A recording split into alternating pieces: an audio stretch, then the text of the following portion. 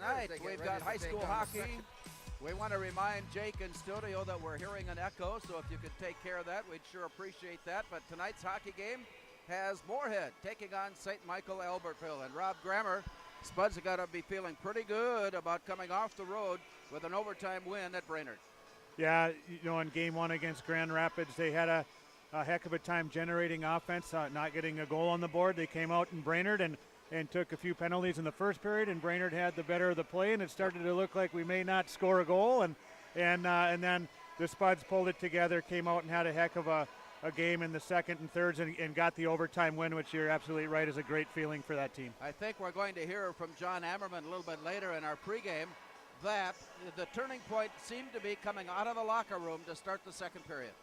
Yeah, absolutely, and we talked about it at the intermission of how they would respond, and they came out and it seemed like had pressure in Brainerd's end for almost half of that the first half of the start of that period, and really started to show what this team is capable of as it moves forward through the season. We're certainly going to be talking about this a little bit more as tonight's game goes on, but the Moorhead Junior Varsity team seems to be flexing its muscles too. Third straight shutout, combined 29 goals scored against none allowed. Yeah, I'm not sure if we're supposed to think they're declining because they only got 9 tonight, but certainly impressive effort again from the junior varsity squad.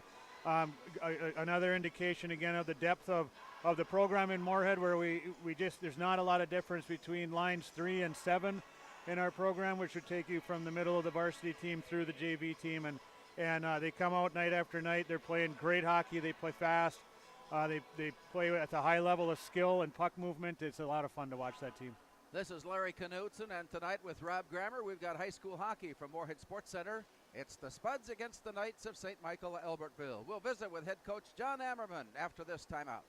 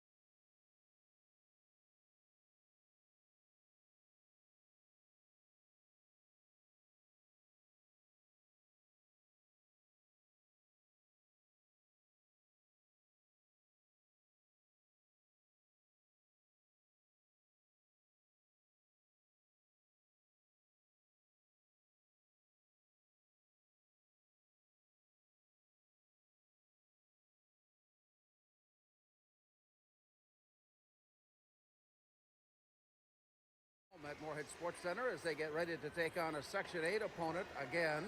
This time it's St. Michael Albertville. John Ammerman, the last time out on the road at Brainerd, always an interesting place to play. It seems to bring smiles whenever we say Brainerd and Moorhead because we just really never know what's going to happen.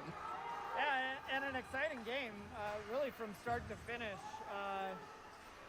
They came out. Oh, hey, Larry. Yes. Just to let you know, your mic is coming in fine, but the other one's coming in a little hot. If that one could get reset. Yep. Period. Perfect. Thank you. It came to play. In the first period, we took 2 to 3 penalties, and 2 of them were our doing, where we put ourselves in bad positions and we had to take penalties. and Will came to the rescue, really. He does let one up, but he really had no chance on that one. It was a screen shot on a power play, but other than that, he stood tall and I think made 13 saves in the first period. And as the game went, I think we got better. A resilient win in that in the third, we had a couple guys take some lumps, and we had some different players step up and fill some roles that really they haven't been asked to do yet in this young year. And then you have a sophomore in Aaron Ryerson that makes 3 really nice plays and kind of scores in all different ways. He scores on a rush, he scores on a power play, and then scores getting his own rebounds. So, overall, like you mentioned, a great place to play, but more importantly, a great place to win. And we won an exciting one for sure. From our vantage point, it seemed the turning point was at the start of the second period when there was a little extra jump in the step. And you know what? I will give our kids credit in that.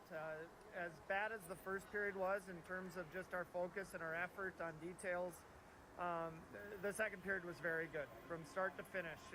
And we regained some momentum, and we came out. The first couple shifts were outstanding, and then we get a 5-on-3 for a full 2 minutes, and we have a couple guys make a play, and we score. And then now a deficit turns into a lead, and I thought we were playing more on our toes, and that was fun to see a group of kids respond. They were challenged and in an unfamiliar place, and they responded, and credit them for coming out and being ready to play in the second. With the overtime win, Spuds are now 1 win and 1 loss on the season as they get ready for St. Michael Albertville. Tonight from Moorhead Sports Center, we'll be back after this timeout.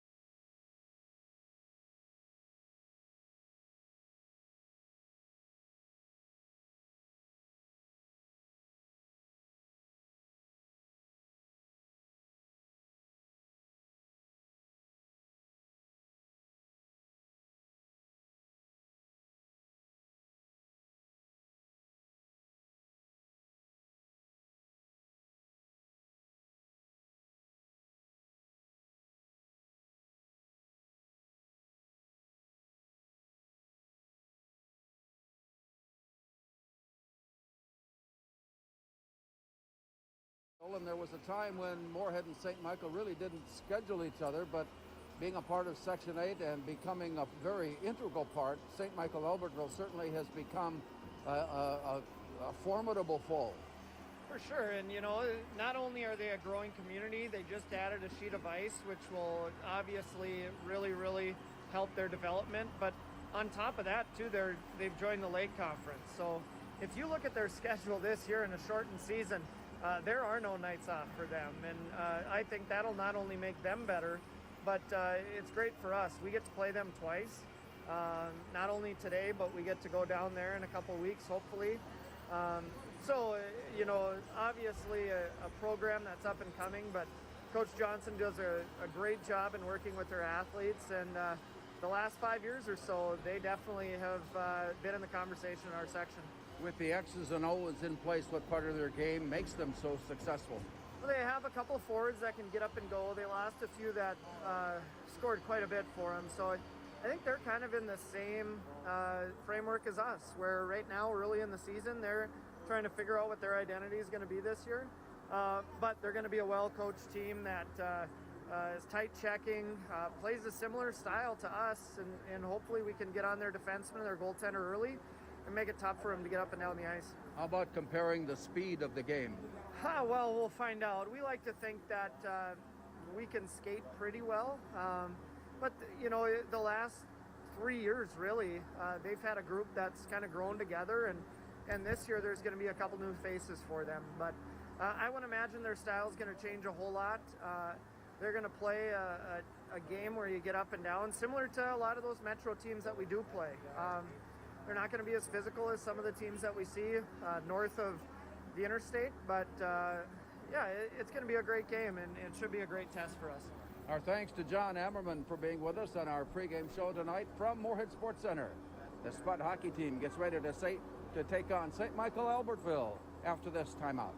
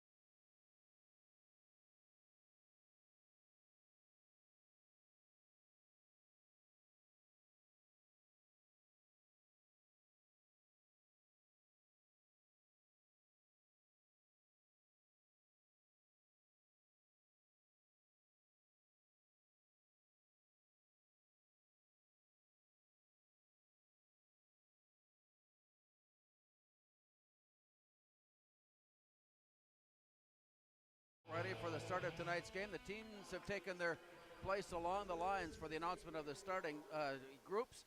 And Rob Grammer, we're expecting nothing more than a great hockey game tonight between these two.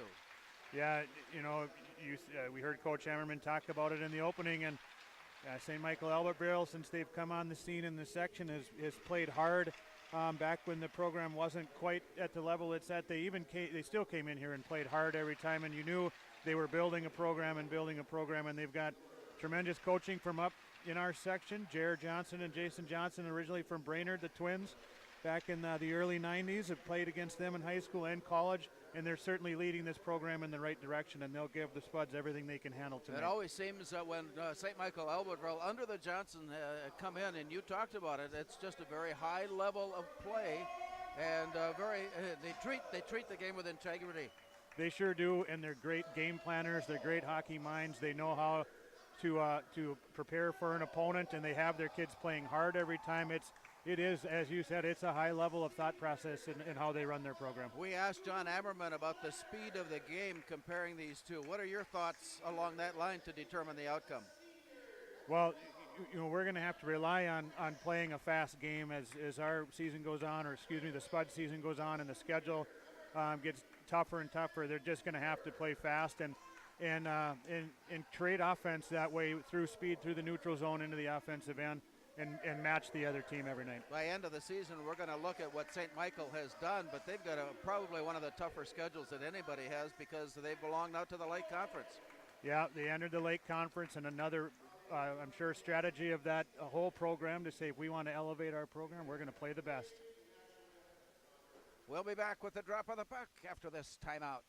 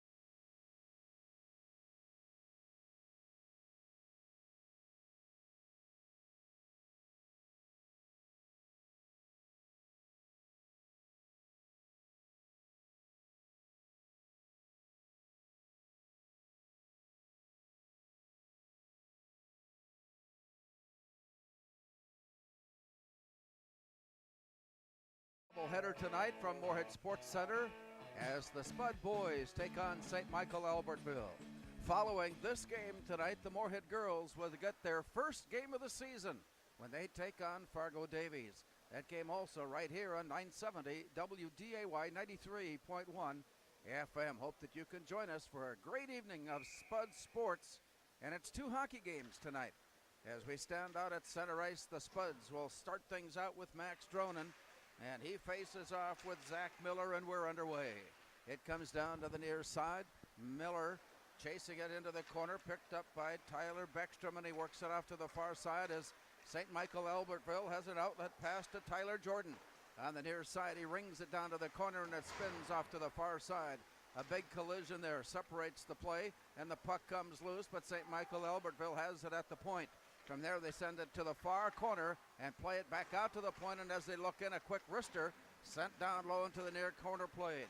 Picked up by Zach Miller, chasing it behind the net. It comes up on top, wind up, and a shot that hit. Nice block out on top by Luke Leonard, playing his spot, the defensive spot, and that stops the first shot on goal tonight by St. Michael. Good early pressure from the Knights as they are able to get the puck in deep, work it low, get it up high. Found a guy in the slot there for a really good shot, but as he's done through the first two games, Luke Leonard came out and made a great block to prevent that one from getting on the frame. Moorhead with Will Kunka in goal. He has allowed 3 goals in the opener and the loss to Grand Rapids, 2 goals and an overtime win over Brainerd in his last outing. 2.5 goals allowed per game as the play comes down.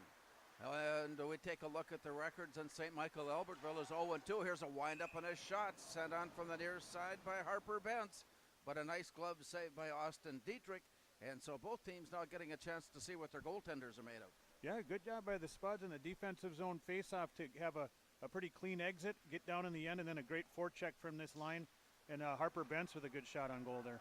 It rolls in behind the net as Carson Raymond picks it up for St. Michael Albertville, and it's taken into the corner.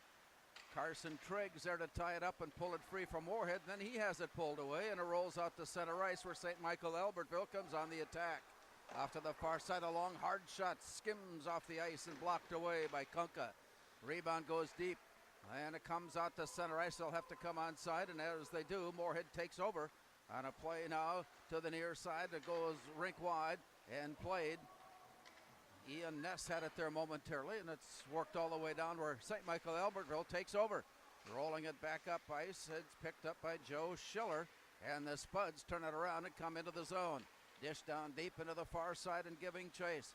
Loose now in the corner, tipped behind the net. Worth scrambled after and picked up by Schiller out on top. It goes to Jonas Spicer, and from there it comes right back down in the corner as the Spuds keep it in the zone. Down here to the near side, wind up and a look by Joe Schiller. Taps it into the near corner. Scramble for it there, little body check going on before it's pulled in, and the Spuds have it. As it works out, that was Thomas Schrader who had it on his stick. Near side it comes, down deep into the corner. Schrader on a walk and turn, shoots and it's blocked away.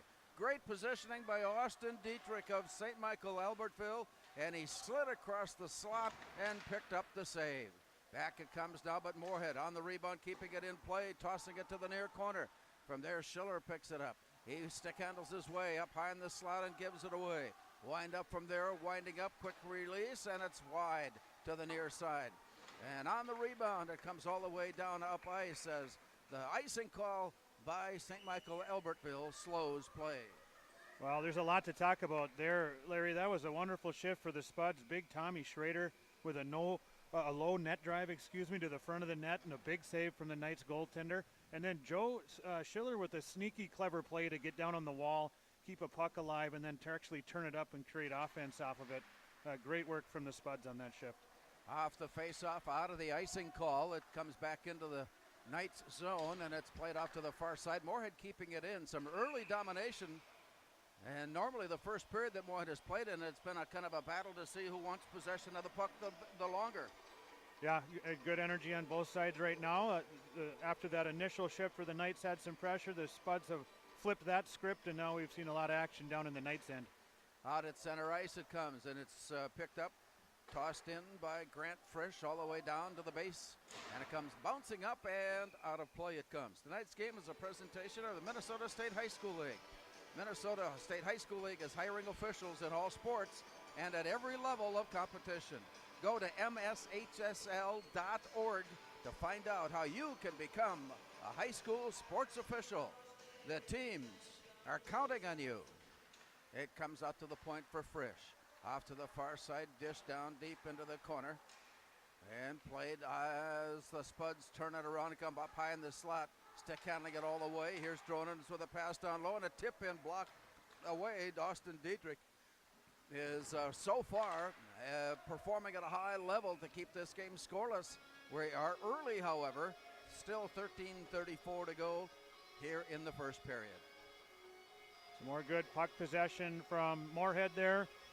Grant Frisch, again, is in the first two games of the year, providing a great calming senior presence for the Spuds, controlling play.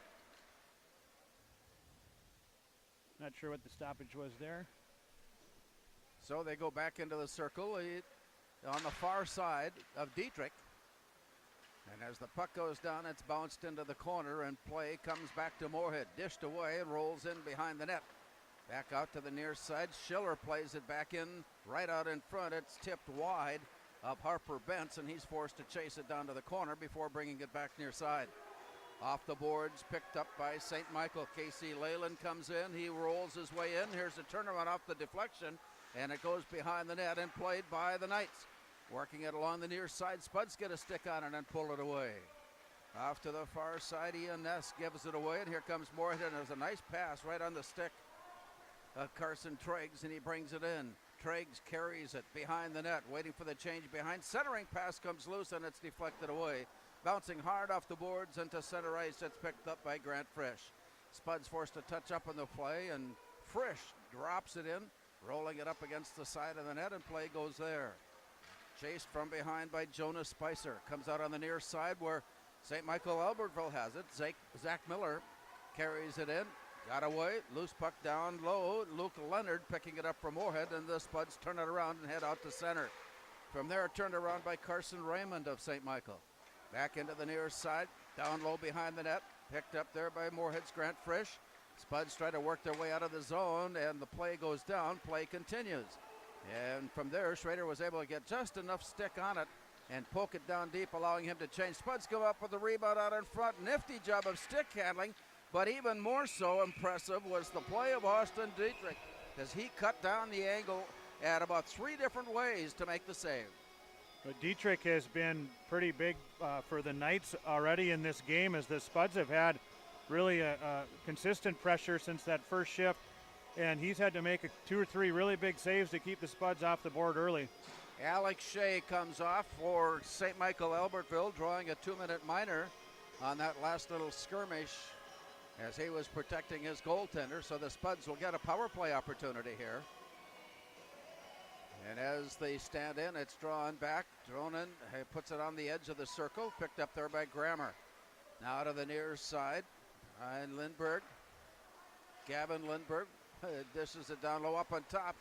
Grammer's shot is right on. Now he's got a blistering shot, and that one just slipped off the ice and came up into the glove of Austin Dietrich for the save. Well, good possession off of a face-off for the Spuds to win that.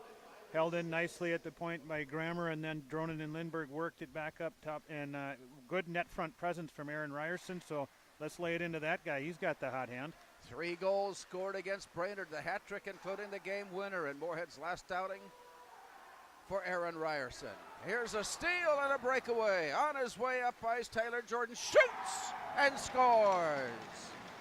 A shorthanded goal on a steal and a turnover, and St. Michael Albertville takes the early lead. Yeah, tough play up top on the power play. Lindberg gets it up to Grammer. It gets kind of caught in his feet in a blind spot, and the Knights player was very wisely jumped on that opportunity, poked it past him, and won the foot race in a really nice shot high over the glove. Yeah, from the blue line and on in, he was all alone. And here's the scoring announcement. Tyler Jordan will get the unassisted shorthanded goal, and it's 1-0 St. Michael Albertville. Play is back on the ice and in the zone for Moorhead's power play. Dronen puts it up on top. Grammer puts on a shot that bounces high and bounces away.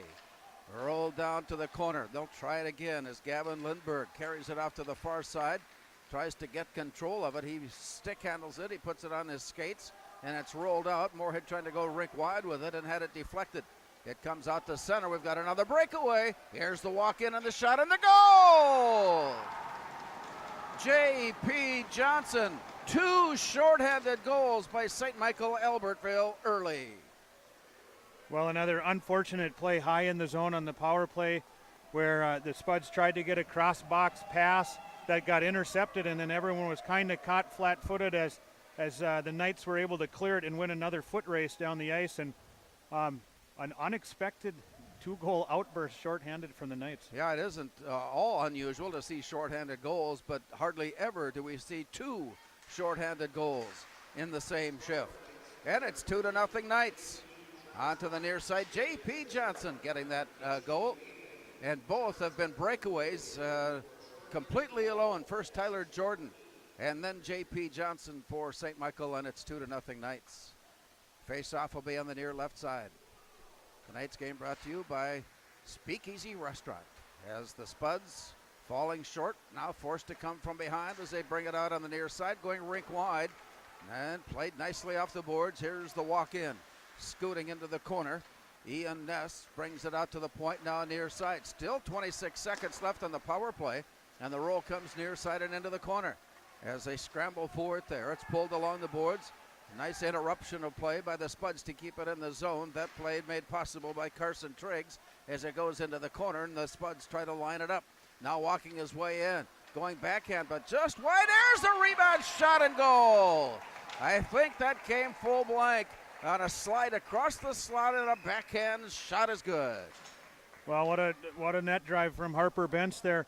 Takes it hard to the front of the net, which is you always try to teach your forwards from an early age to go hard to the front of the net. He actually lost the handle on it, but stuck with it and was able to spin around and backhand one past the blocker of Dietrich. In the span of, what have we got here? A minute and a half.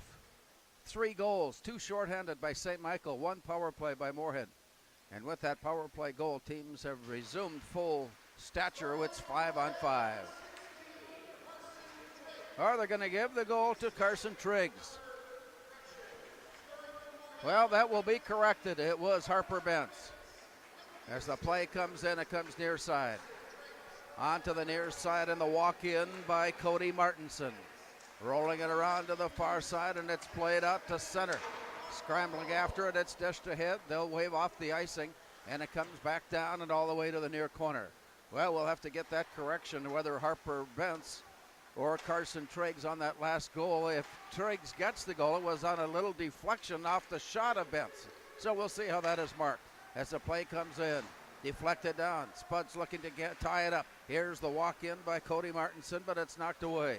Played back out to center. Spuds have it there, and for only a moment, then it's deflected as Moorhead picks it up and sends it in. Thomas Schrader backhands it down deep as he and the rest of the Spuds head off for a change. Back come the Knights. It comes out near side. 8:56 to go. Opening period. 2-1 Knights on 2 shorthanded goals here in the first period. Big collision. Little physical play as the puck rolls free. Down low and into the corner. Shot bouncing off the base of the net to the near side and out of the corner. It rolls down deep, and it's picked up by Max Dronen. He has it briefly. He's tied up against the boards by Jaden Wise as they scramble for play. They try to poke it loose, and finally it does come free. Spuds have it along the near boards. Backhand pass down. It goes all the way down. From there off to the far side for Dronen and out to the point. And it got deflected off a skate of Luke Leonard, and he was forced to pick it up outside the zone. And so the back-in pass creates the offside call and stops play with 8:18 to go. Going to be impressed with the Spuds' response to the 2 shorthanded goals. They get one back on the power play. They go right back to work with some great action down low from both lines after the power play so far. St. Michael working their way out of the zone with a 2-1 advantage. Battle for the puck along the near boards and out at center. Then taken away by Gavin Lindberg, and he goes rink wide with it. It's played off the boards far side, deflected up and out of play. So that stops play. Reminding you, game 2 of our doubleheader tonight has the Moorhead girls hockey team starting their season with a game against Fargo Davies. Should be an interesting contest. Davies already very impressive 9-0-1 mark after 10 games played. Well, the Spuds are looking for their first game to be played. Down low, played behind the net, given off to the far side. Touched ahead, rolls it back near side for Tyler Jordan, and on the way in, knocked away from him. Spuds are there to pick it up.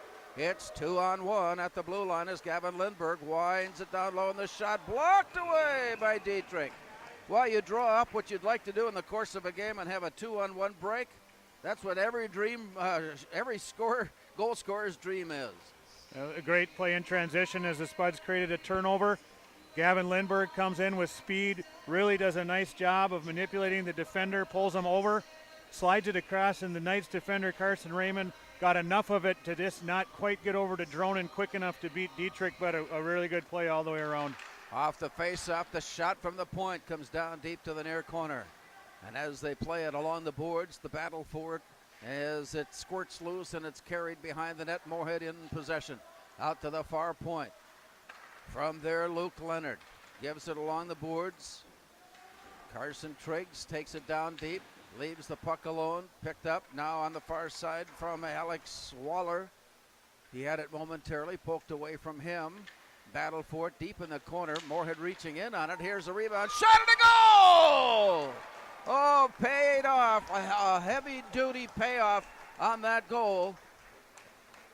And the game is tied at 2. Well, again, all of this stemming from tremendous forecheck from the Spuds forwards. They have a great second effort to keep pucks alive, not allow the Knights to exit cleanly, and then you see the great in-tight work from Harper Bentz again. Such a quick stick and skill that right in front of the net, and just pulls it around the goalie and tucks it home before Dietrich was even aware of what was happening. Harper Bentz getting both goals here in the first period for Moorhead, and this game is tied at 2. Onto the near side.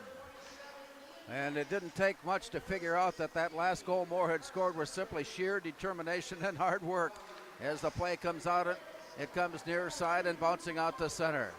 Moorhead backpedaling their way down. Grant Frisch feeds it up ahead for Jonas Spicer. He's forced to the backside. It's returned. Now Rick White pass return just off the mark to take away the break in.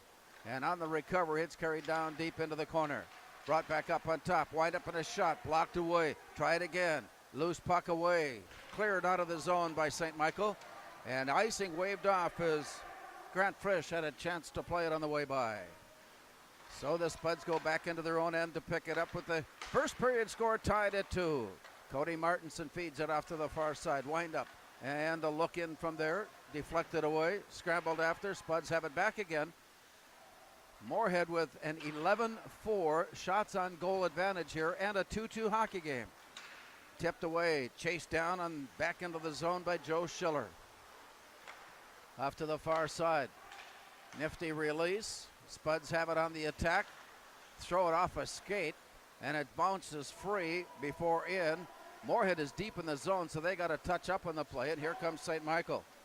Jaden Wise to the near side, down deep into the corner before the Spuds go down low with Colby Career. And from behind the net, tied up momentarily, but managed to get the pass away, and the Spuds continue to be stymied now getting the play out. As it goes to the far corner, catching them in a change, and the play comes up ice.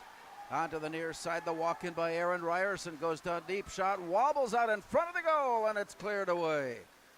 Tipped loose. Here comes St. Michael Albertville. On the walk-in, Zach Miller brings it near side. Carries it all the way down into the corner. From behind the net, Spuds get a stick on it. Turnaround on the takeaway. Sent back now near side and chased off the near boards by Braden Mogard. St. Michael Albertville giving chase, keeping it in the zone. Now the pass out to the far point for Tyler Beckstrom. Down deep in the corner. Little exchange there, but play continues on, and here comes a good look from the near point by Hayden Huber. He throws it into traffic, and it's bounced off to the far side. Extended possession for St. Michael Albertville on this trip up ice with 4:20 to go. Game is tied at 2. Long pass out of the zone, comes right back in, and from there it's picked up by Aaron Ryerson. Moorhead in a change, couldn't play the puck along the boards. New skaters on, thrown in by Luke Leonard all the way down behind. Pulled away by St. Michael, and a tip-out pass on the zone. Grammer goes in to put a stick on it, tapping it free, and Moorhead picks it up. Here we go 2-on-1 to the far side. The walk-in from there, scrambling it down the shot, and again Dietrich. Scramble for the loose puck in the blue ice, and finally Dietrich has a glove on top. He's first into some big, heavy-duty action tonight. Another great save from Dietrich, holding strong with the leg pad there. I tell you what, and the Spuds are starting to show a spark in transition as they turned it back up the ice quickly. A great little touch by Carson Triggs to get the puck into space, win a foot race, make a feed across, and get it back. Great work from the Spuds. Down deep off the face-off behind the St. Michael net. Chased off to the far side. Alex Waller of the Knights has it pulled away. Spuds have it out to the point. From there, Luke Leonard tosses it into the corner and got deflected up and out of play. And that stops the clock with 3:31 to go here in the first period. Rather unusual start that saw St. Michael Albertville score on 2 shorthanded goals and took the early lead. But the Spuds have scrambled back and have tied the game at 2. Out to the far side, Ian Ness brings it up with a shot about knee high. And an easy glove save there for Austin Dietrich. He hasn't had that luxury to this point. Yeah, and that one was one of the easier saves of the night, but Ian Ness showing his quickness coming off the wall, getting to a shooting area quick and trying to get the puck to the net and floated one in there. A great play by Ian Ness there. Off the faceoff, Mort getting a shot off the far point by Leonard. And the rebound comes all the way out to center where Leonard is waiting for it, and the Spuds turn it around and come back. Here's Carson Triggs going rink wide with it, holding the zone. And deep into the corner, the return up on top, just poked away nicely by J.P. Johnson of St. Michael as the Spuds forced to chase it down. Bring it back now on the near side is Grammer. Puts a little air underneath it and tosses it down deep. All the way to the far side for Cody Martinson. Up on top, Jonas Spicer has it. Rebound goes behind the net. The Knights are there with it, but the outlet pass knocked away, rolls out, scramble for it, tapped up into the air. Scrambled there now is Jacob Rockala, and Rockala throws it down deep into the zone. Played behind the net. Moorhead there to squirt it back out. A stick on it, pops it up into the air. Moorhead has it poked away, and a great recovery by Zach Miller as he goes down deep and sends it out to the point from there. Sent in deep and rolls it back down near side. A scramble for it. Turnaround shot wide of net, and it rolls all the way to the far side. Looking for position and possession on it. St. Michael caught in a change. Moorhead down deep in the own end. Taking a look up ice before starting out. Pass on the near side. Grant. Frisch. Takes a return pass. Sends it out. Tipped away. Moorhead in a change at that far point. Leaving it unattended. And finally, Grant Frisch was able to catch up to it and play. Rolling it off to the far corner for Grammer.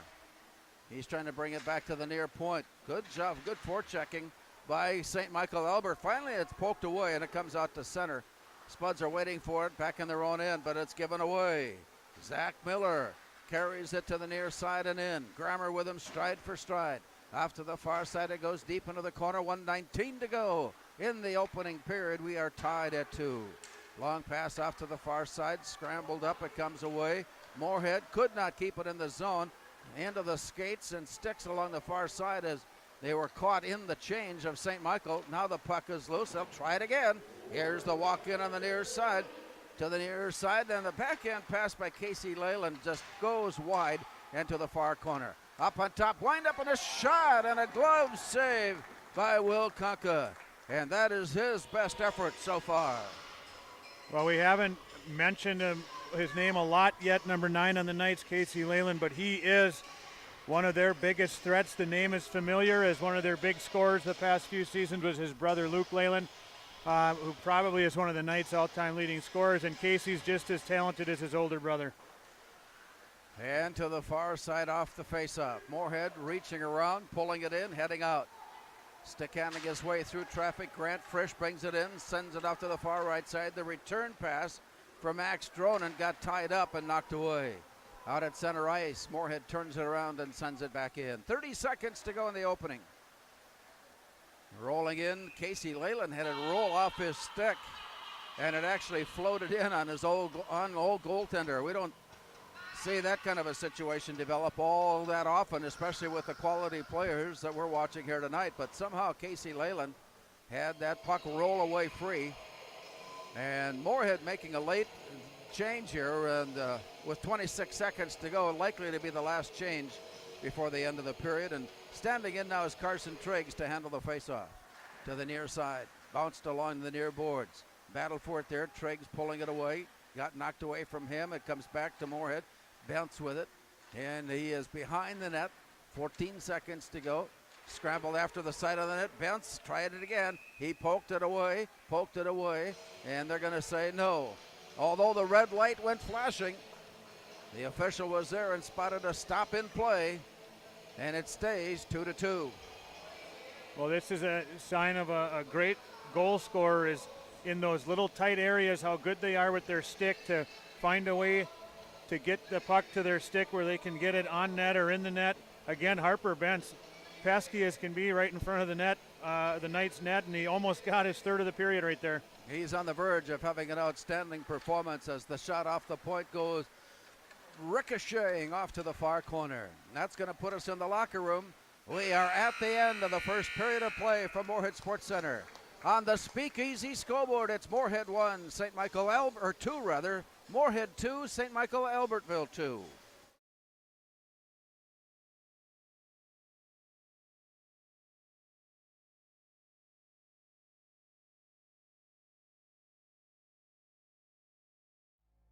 Get up. Your dreams don't hit snooze.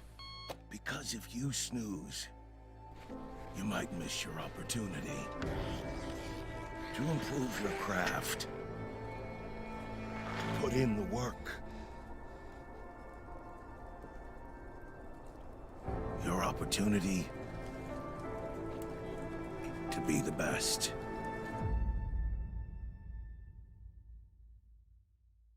Natural talent, physical gifts, training advantages. To become a champion, none of that matters. True champions are the ones who are comfortable working harder, staying later, and finding that competitive edge. They are never satisfied simply doing a good job, because those who transform themselves from local talent into local folklore are the ones who continually perform beyond their limits. Bell Bank, proudly supporting champions everywhere.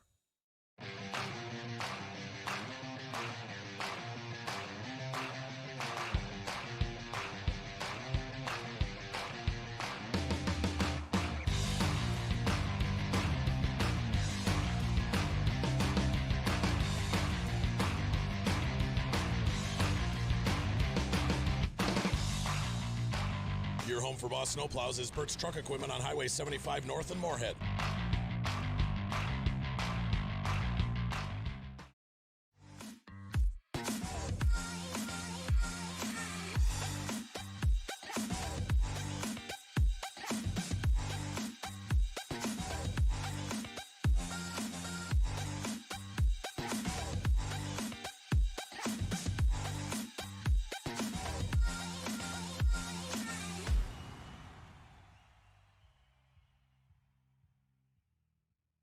The Moorhead Spud Boosters support students at Moorhead High School involved in co-curricular activities. Your membership in Moorhead Spud Boosters directly benefits Moorhead's student athletes, celebrating 40 years of supporting Spud athletics.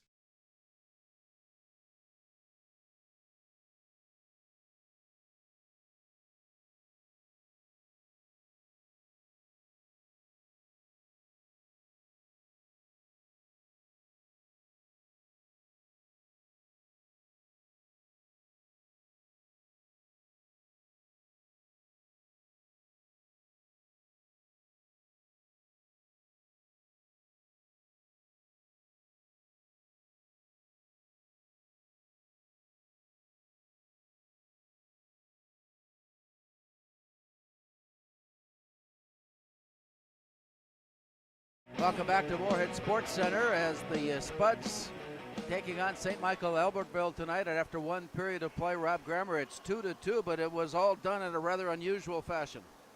Yeah, for the most part, a dominant period by Moorhead, with the exception of the opening shift, and the Knights got one other quality chance towards the end. But as you mentioned, a very strange way for them to jump out to a 2-0 lead, shorthanded, 2 quick goals, kind of shocking the Spuds. But then the Spuds had a really strong response by getting one back on that same power play, so 3 goals scored on the 1 penalty, and then continuing the strong play to even the score by towards the end of the period, and then almost getting the go-ahead goal a number of times with some strong pressure. Very alert defensive play by St. Michael Albertville when they had the power, or when they were shorthanded rather. When they poked the puck loose, they were all alone. There was just one on the goaltender. Yeah, and that can sometimes happen when you get a little bit complacent when you're on the power play because you don't think the other team's in attack mode. And when the puck pops loose, you get caught flat-footed, and if the other team jumps on it, they can take advantage of it, and the Knights did it twice in a row. For the Spuds and the Knights, Tyler Jordan of St. Michael scoring shorthanded at 5:34. J.P. Johnson off a turnover, scoring shorthanded at 6:43, and the Knights led 2-0. Still on the penalty, Harper Bentz of Moorhead put the Spuds on the board with a power play goal at the 7-minute mark, and it was 2-1 St. Michael. Harper Bentz tied the game 3 minutes later at the 10:02 mark, and at the locker room it's tied up at 2. Shots on goal, Moorhead 16, St. Michael Albertville 6, and so the goaltender Austin Dietrich 14 saves already on the 16 shots faced, while Will Kunka has made 4 saves on the 6 shots that he has faced. More from Moorhead Sports Center when we return. We're at the end of one period of play on the Speakeasy scoreboard. Moorhead 2, St. Michael Albertville 2.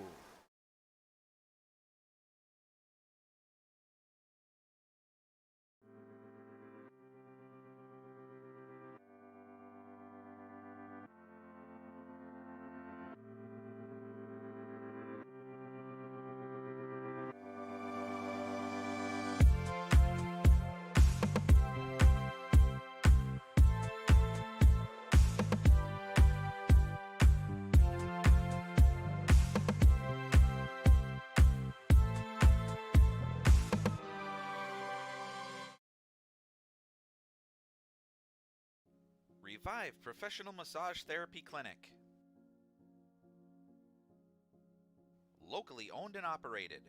Open 7 days a week, day, evening, and same-day appointments available. Couples massages also available. 20 highly trained professional licensed massage therapists on staff. Now with 2 locations, South Fargo and Detroit Lakes.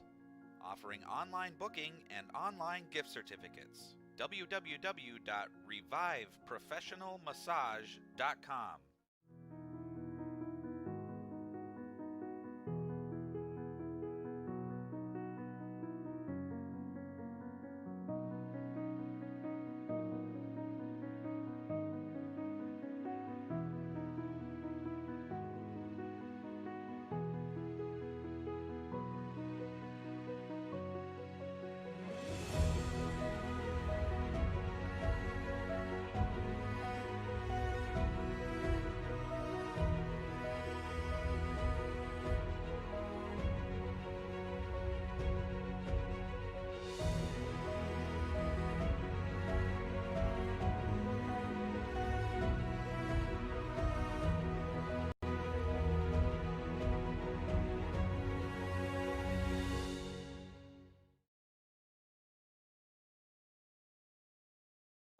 Two Section 8 teams battling it out.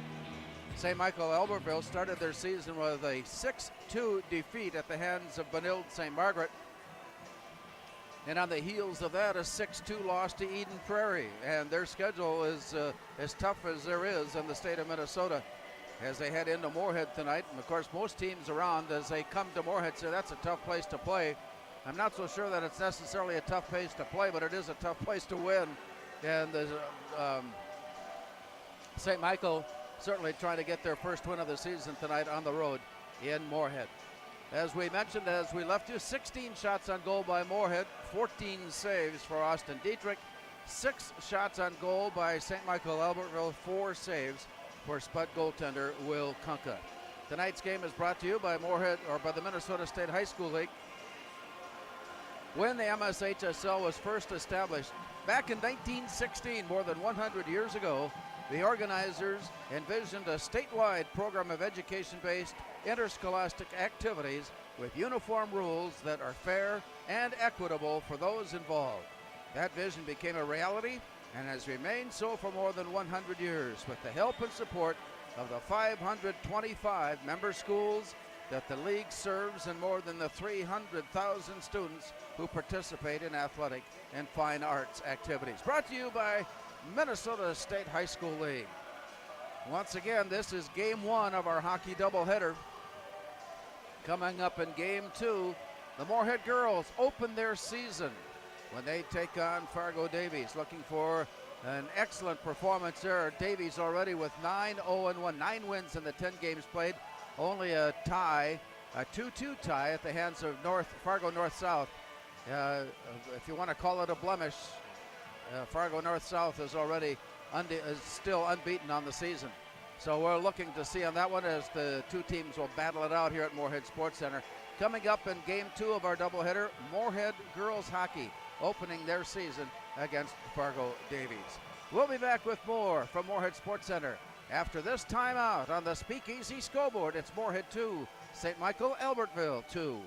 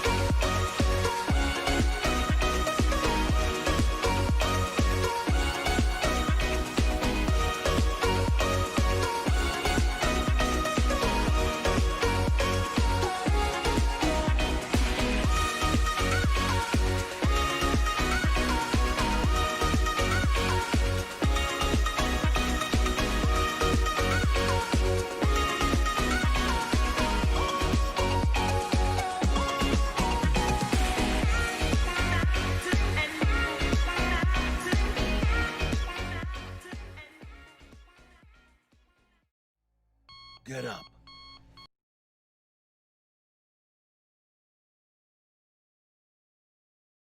Your dreams don't hit snooze.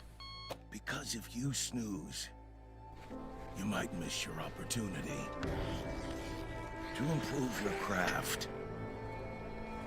To put in the work. Your opportunity to be the best.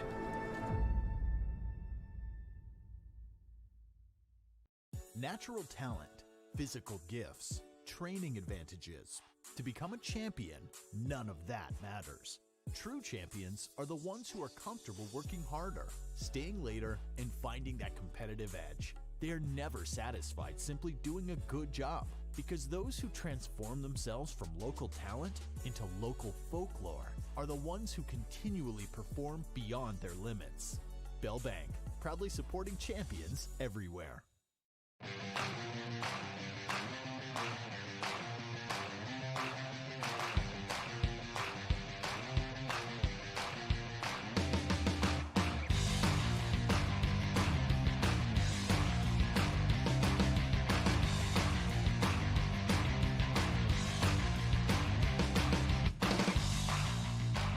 Your home for Boss Snowplows is Burt's Truck Equipment on Highway 75 North in Moorhead.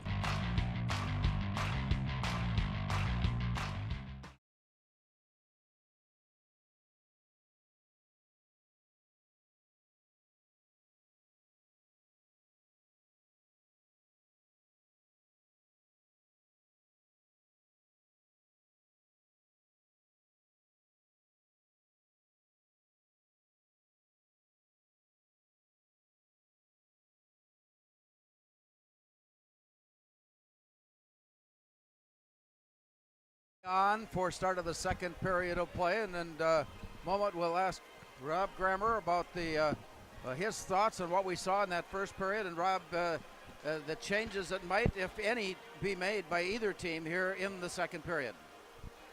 The Spuds are going to want to continue to apply the same type of pressure. The Knights are going to want to find a way to counter that, get out of their end a little quicker, and start to put some pressure on the Spuds down in their zone. Shots on goal doesn't always tell you the whole story, but I think tonight it does that, with the Spuds owning some territorial advantage in that first period. Certainly, and you can't say the Spuds did have the only power play, but I think the Knights outshot them on their own power play, so it wasn't a power play situation. Outscored them. Yeah, so absolutely, I think the shots are indicative of the territorial advantage for the Spuds, and we'll see if they can continue that. And of course, the Knights will want to punch back and do a little bit more playing in the Spuds end this period.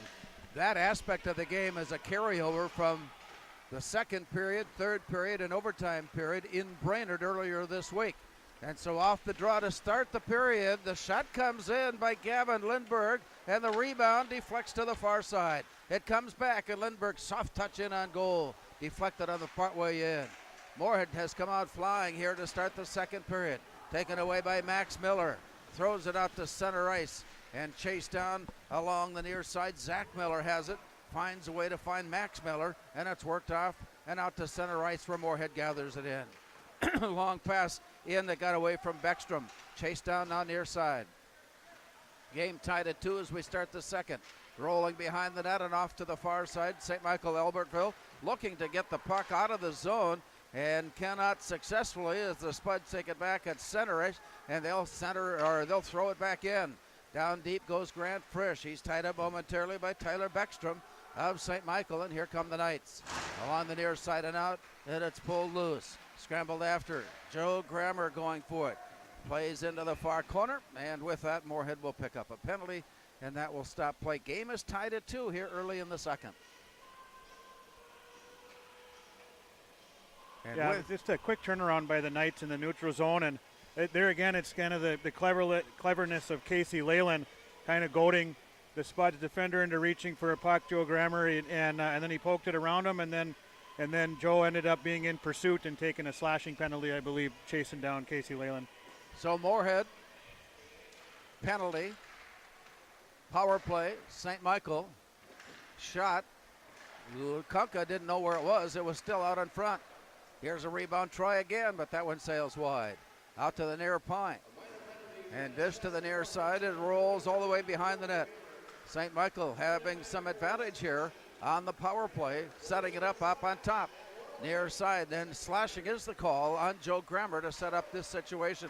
As they tap it ahead, there's a race for it now. It comes all the way down, steered off to the side by Austin Dietrich. But the Spuds put on some pressure to come in after it and slow play out of the zone. Long pass now near side for Will Anderson. To the near side, Anderson carries it down deep. Goes behind, looks up on front. Anderson still carries. Leyland now up on top, gives it back. Anderson to Leyland near side. Walking in to the near corner as they set up from there. Leyland had it go sailing by, and it comes all the way down. Played by Dietrich back to the near side, and St. Michael will try it again. Handed off to Will Anderson, who works his way up the slot, dishes it back. Off to the far side, it's sent down deep, and behind the net it rolls back. Along the near boards, picked up by Leyland, tapped away, and the Spuds have it one-on-one. Here's the look in by Ian Ness. He works his way, he shoots it behind the net. Rebound picked up on the far side and thrown behind the net now by Joe Schiller, where it's picked up by the Knights. On his way out, Will Anderson carries it in, but the Spuds defense there to work off the angle, and they send a long pass up ice. Steered back by Dietrich all the way out. Long pass rejected at the point, sent in by Creer. And the Knights are there to pick up the loose puck and head back up ice. 13 seconds left on the Moorhead penalty. Down deep in the corner. Working his way in. Here's a shot blocked away. Nice save by Will Kunka. Play comes back now near side. Moorhead is back at full strength. And as they take a look at it, it pops up into the air and off to the far side. Rolling it out, it is loose. It goes through center. It's a foot race forward into the corner. Stepping around to play Aaron Ryerson. He got tangled up now in the corner, and the play comes up on top. Saved in at the point. Grant Frisch sends it in. Blocked away. Rebound near side. Scramble behind the net, and the Spuds have it again. As they look for position, tied up nicely by Alex Waller. And behind the net it goes as the Spuds take it away. Circling now in the corner, Aaron Ryerson has it for a moment. Works his way loose. Goes behind the net, comes way up on top. Here's the pass from point to point. Schiller with the shot, blocked and gloved off the ice. Oh, fast-paced action here to start the second period. Fantastic penalty kill for the Spuds there, and then they turn it right back down into the Knights zone. Good work down low. They get it up high to Frisch. Frisch with that great calm presence up top. Finds Joe Schiller across the top, and the poise of Schiller to get a shot through and almost snuck it underneath the pad, but Dietrich was able to catch it under his pad. Good looking shot from Joe Schiller there. In spite of the fact that this game is tied at 2 apiece, Moorhead has outshot St. Michael Albertville 20-6. Moorhead's junior varsity put 53 shots on goal in the preliminary game tonight and walked off the ice with a 9-0 win. So that part of the game, offensive looks between the junior varsity and varsity games here tonight. On the way up ice, St. Michael Albertville carrying it into the corner before it's tapped back down near side. Casey Leyland had it pulled away there, sending it behind the net where the Spuds are there, pulling it loose, sending it out. It got away from Bentz, and it comes near side. Scrambling in after it, here's Will Anderson on the way, and his shot blocked away by Kunka. Up on top, Spuds are there, and Jude just managed to get it away. Up. Carson Triggs carries it all the way in, circles the net, rolls it back near side. Pushed off the play. Zach Miller reaching in for St. Michael, dished out. Moorhead keeping it in at the point. Long rink-wide pass pulled off the corner by Jonas Spicer. From there, it's taken away by Tyler Beckstrom of St. Michael before it comes back near side. And from there, a long puck rolls all the way out, and they're going to let it go past the end line. That's an icing call, and it stops play with 12:03 to go. No scoring here in the second, and it stays 2-2. Play will come back into the Moorhead zone, or into the St. Michael zone. Near left side of Dietrich. Gavin Lindberg will stand in and handle the faceoff. Zach Miller waiting for the puck to go down for St. Michael Albertville. We've had a little, now we're set to go. And with the play down, the Spuds have it. Wind up and a quick shot off the back end. Rolls all the way out. Picked up at center. St. Michael Albertville coming up with the loose puck. And a nice reach-in poke away by Joe Schiller to take it away from Moorhead. Schiller's pass up. As they play tic-tac up ice, it comes right back now to Career. He waits to everybody touch up on the play, sends it in deep and gives chase. On the near side, Gavin Lindbergh hard into the boards.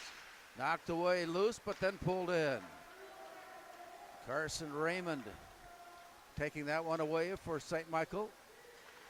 Hands up on the attack up ice. Pass, or the shot rather, that got deflected into the corner where Moorhead pulls it loose and heads out. On the near side, Gavin Lindbergh. Game stays tied at 2 as Lindbergh goes down low and he sends on a quick shot. It's bounced up into play. Rebound got knocked away. Aaron Ryerson had it right out in front, but his pass slipped off the stick and then taken back by St. Michael Albertville.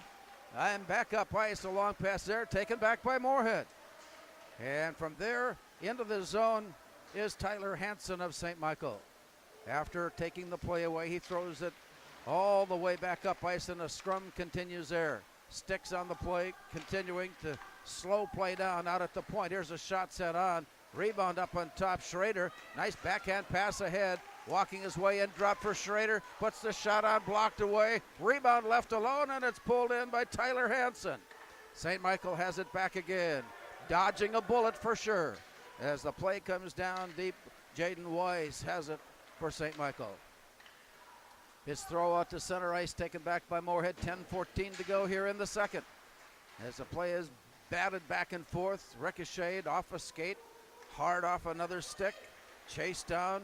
Cody Martinson of Moorhead working it behind the net. Here's the look up on top, and a pass comes bouncing out to the point. From there, Joe Schiller stick handling his way to the near side. He'll carry it deep. He's got a loose stick on the ice that would prevent him from shooting from that angle. Instead, sends it rink wide. From there, the windup, and the shot blocked away. Nice save by Austin Dietrich. From behind the net, it comes back. 9:39 to go. Game tied at 2 here in the second. Moorhead with a shot. That came bouncing back out to center ice, picked up by Casey Leyland. Onto the near side. Leyland feathers it ahead. Here's a shot blocked away by Kunka. About ankle high and just off the pads. Near far side goes the Spuds offense. Back now near side for Schrader, and he'll bring it in. Thomas Schrader carries it in deep, drops it back down the near side for Martinson. From there, it's blocked away. Martinson giving chase to keep it in the zone. Hands it off. Here's a wind up and a shot sent on by Ness. High it goes off to the far side and rolls all the way out. In pursuit, Colby Career able to get there and steer it away for the moment out of harm's way. But from behind, a big play by Andrew Zatani. As he goes into the corner, it's poked away from him, and the Spuds come back with it. All the way up ice, bouncing it away. Stick on the play. This game has leveled itself off just a bit as the play comes in now by Harper Bentz. His shot hits hard off the pipe. And with that clank, we stop play now. 8:35 remaining, 2-2. You see some tremendous play from the Spud wingers tonight. That was Cody Martinson and Big Tom Schrader having a great shift, just keeping pucks alive in the Knights' end and freeing up space for other players. And then Ian Ness was able to come off the half wall and get a really good shot towards the net. And there Harper Bentz streaking up the ice, hits the pipe. Great work by the wingers tonight. Off the faceoff, Carson Raymond takes it for St. Michael and throws it deep into the corner. Back up ice on the attack. It's poked loose and just enough on it to get away from Max Miller. Chases it down, sends it out to the near point. The return goes past Miller and rings around to the far side. Battle for, arm goes up, penalty forthcoming. Stopping play with 8:10 remaining here in the second period. Game is tied at 2. Seems like a Spud player got caught again in a trailing position, and when you start reaching and trying to fight and battle with your stick in there, sometimes you'll get caught for a stick infraction, and I believe that's what happened to Luke Leonard there with a hooking call. So the Spuds again shorthanded. Give up possession in the zone. It goes down into the corner. From there, the play is thrown up ice by Max Drona. And it comes all the way down. Casey Leyland.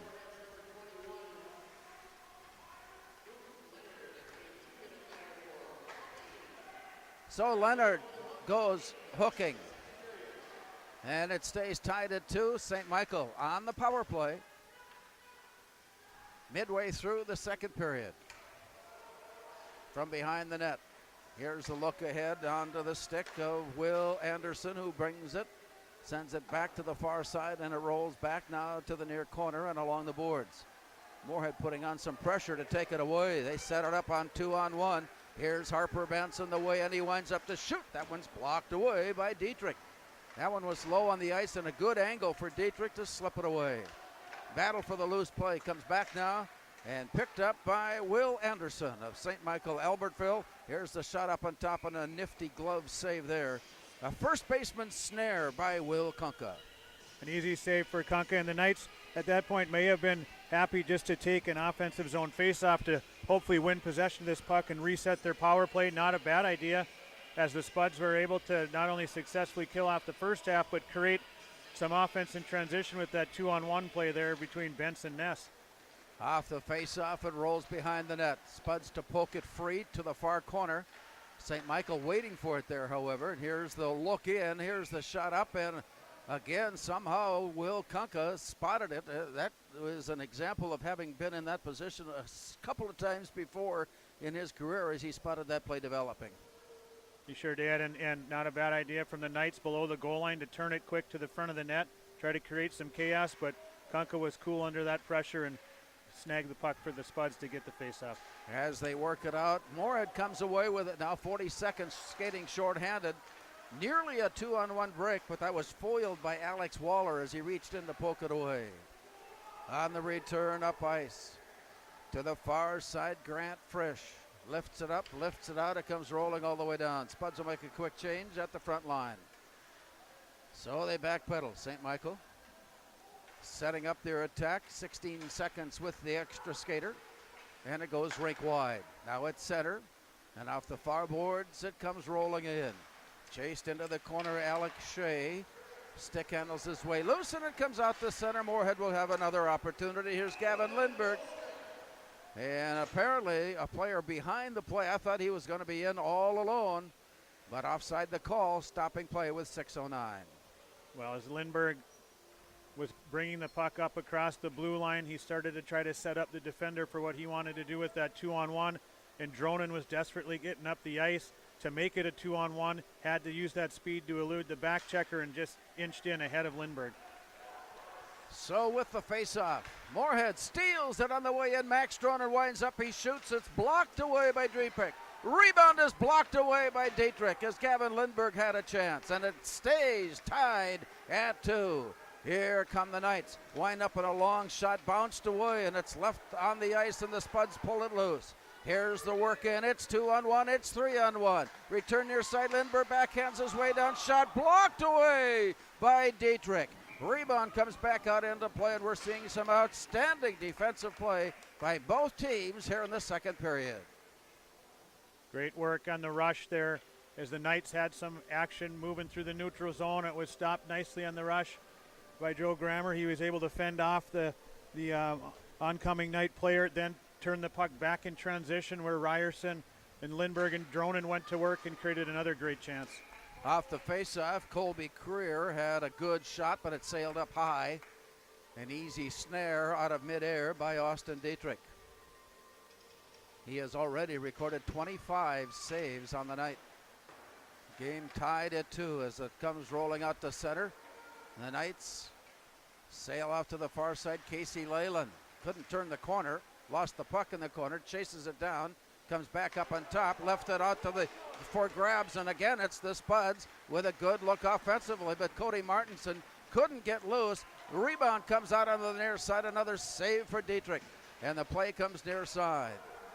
All the way out it comes to J.P. Johnson. He feathers it up on top, and the Spuds from behind managed to disrupt play, but it's chased down by Johnson. He turns, he shoots it behind the net. 4:53 to go here in the second period. And the near point, a shot sent on by Tyler Beckstrom. That got ricocheted away, and the Spuds will try it again. As an outlet pass, a long pass comes near side for Thomas Schrader. The Spuds are in a change. Schrader has to do it himself. He works it in, and it's lifted up and over the top of the net. Oh, my. Near side it goes.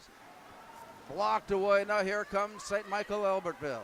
On the near side, good speed by Tyler Jordan. Walked in, and his shot is poked away. But we've got a penalty, and that will stop the clock with 4:23 remains here in the second period at 2-2. Well, quite a nice burst of speed from the Knights forward there.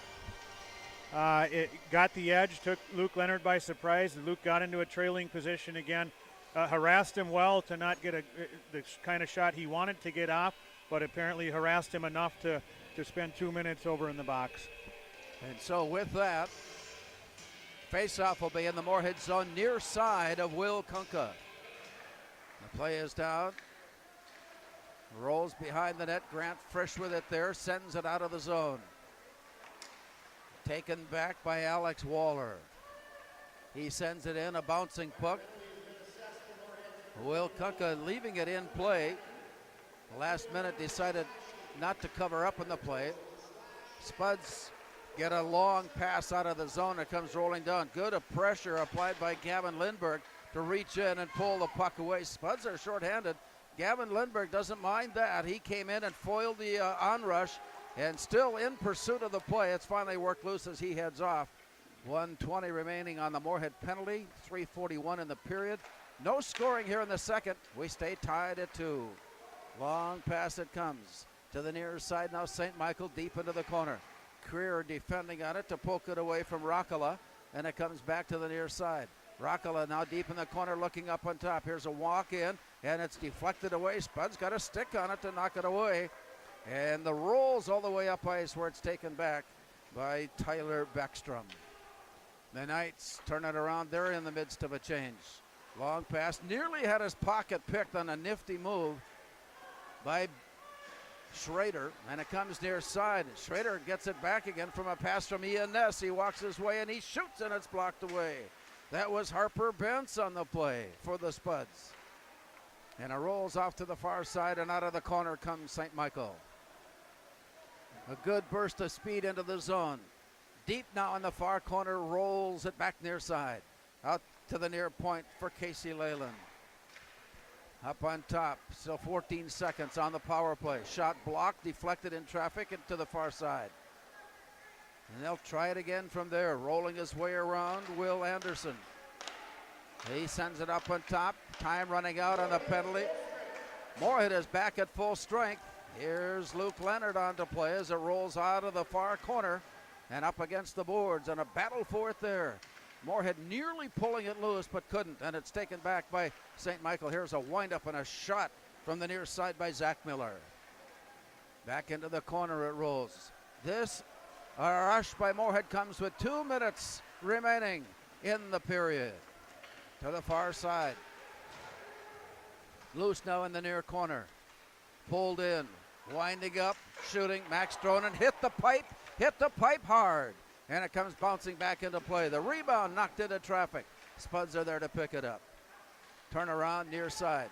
Gavin Lindberg, as he watches to make sure that it's played in. Dronen was having a hard time holding the zone. And play continues, and as it's knocked away, now here comes St. Michael. 1:25 to go, all the way to the near side, looking for a backhand. Shot was just wide, and it rolls deep into the far corner, getting away from Alex Shea. Rolling up against the base of the net, Shea puts the shot on and wiggles it in. Joey Driver getting that one to drop in on the rebound that just slipped past Will Kunka, and St. Michael Albertville regains the lead. I'd say a bit of fortune for the Knights there that they created with the strong, heavy forecheck to just kind of create some chaos. The puck found its way from below the goal line, bounced out front, kind of ping-ponged around, and just crawled over Will Kunka's pad into the net. Again, a little bit of fortune, but fortune that they created with some hard, heavy play there. You have to think that St. Michael has felt in the course of play here in the second period that they've had some opportunities that just were simply stopped, and on another night would have been successful for them. Well, that one turned out the other way around, and it counted. So it's 3-2. 1 minute to go. Rung around to the near side. Joey Driver getting the goal. Shea getting one of the assists as it goes down deep into the far corner. So a lot of hard work by both teams has limited this to 1 goal scored in the period. And St. Michael Albertville, with 36 seconds to go down the period, leading at 3-2. Here's a hard pass off the glass all the way down into the attack zone for the Knights. Chased by Joe Schiller of Moorhead, who pulls it away, and they'll try it. Moorhead, long pass. They're going to call icing on this one. He tried to go tape to tape with Aaron Ryerson, but just high and wide, and play stops.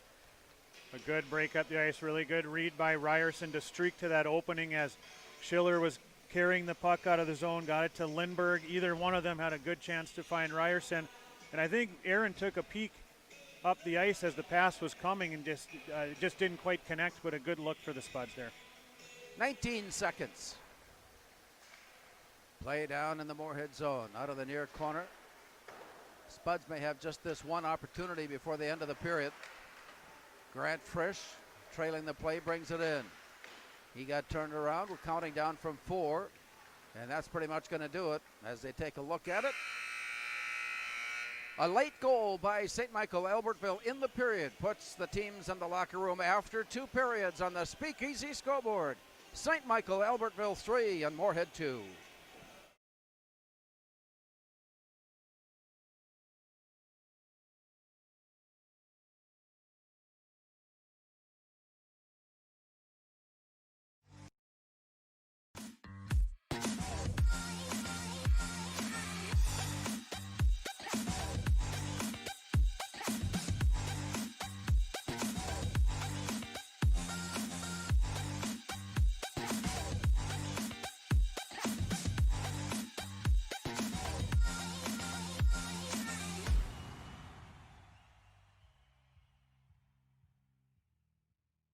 The Moorhead Spud Boosters support students at Moorhead High School involved in co-curricular activities. Your membership in Moorhead Spud Boosters directly benefits Moorhead's student athletes, celebrating 40 years of supporting Spud athletics.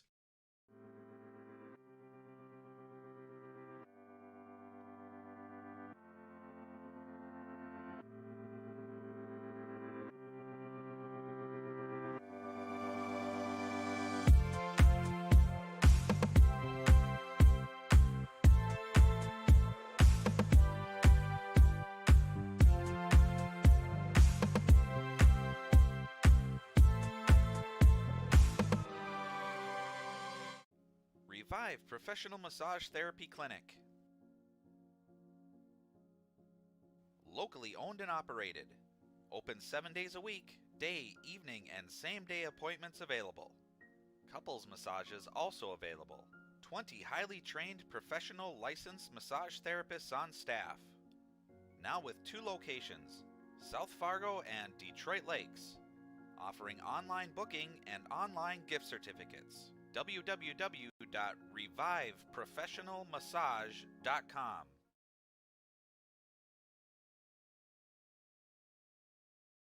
Sports Center after 2 periods. St. Michael Albertville with a late goal, Rob Grammer, making it a 3-2 hockey game on a period that seemed to belong to Moorhead. Yeah, I had the feeling with a couple of minutes left in the period, I looked up and in disbelief forgot that the score was tied at 2 because it sure felt like the Spuds were up by a couple. And then just like that, they're down 1 actually heading into the intermission, which the Spuds have controlled most of play, had the better of the chances. And the Knights are very fortunate to be on top right now. And like any other sport, when you're playing in a competitive way, a bounce one way or the other determines the outcome. Boy, and that sure was the case there towards the end of the period. It wasn't a pretty goal, certainly created by hard work from the Knights, but it was just a ping-ponging puck that found its way past Kunka, and that is the difference at this point. In the locker room, the Spuds are down by 1. We have Sam Walston coming up when we return. Our score after 2 on the Speakeasy scoreboard. St. Michael, Albertville 3, Moorhead 2.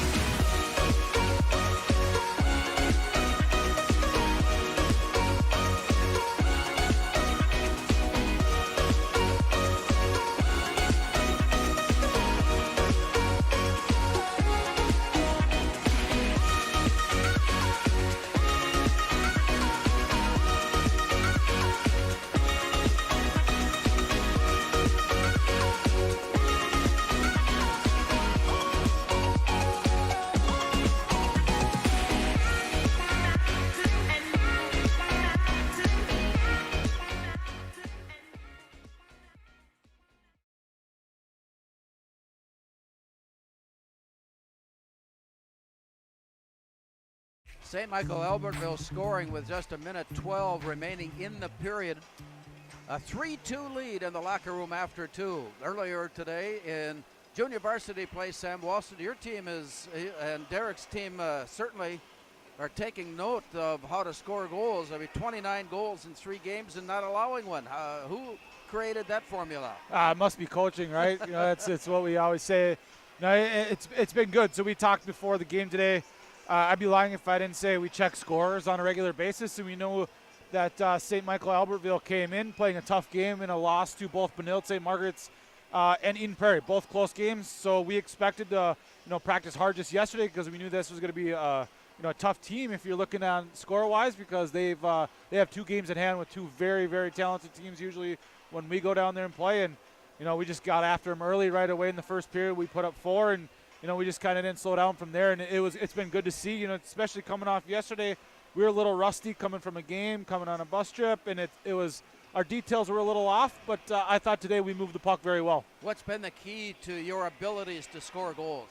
It's just finding our teammates. We move the puck well, but that's one thing Coach Thompson works on with the forwards and the defensemen is every day stick handling, getting to open ice, passing the puck, and just constantly working on those things. And if we can carry over what we do at practice into games, we'll find success. Well, not only are you scoring goals, but you're not allowing any. It's kind of fun to see, 3 shutouts, limiting shots. We limited them 15 today, which has been good. It's good to play solid D. We got a bunch of fresh faces in here, and it's good to see that we're playing well in front of our own net. And we only need 1, but it's kind of fun to get 9. Taking a look at your rotation, you're getting a lot of players to play a lot of minutes, including your goaltenders are splitting duties. Yep, we got 2 young guys. We want them both to play, and they're just going to split games all year, and that's just how we're going to go. They don't need to get in there. It's no sense going to Roseau on a Tuesday night and having one kid sit on the bench the whole time. So it's good to get both goalies action, and that's just something we're set forward to do. In the varsity game that we're underway, a late goal giving St. Michael Albertville a 3-2 advantage. This game has an unusual feel to it. Yeah, it's been good. We're getting very good play out of that bench line on the second line with Carson Triggs and Ian Ness. They've been kind of going all over the ice, so it's been good to see.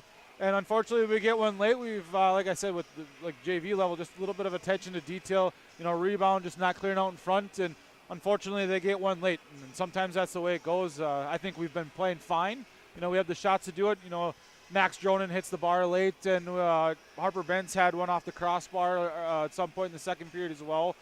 And we just got to limit them off the power play and just be a little bit better. Don't expect a whole lot of change talked about in the locker room. No, I think we're doing just fine. We're doing the right things. We just got to clean it up a little bit and have a good third period. Our thanks to Sam Walston for being with us at our second intermission. Teams are in the locker room.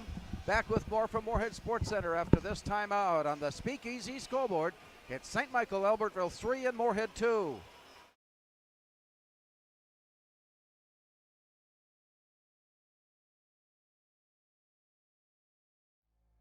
Get up.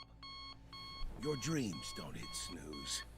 Because if you snooze, you might miss your opportunity to improve your craft.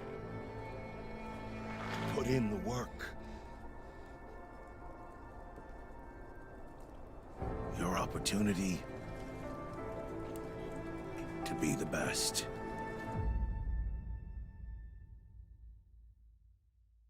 Natural talent, physical gifts, training advantages. To become a champion, none of that matters. True champions are the ones who are comfortable working harder, staying later, and finding that competitive edge. They are never satisfied simply doing a good job, because those who transform themselves from local talent into local folklore are the ones who continually perform beyond their limits. Bell Bank, proudly supporting champions everywhere.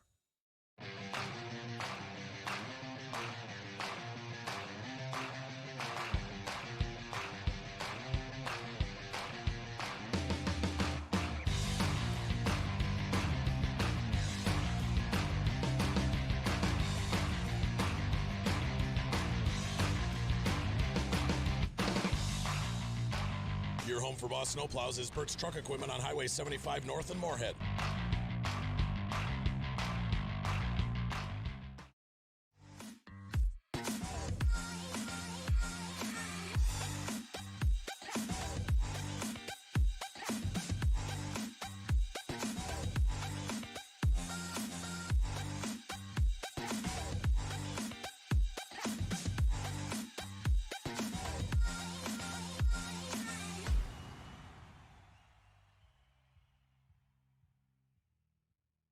The Moorhead Spud Boosters support students at Moorhead High School involved in co-curricular activities. Your membership in Moorhead Spud Boosters directly benefits Moorhead's student athletes, celebrating 40 years of supporting Spud athletics.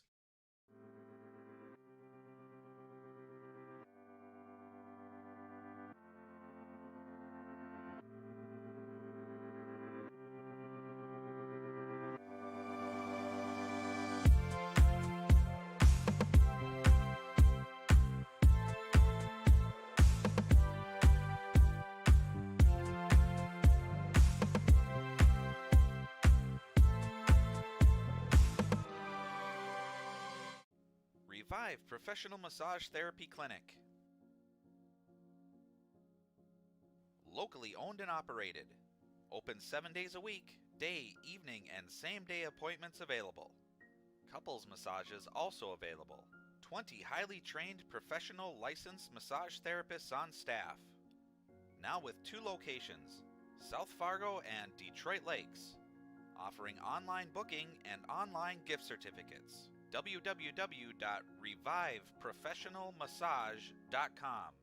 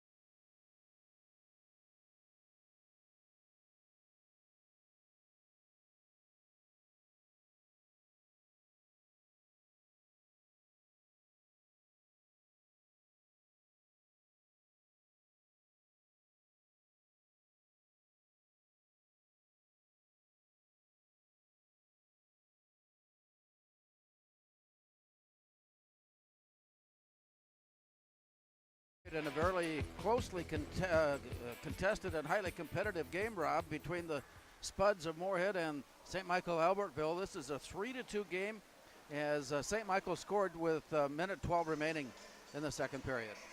Yeah, a great response from him after enduring a lot of pressure from the Spuds for a lot of this game. Dietrich doing a nice job in the net, keeping the Spuds out of the net, and then the Knights being very opportunistic and capitalizing late in the period on a chance. I don't think the Spuds need to do much different than what they've been doing other than get the puck past Dietrich. If they can keep that up, they'll have a chance, and the Knights are just going to continue to defend and let Dietrich do his thing. I suspect that conditioning will be a factor as well here as we get the third period underway. Moorhead going right to left as we look on with a long pass that drops into the zone, and it's brought back down the near side along the board. St. Michael Albertville pulling it loose and heading out. Casey Leyland goes off to the far side with it. The return pass behind the net rolls back down near side as Ryerson has it, and he sends it out of the zone. That'll be chased down by Tyler Beckstrom. Beckstrom goes behind his own net, heads out on the far side. He's got a shadow on him, but the play comes out anyway, and the play comes all alone in. Here's Casey Leyland with a shot, a hard shot. That's blocked away. It was all alone, blocked, he had a clear view on that one, but still a nice save by Will Kunka. That was an odd play coming up the ice as the Knights did a good job of avoiding the pressure that Lindbergh was putting on. And then as Leyland cut across the neutral zone, the Spuds defense kind of got a little bit mixed up when he got in almost alone on Kunka. Yeah, we've seen throughout the night that either scores or scoring chances by St. Michael have come as a result of errant passes and turnovers by the Spuds. But still Moorhead just down by one as we head into the third period. Play to the near side. Deflected down low. Rebound shot blocked off to the side. That one was just wide. Rebound, we'll try it again. We've got a penalty coming up, and Moorhead will go on the power play now as play stops here in the first minute of the third period. Great forecheck pressure from this Spuds line of Triggs, Ness, and Bentz, who have been buzzing all night, creating offensive chances, and they did it on the forecheck there, creating a turnover and turning it right back on net, forcing the Knights defender again to get into a trailing position. And when you start reaching and trying to defend from a trailing position with your stick, that's where you get those stick infractions. So on the power play, Moorhead down by a goal. St. Michael Albertville's hard pass near side kept in by Grammer, and it's picked up by Max Dronen as the Spuds circle and head up to Grammer up on top, near side looking. Down low, pass set on, and it's blocked with a stop and play. Ryerson was chasing it down, but the official had already stopped play. I think the net may have come loose as they put that back in play. Yeah, and he kind of pointed to himself like he lost sight of the puck. It went up high on the goalie where probably 90% of the time he's going to hang on to that. It actually popped loose and the ref caught his own error, but at that point the whistle had blown. It was too late, and so the face-off comes to the near side. Gavin Lindbergh pulls it in. He walks his way in. He got turned around, and Gavin Lindbergh along the near side drops it deep into the corner. From there, the Spuds stick handle it off to the far side, returning it down deep. Here's the play up on top. Grammer comes near side, wind-up shot. Nice recovery, getting the angle. Hayden Huber to keep the play. The Spuds are there to pick up the rebound, but Casey Leyland is there to take it away. His throw up ice. And Moorhead's Joe Schiller nearly had his pocket picked, but recovers in time to have it back again. So with the extra skater, Moorhead comes to the blue line and in. Here's Gavin Lindbergh, near side pass, Dronen shoots, and it's blocked wide. Picked up on the backside by Carson Raymond, who throws it up ice. Just underway, third period. Moorhead on the power play, trailing 3-2. Still 47 seconds left on the man advantage. Out of their own end as they set up play. Comes near side. The walk in along the near side by Carson Triggs, all the way to the corner. Carson Triggs goes with a pass up on top, return near side. They'll try it from there, and the shot is bounced up and away. Here's a rebound off the backside and in. And the Spuds catch a break to tie the game. A power play goal. It's 3-3. Well, what you had is a great rush in again, where this line of Triggs, Ness, and Bentz creating opportunities. They got the puck to the net. Ian Ness with a really good look, throws a puck in. It bounces high. And Harper Bentz with that really quick stick in tight is able to pull that puck out of the air and knock it past the goaltender. Now, there may be a conference here about whether or not it was a high stick, because it was played in the air above the goalie's shoulder. I don't know what, obviously they're talking about it right now. I don't know what the determination is going to be. The original call was a goal. They did not call it a high stick. The explanation so far given to Moorhead coach John Ammerman. And a quick pass by of Jared Johnson. And the St. Michael Albertville coach getting a decision, or at least the talk of a decision. And so it will be a high stick call against Moorhead, no goal. And the play will come back into the Moorhead zone. And Rob Grammer, you eagle eye, you saw that one all the way. Well, it was a really quick play by Harper Bench with his stick to knock that out of the air. Play to the near side now in the Moorhead zone, and it's still 3-2. Moorhead out of their own end. Breaking up, they have 4 heading up ice with 1 already at the blue line. Here's the play in. Winding up, pulling up short. Ian Ness out to the point. From there, near side. Here's the look in by Grant Frisch. Carries it down deep into the corner. 10 seconds on the penalty. Rolling it out to the far point. Here's a good look off to the far side. Winding it down as they are stymied, and the pass comes all the way through, and the interception is out to the near side. St. Michael Albertville working off the penalty, and the score stays 3-2 as the puck rolls out of bounds. Well, the Knights almost took advantage of the old sneaky Pete play as the penalty expired. Right as the Knights got control to clear the puck, their player popped out of the box, but a very alert play from Grant Frisch was able to knock that pass attempt away before it got to the Knights player. Jonas Spicer on the draw for Moorhead draws it back. It's long for Joe Schiller, who has to chase it. Picked up. Colby Creer having some troubles getting out of the zone. It rolls free. Joey Driver put a stick on it and throws it up against the base of the net. It rolls near side for Martinson. Moorhead's Cody Martinson stays with it behind the net. Now the Spuds break out of the corner, and the pass comes near side. It was a soft pass, and Moorhead did not have a chance to move up ice, so they chase it down and slow play up. And the return, nice heavy forecheck by St. Michael Albertville. Spuds are having troubles figuring it out. Now the play in comes down low, and a touch pass ends up with Thomas Schrader in goal. He came flying in to take the pass from Ian Ness. He goes head over tea kettle and into the goal mouth to stop play.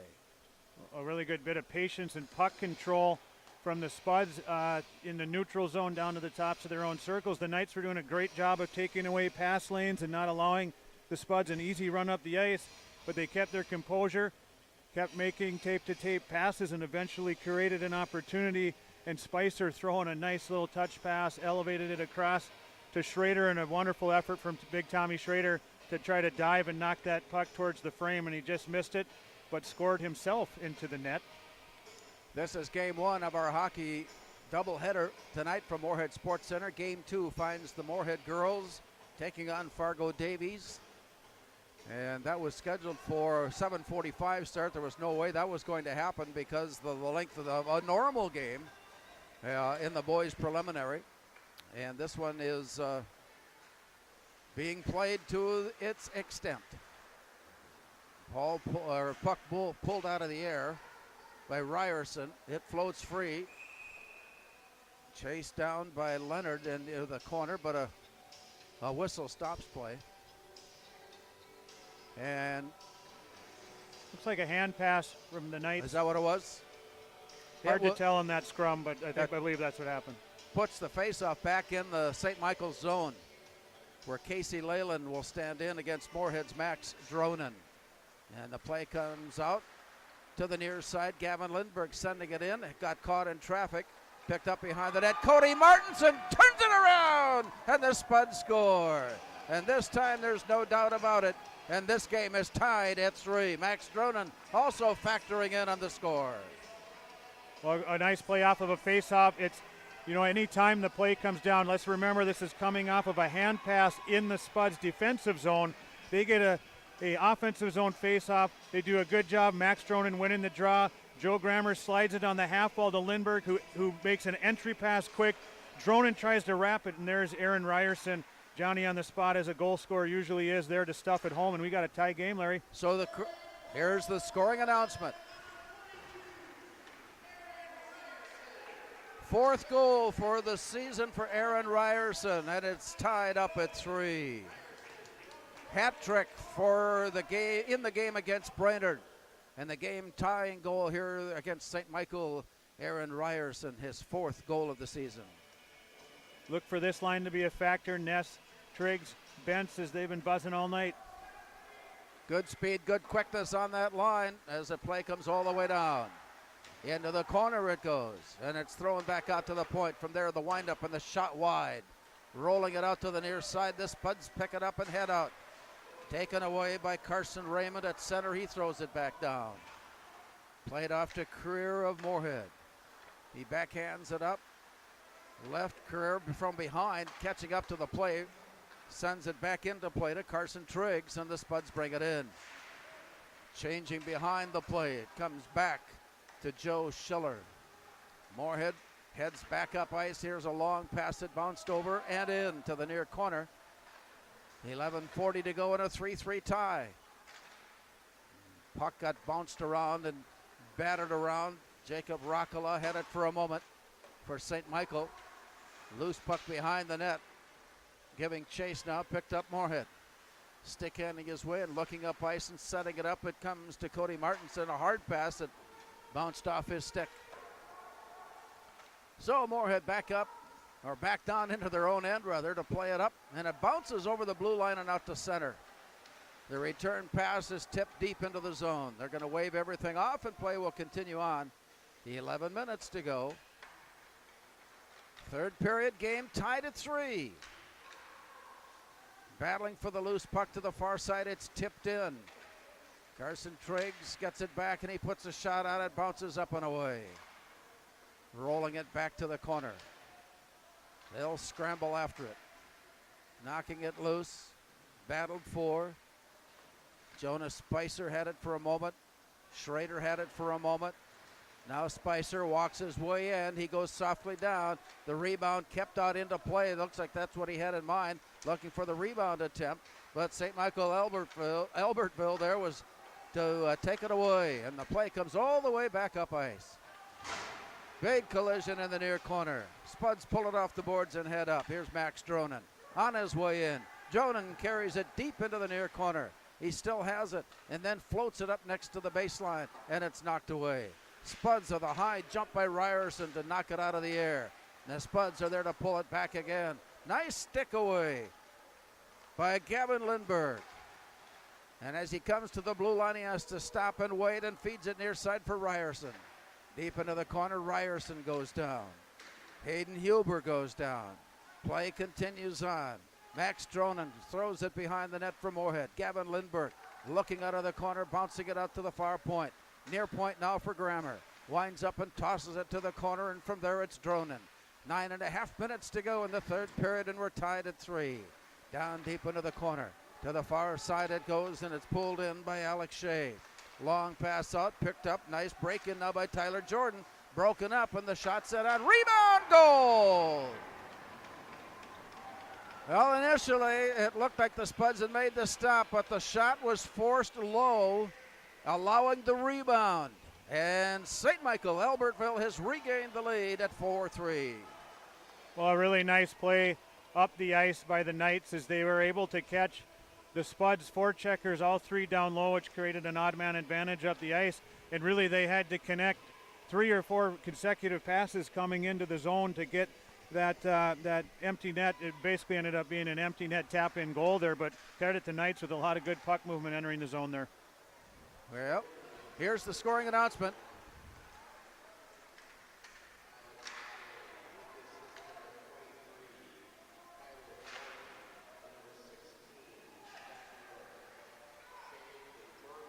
I think it was Shea. Did he say Shea getting the goal? I didn't hear. I couldn't hear either. Anyway, it's 4-3. St. Michael Albertville has never trailed in this one. Jumping up 2-0, then tied at 2. Then it was 3-2. And now it's 4-3 to the near side Moorhead. Shooting it down low. Bounced away. Loose to the near corner. Scrambling after it, Harper Bentz. Puts it up on top. Spuds keep it in the zone. But a late whistle stops play, and again we see that the net has come away, and that stops the clock with 8:24 to go here in the third, with Moorhead trailing now 4-3. It may sound like a broken record, but that line, with tremendous pressure all night down low, taking the puck hard to the front of the net, creating all kinds of chaos and scoring opportunities. They did it again there that shift. To the near side, Moorhead giving chase. It's worked behind the net where Casey Leyland picks it up. Moorhead steals it on the way out and comes back with Cody Martinson. He goes with a nice backhand that's just low and glove side, and a snare off the ice by Austin Dietrich. And he has continued to play well here tonight. Dietrich standing tall, and what a great play by Cody Martinson to turn that high turnover back right away, and a really clever shot back against the grain. So off the faceoff, St. Michael Albertville tied up, trying to get out of the zone. Moorhead reaching in, stopping the play momentarily. Leyland has it. Now he's got it back, winding up, carried it in. Nice poke away. Nice defensive play there by Colby Creer, and it comes back now to the near side. Out at the point, Creer giving chase. He put it on the stick of Cody Martinson, but it was hard, and it ricocheted all the way down ice. Moorhead on a change as it comes back, and the Spuds take it back in their own end. A bounce pass off the boards, rolling it ahead. Aaron Ryerson catching up to it. He's all alone, however. Moorhead changing.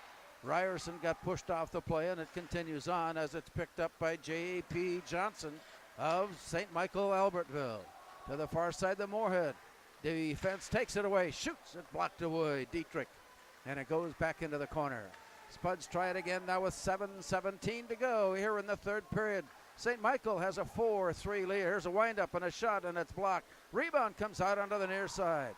Lifting it out of play. This will set up an icing call as it was caught right in the goal mouth, and play continues on. As Spuds bring it in with Max Dronen, dropping it back. Ryerson feeds it back into the corner, and Dronen drops it. From there it comes all the way out. Reached in to pull away. Ryerson had it, but only for a moment. He couldn't control his own theft. And it comes rolling back up ice where the Spuds stick handle their way. And a nice defensive poke away by St. Michael to keep it up against the boards. And the battle continues as Braden Mogard had it. Long pass from center ice. Creer there to pick it up from Moorhead and out. They stick handle their way through traffic and into the zone. 6:23 to go. Bouncing it back near side, St. Michael heads up ice with a 4-3 lead. Play comes loose, and it's picked up by Zach Miller.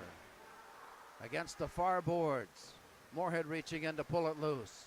It's 1-on-2. Here's the move in by Ian Ness, and he throws a shot on goal, but that one again had eyes all the way in, and an easy save for Austin Dietrich. Another good idea with Ness using his speed, driving around the D. He knew he had Harper Bentz streaking down the middle to the front of the net, so he tried to lay one in there to catch the goalie off guard, Dietrich, or create a rebound, and Dietrich was just there with the glove, but a good idea from Ness there. Time becoming a factor now with 6 minutes to go in a one-goal game. Moorhead continues to have the advantage with shots on goal at 38-18. But St. Michael Albertville continues to find the clutch goals and lead it 4-3. Bouncing it away all the way out to center, backpedaling it. Now the Spuds pick it off at the blue line. Schrader was bounced off the play, and it works to the far boards. A quick turnaround there, sent back in. An errant puck is picked up, wind up in a shot by Triggs, and it's blocked away. Again, Dietrich on the spot to throw it away. It comes rolling out of the zone. They're going to wave off the icing, and play will continue as it's picked up by Luke Leonard. Leonard's pass up to the near side is called icing. So the faceoff will be back in the Moorhead zone. 5:13 to go. St. Michael Albertville leading by a score of 4-3. Good idea from Luke Leonard to try to turn that puck immediately back up the ice as the Knights were changing. He had Triggs up on the wall, and it just kicked off the wall funny where Carson wasn't able to get his stick on it. And we'll have an important face-off here to Will Kunka's left. With the puck down, it's drawn to the corner. Joe Schiller slipped and fell. Rebound up on top. Blocked off to the far side. Will Anderson had it taken away. It comes back to the corner. And finally the Spuds getting a stick on it to work their way out. Here's a headman attempt that Ryerson will have to go deep into the far corner. He gets there in time, wraps it up on top. Shot blocked away. The Knights are there to pick it up. And out to center, it's 2-on-2. Odd man rush now as the Spuds get a nice poke check away. And it rolls back out to center. From there, St. Michael throwing it back into play. Down deep, it goes off to the far side. Rolling it up now, 4.5 minutes remaining. Looking for the advance. There's the play near side. Dronan had it slip off his hand, and it comes back in to the near side. Here comes St. Michael Albertville on the attack. Spuds defense, Colby Creer leading the way to force the play wide and out. Rolling it out to center ice where it's turned around by the Knights. It comes all the way down. Will Kunka putting a stick on it. And then it's pulled away. And the attack continues. Here's a poke away out to the point for Jaden Wise. It's deflected down to the near corner. And from there, St. Michael plays it back out to the near point. Sent down to the corner for Alex Shea. Out of the far corner. Long pass near boards, 3:36 to go. Spuds lining it up. Here's a long pass for Cody Martinson. He let it hit the stick and bounce in, and he'll give chase. Martinson there to pick it up. Rolling into the far corner, sending it back near side and to the point. Joe Schiller stick handling his way loose back into the corner. Looking for an angle, sends it up on top. To the far side, feathered down, now back up on top. Schiller winds up to shoot, it's blocked. Ricocheting to the near side, halfway in traffic. Rolls away free, and the Knights get a stick on it and throw it up ice. And that will result in icing and bring the play back in to the St. Michael Albertville zone.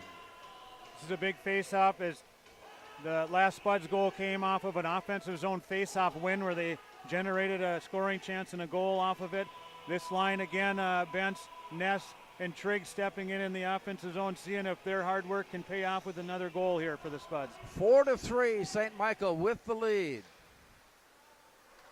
The Knights come out of the zone. Here's the walk up by Jacob Rockala. Throws it down deep and it rolls off to the far side. Moorhead there to pick it up and sending it out. It's 3-on-2. On the backside it goes. Working his way down deep. The angles were cut off nicely and Harper Bentz had to take it all the way down. Here's the play up as it continues on. Joe Grammer carries it deep into the near corner. From there it goes off to the far side, walking in, try to backhand slam it, but it's knocked away by Dietrich. Icing called as St. Michael Albertville clears the zone with 2:21 to go. Still with the lead. It's 4-3 Knights. Same story again, another offensive zone face-off for Moorhead. It's critical here, a critical win to gain possession. They had pressure that entire shift. Again, with a couple of great goal mouth opportunities. See if they can continue the pressure. Max Dronan stands into the draw for Moorhead, gives it to the point. Thrown in by Grant Frisch to the near corner. Down deep it goes and Dronan carries. Looking to set it up, had his pocket picked and it rolls free. Moorhead keeping it in the zone, however, and it's thrown off to the far side. The Knights there to pick it up. This time are able to lift it and get it out of the zone. Grant Frisch in pursuit gets there just ahead of J.P. Johnson. Johnson carries him into the corner before forcing the play back on the near side. Out to center. Ryerson sets it up. Ryerson, 1:46 to go. On the near side and in. Ryerson reaching down to pull the trigger. Had his pocket picked from behind. On the near side now Frisch into the corner. They'll play it along the boards and it goes out to the far point. A quick turnaround from there. Shot blocked away. Rebound blocked away. Carried in behind. And they scramble for the loose puck and it's stopped on a glove save. Up against the pipe by Austin Dietrich. I'd expect a timeout coming from Coach Hammerman here. Minute 26 left. It's perfect timing to reset. Make sure you got the guys on the ice that you want. And also possibly set up some type of a play to generate a chance right off of the faceoff. Johnny on the spot. Rob Grammer with the call. Moorhead taking the timeout. 4-3. St. Michael Albertville with the lead. A minute 26 to go here in regulation. In our society, winning has come to mean everything. If winning comes at the expense of good sportsmanship, everyone loses. Nothing is gained in the long run. Good sportsmanship is the result of a disciplined effort to respect yourself, your opponents, contest officials too. Remember, good sports are winners, no matter the score. This reminder was brought to you by the Minnesota State High School League. It'll be interesting, Larry, to see if the Spuds opt to take Will Kunka out of the net right off of a set face-off play here, since it is down in the night zone, or if they'll see it, wait to see if we win control of the puck before pulling him out of the net. Yeah, that's always the tough call, as to when do you pull the goaltender. You know what's going to happen if the score stays in place at some point. You've got to add that extra attacker, but knowing that it could be turned around and thrown back up ice and make the score final. So we'll see. 39-19, Moorhead with a shots on goal advantage. St. Michael Albertville with a 4-3 goals advantage. And they have opted to take Kunka out of the net. They need some desperation. The extra attacker will help you win possession of the puck, but they need a lot of desperation right now to make sure they get control of this puck. Gavin Lindberg standing in for the faceoff. Play is down, left on the dot, battled for, drawn out to the point. From there, Grammer wrists it down deep in the corner. He goes down. Play continues behind the net as they look for it. Here's the wraparound try. Looking out in front, there was a player, but it got loose. The battle for it continues, and it comes out. St. Michael Albertville throwing it up ice, wide of net. That'll be called icing and stop play with 1:06 to go. Well, the Spuds got the puck where they wanted it, right in front, but couldn't find a handle. Another interesting, I think, 50-50 on what coaches believe. As the Knights got control of the puck, do you ice it at the open net, or do you try to get to the red line and avoid another face-off? And the Knights player opted to take a rip at the open net there. Here's Gavin Lindberg's shot. It's blocked out in front and taken away. Tossed into the corner with 1 minute to go. Play goes behind the net. Spuds trying to wrap it in for the tie. They scramble for it loose. We got a big pile of players, and fortunately it is just that, a big pile of players. How many times do we see extra work be done in a situation like this? But both teams pull away and will continue to play at 6-on-5. Well, you're right there, Larry. It's pretty rare to see that many players, 9 in the crease, and there's not a little extracurriculars happening there. It was defended hard and battled hard out front. Doesn't mean there wasn't some. It's just that we well, maybe we just couldn't see it. Too many bodies. There you go. 4-3 Knights, 53 seconds regulation. Moorhead with the face-off, throwing it up on front, and they'll try it from there, and it's blocked at center ice. Moorhead has to touch up on the play. And with 42 seconds to go, an empty net goal. A steal on the near side up against the boards by St. Michael Albertville has put up a 2-goal margin. We're going to disallow the goal, as it was it offside perhaps? It was. The Knights players were still clearly in the zone. And so what looked to be an empty net goal results in an offside call, and the faceoff will be just outside the zone. Will Kunka has returned to the goal mouth. Moorhead getting the faceoff. Comes near side. If Moorhead can get it up ice and in the zone, expect Kunka to come off quickly. Here's the play now to Max Dronen. He brings it in. Kunka comes off. Working his way to the near side. Kept in by Grant Frisch, who throws it down deep. 23 seconds. Here's a rebound up against the players and deflected off to the far corner. Gavin Lindberg still with it, drops it down deep. And from there, the look and the scramble after. Where does it go from here? Up in front it goes. Here's the shot by Gavin Lindberg, blocked and saved. Rebound, blocked and saved. 4 seconds and counting down. That's going to put this one away with a shot coming at the empty net.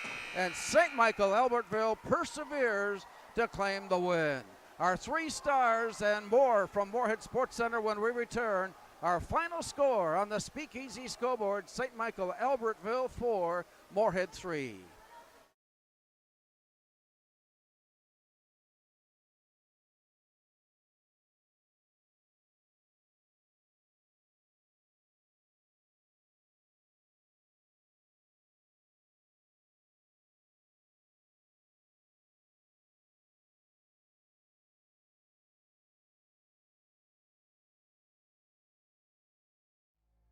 Get up.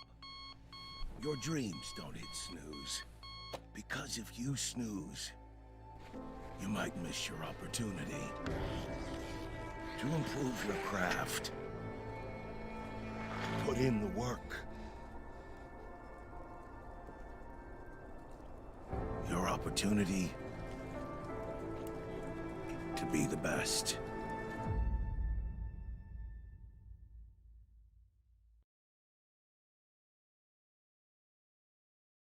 Natural talent, physical gifts, training advantages. To become a champion, none of that matters. True champions are the ones who are comfortable working harder, staying later, and finding that competitive edge. They are never satisfied simply doing a good job, because those who transform themselves from local talent into local folklore are the ones who continually perform beyond their limits. Bell Bank, proudly supporting champions everywhere.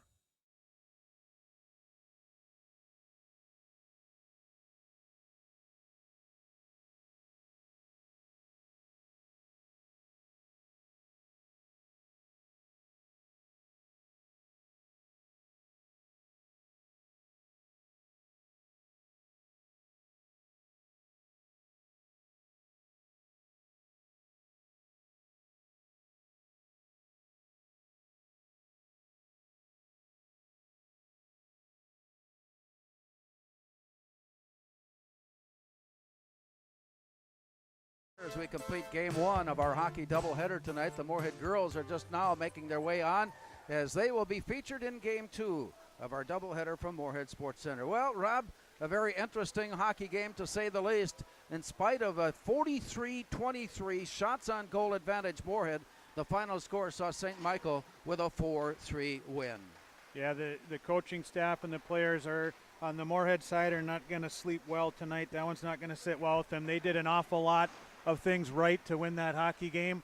Right down to the very end, they competed hard, created all kinds of chances in front of the net.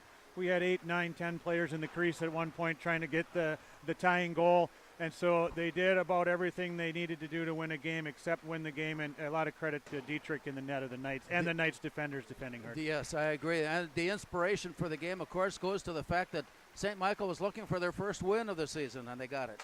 Well, they sure played with that kind of urgency and defended extremely hard right to the end to preserve that one-goal lead, and they certainly earned the win tonight. Where would you put your number 3-star tag?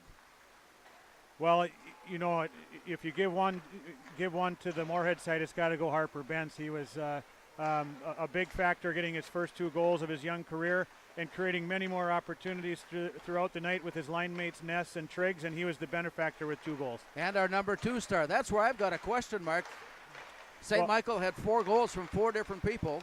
I would give it to the St. Michael penalty kill for notching 2 goals early in the game. Shorthanded goals, 2 of them. That pretty much decided how that game was to be played. And our number 1 star goes to Austin Dietrich as he made 40 saves on the 43 shots he faced. He was the difference tonight, and he stood tall and strong in the net for the Knights when they needed it, and turned away 40 shots from the Spuds, which is a good night's work for a goaltender. So the number 1 star goes to goaltender Austin Dietrich of St. Michael Albertville.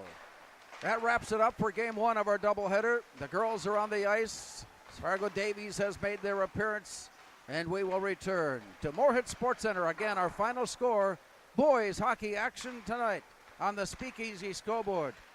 St. Michael Albertville 4, Moorhead 3.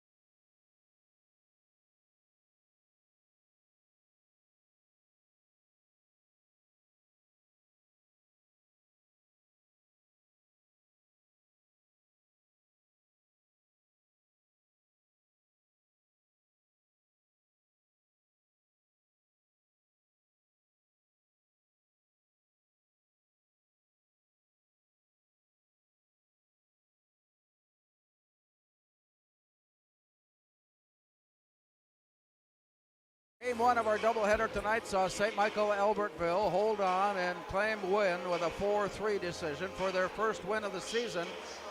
Now 1-2 as they head into their next competition. A key battle in Section 8 play. St. Michael Albertville is a factor. They've got one of the tougher schedules of all teams in the state, so we'll see how that works out as the year wears along. Both teams had similar things going into the game, and that there was some young and inexperienced play, and they were finding out who could play at this level. And both teams excelled at that level with hard play, fast play, and quickness and understanding of the game. A couple of shorthanded goals by St. Michael Albertville proved to be the difference as they get the win tonight over Moorhead by a score of 4-3. Coming up next, girls hockey, as the Spuds win their first game of the season will take on Fargo Davies, already well tested. 9 wins in their first 10 games played without a loss. Their only blemish is a tie against Fargo North-South. 2-2 was the final in that one.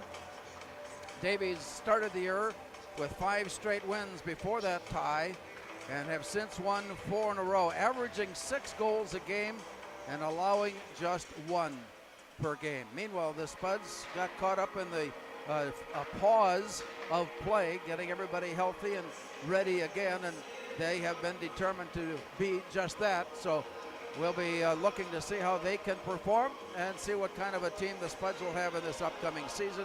We already know we've got a pretty good team on the ice from Fargo Davies.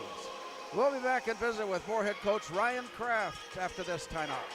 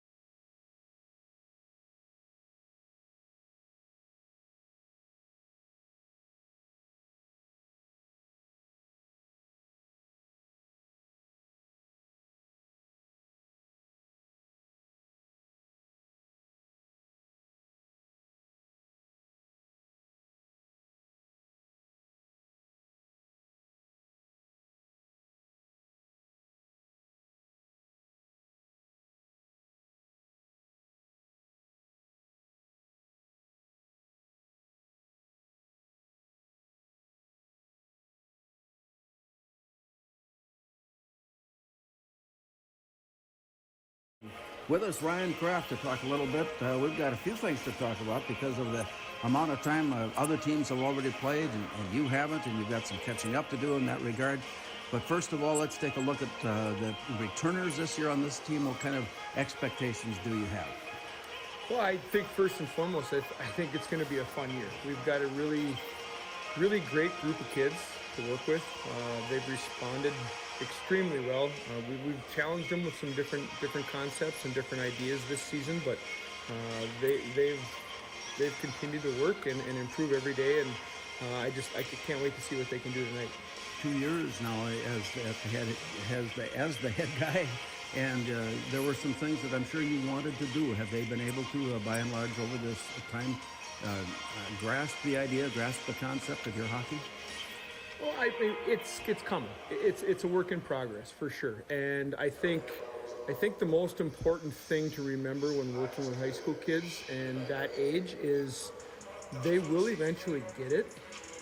We have to keep the reps going and make sure that we're rewarding the good reps, but we're also correcting the bad ones. So it's certainly a fine line when you're dealing with this age group, but I couldn't be happier at this point in the season. From your level of hockey as a professional to this level of hockey as a high school coach, what are some things you found out maybe that you really can't do yet? For some reason, they have a hard time with the transition game. When we turn pucks over in the neutral zone, they want to stick handle or they want to make an extra pass, or instead of getting it and just let's go, turn it up, and that's one thing I remember about the teams that I played on in high school is that we were just really good transitioning. I mean, anytime we got a turnover, that puck went up and we were gone. We were off to the races going to play offense. So I will eventually try to instill that into this program because I think it's an extremely important part if you want to be a high-scoring team. And so with that, the Moorhead Spuds are getting ready to take on Fargo Davies tonight. More on tonight's game after this timeout.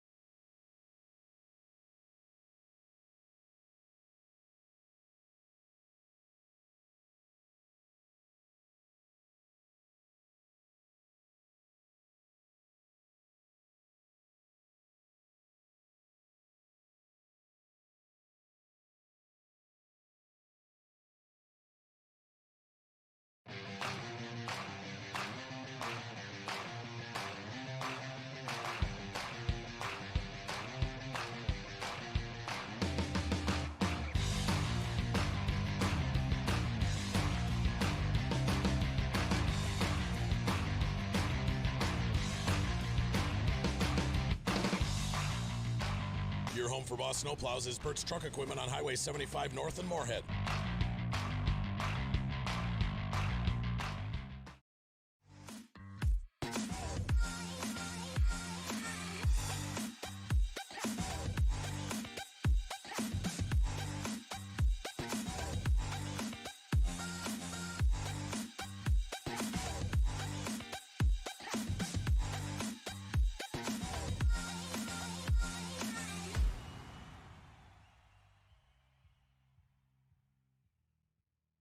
The Moorhead Spud Boosters support students at Moorhead High School involved in co-curricular activities. Your membership in Moorhead Spud Boosters directly benefits Moorhead's student athletes, celebrating 40 years of supporting Spud athletics.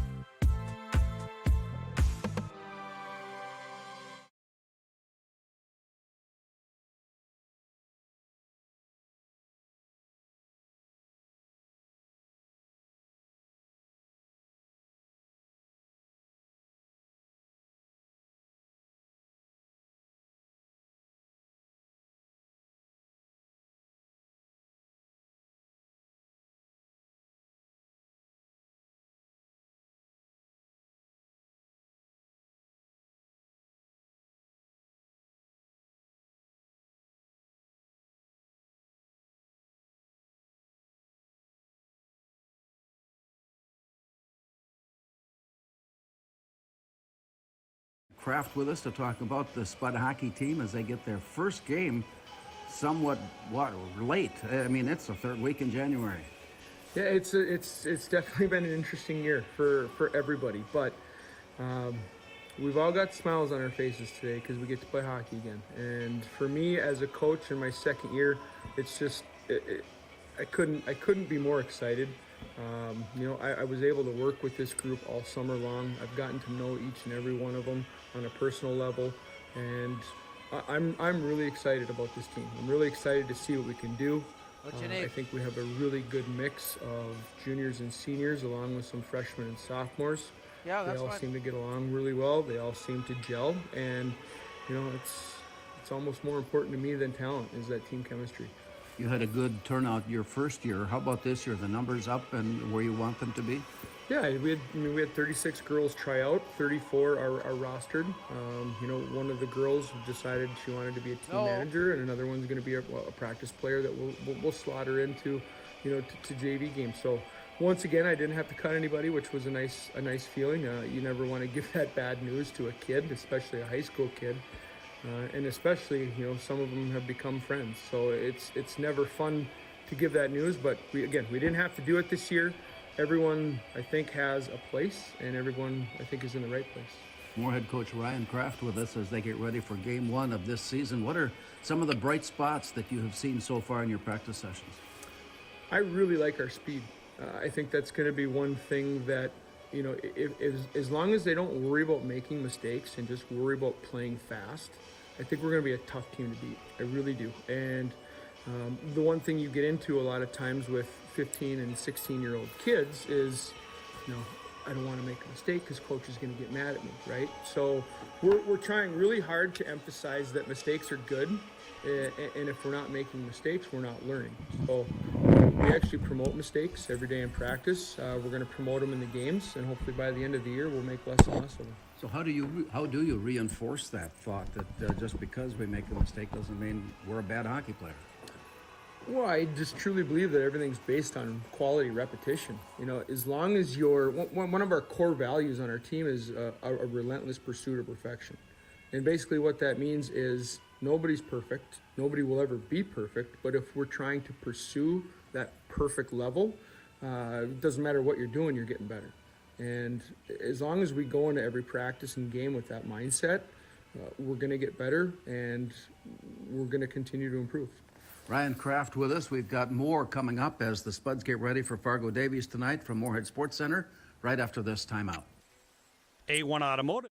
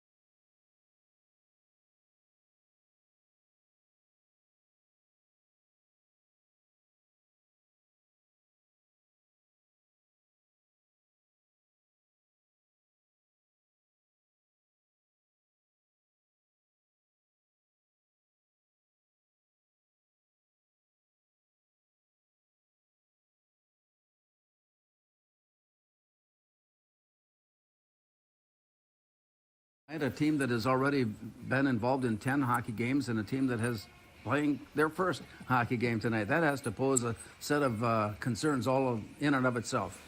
Well, this will be a first for me, and that's for sure. I've never, ever been a part of a team that is 0 wins, 0 losses, and 0 ties going against a team that's already played 10 games, or vice versa for that matter.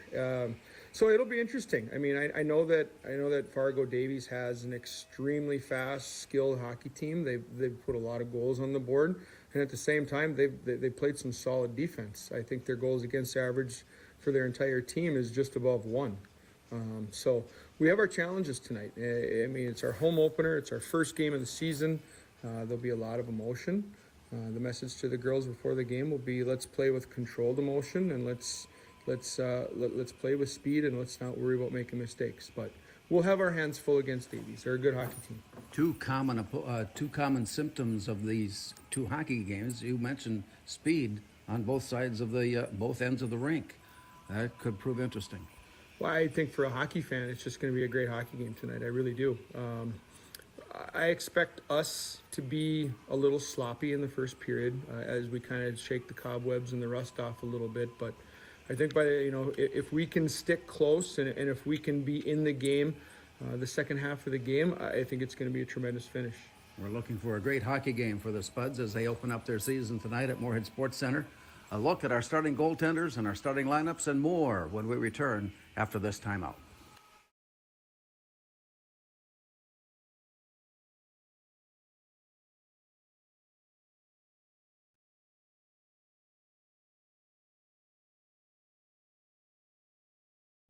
Revive Professional Massage Therapy Clinic. Locally owned and operated. Open 7 days a week, day, evening, and same-day appointments available. Couples massages also available. 20 highly trained professional licensed massage therapists on staff. Now with 2 locations, South Fargo and Detroit Lakes. Offering online booking and online gift certificates. www.reviveprofessionalmassage.com.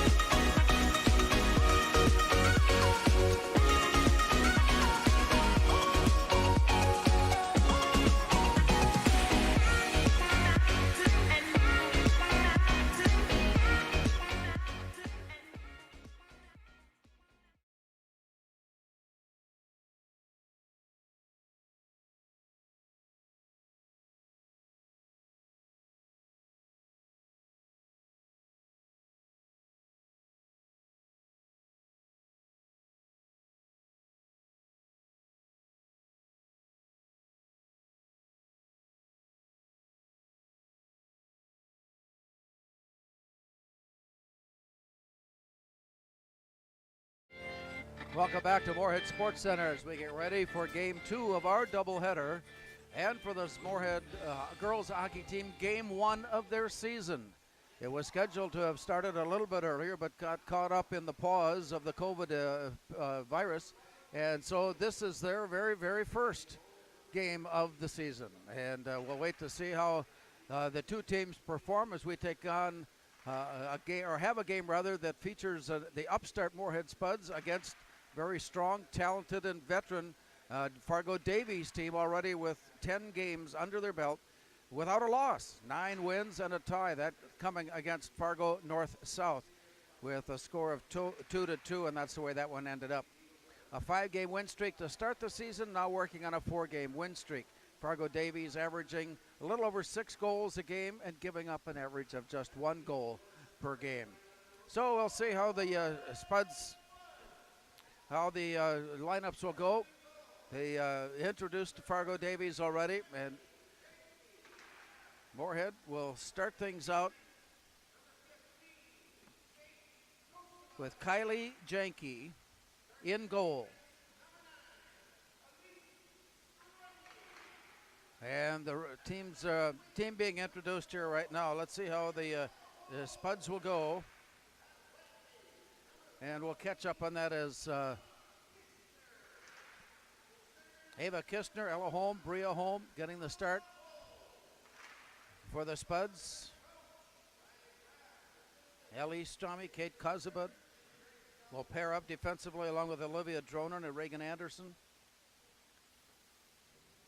Ellie Feeney along with Ella Grafstrom. And now we will take this pause and return for the drop of the puck and the start after this timeout. Rise and facing the east end of the arena is God of America with the singing of the national anthem by our very own number 9, Elise Strummy. Oh, say, can you see by the dawn's early light what so proudly we hailed at the twilight's last gleaming, whose broad stripes and bright stars through the perilous fight, o'er the ramparts we watched were so gallantly streaming, and the rockets regular, the bombs bursting in air, gave proof through the night that our flag was still there. Oh, sing does that star-spangled banner yet wave o'er the lands of the free and the home of the brave.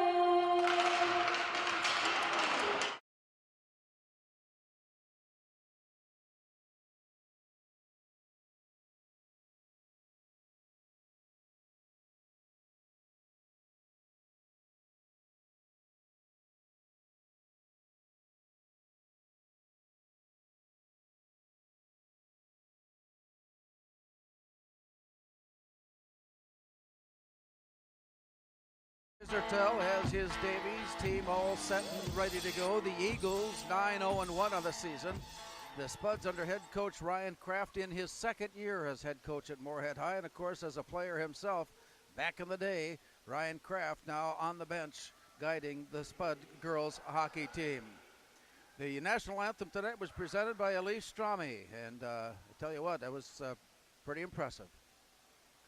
Spuds have broken camp around their goaltender, Kylie Janke.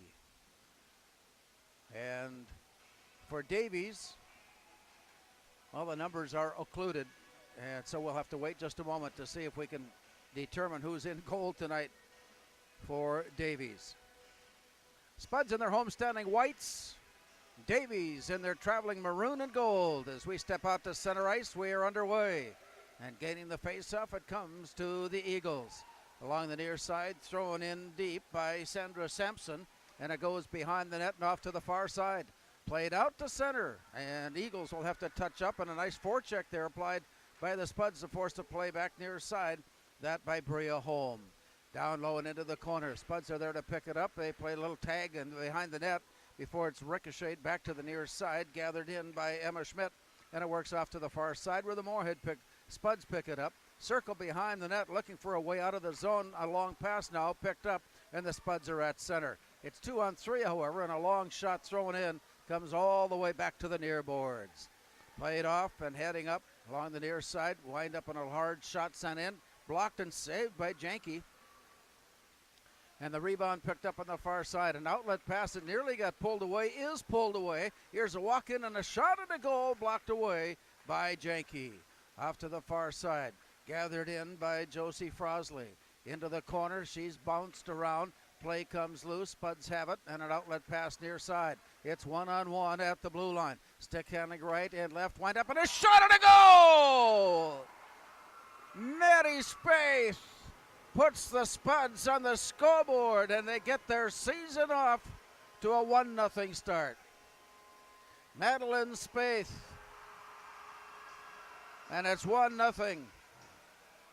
The Spuds get the early lead, and the goal coming at the 1:15 mark. Back out at center. Play is down, drawn back near side. And the turnaround.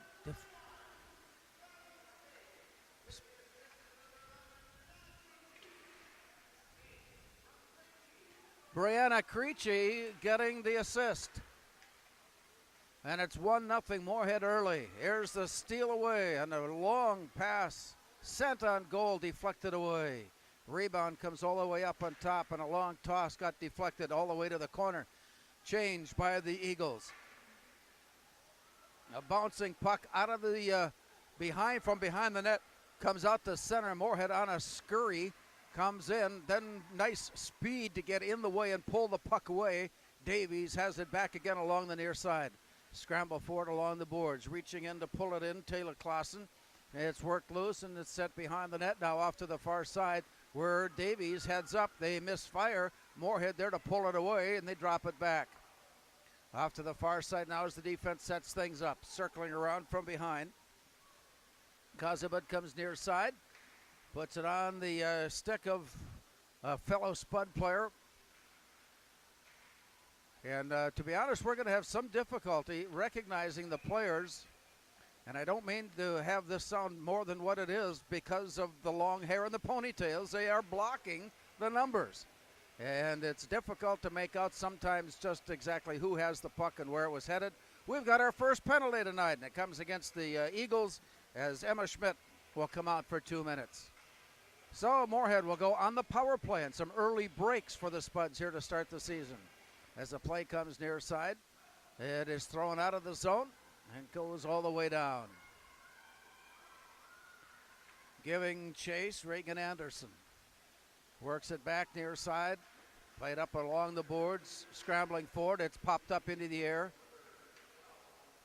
And the Spuds have it. Here's the walk in. On the near side, walking her way in, Olivia Dronen puts on a shot that got blocked off to the near side. Rolling it free out to the near boards and out to center. Gathered in and sent in. A bouncing puck got away from behind. On the power play now, Moorhead. Long pass away, just a bit too long as to reach for it, and it ends up in a deflection, and the return comes all the way down into the Moorhead zone. Just underway, 1-0 Moorhead on a Madeline Spaeth goal. On the near side now, Moorhead. Taylor Bruschi sends it rink wide. Gathered in by Ella Holm. She'll go down to the corner. Has it taken away as the Eagles come up with it now along the near side. But pursuing the play, it is knocked against the boards, and it's picked up there. Down deep and from behind the net, looking for that wraparound try. Carries off to the far corner. And from there, the play develops as the Spuds, still with that extra skater, 42 seconds on the penalty. Walking her way in, it's up against the base of the net and rejected there and turned around. So the Eagles come up with a long pass out of the corner, and it rolls out to center and through. Gathering it back, it's picked up. Deflected. That was Elise Strami on the outlet. And to the far side where Bria Holm has it. Sent down low. Moorhead making a quick change. Still 14 seconds left on their power play. They haven't been able to set up any kind of scoring opportunity with that extra skater, but doing so now as they head up along the near side. Time will run out on the penalty. The Eagles have returned to full strength. Schmidt heads off to the far side. And things even up now as the return on the ice of Kylie Autry. She works her way and hit the post. Rebound out to the far side. Autry had a clanker to the near side. It rolls in. Saved away. Kylie Janke in good spot. Dished behind the net as Davies looks for the game tire. Centering pass got knocked away. Deflected off to the far side and out.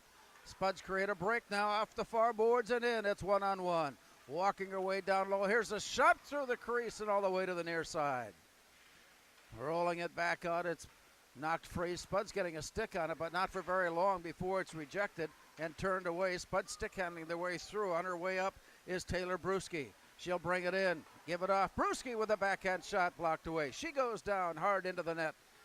The Davies Eagles coming away with it out to center. On their way in, here's a windup and a look and a nice poke away as the Spuds come in on the reach. Pulling it out to center ice. A battle for it there. Players down and play continues on. 11-12 to go in the opening period. 1-0 Moorhead over Fargo Davies as the long pass comes out of the far zone where icing is called. And that brings us into the face-off circle, far left side of Eagles goaltender. Minnesota State High School League hiring officials in all sports. Go to mshsl.org and find out how you can become a high school sports official. This message brought to you by the Minnesota State High School League. Play along the near side, into the corner. Battle for it there, 11 minutes to go, opening period, 1-0 Moorhead. In our first game tonight, St. Michael Albertville with a 4-3 win over Moorhead. As they scored late. Here's the walk-in now, the centering pass, rolling in and slipped off to the side by Janke. And they'll try it again, looking up on top, and it was blocked away. Spuds coming up with a couple of good defensive efforts to keep the puck away from Janke. Rolling it down now near side. Battle for it there, tipped away. Scrambled, reaching for it. Eagles have it, dishing it behind the net. A battle for it. Scrambling along the far boards and down on the ice. It rolls free as they continue to scrum. And it's poked free now, and it rolls free out towards the point. And the return pass is intercepted.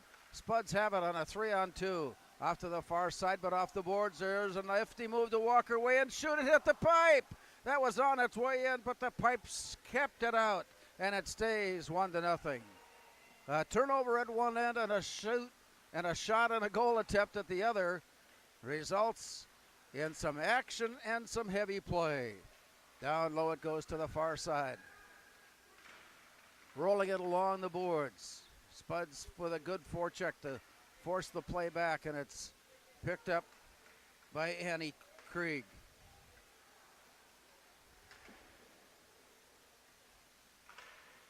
Up into the air, bounced down, sticked away by Olivia Beaton of Davies. And it comes back down near side. Rolling it out to center, the Eagles will have to touch up. Errant pass to the far side as it slipped off the stick of Matilda Vetter. And they change now. Here come the Spuds on the return, a long pass out of the zone. They're going to wave off icing here as it's played. The Eagles pick it up and circle back to head out. 8:55 to go. From behind the net it's played. Looking up ice and a nice touch pass on the near side. Going rink wide. It comes off the far boards where it's picked up by Moorhead's Regan Anderson. Back now to the near side. And from behind the net and out. Moorhead leading at 1-0 on the attack as they come through center. To the near side. Pulling up short. Olivia Dronen. Had it slip away and it's turned over. Here comes the Davies Eagles. A touch pass down deep by Morgan Savageau. Moorhead taking advantage, and here's a long pass out. It creates a one-on-one. Walking her way in, Madeline Spaeth shoots, and it's blocked. The rebound is blocked away. Off to the far side, Moorhead there to pick it up. Walking her way in, high in the slot, backhanding it down low, tipping in, no. Nice save by the Davies goaltender as it works off to the far side and out. And rolling her way down, the Spuds come back with it. 1-0 Moorhead, 7:52 to go here in the first period. Walking her way through and across the blue line and to the near side. All the way down, it goes. Bailey Overbo comes back up on top. Here's the look in from the point. Puck is loose. The battle for it there. Finally tipped away by Kozubud. And it comes back now to the near side. And backhand shot goes on and in! And the Spuds score to make it 2-0. A nifty pass from the near side, bouncing it off the boards behind the goal. It came right back out into play. A nice little wraparound move. And Moorhead has made this a 2-0 hockey game. We'll be back at center ice for the faceoff. 9:33, the time of the goal. We'll get the scoring announcement here in a moment. And it comes near side. Tipped ahead by Bria Holm. Goes all the way down to the near corner. Here's the scoring announcement.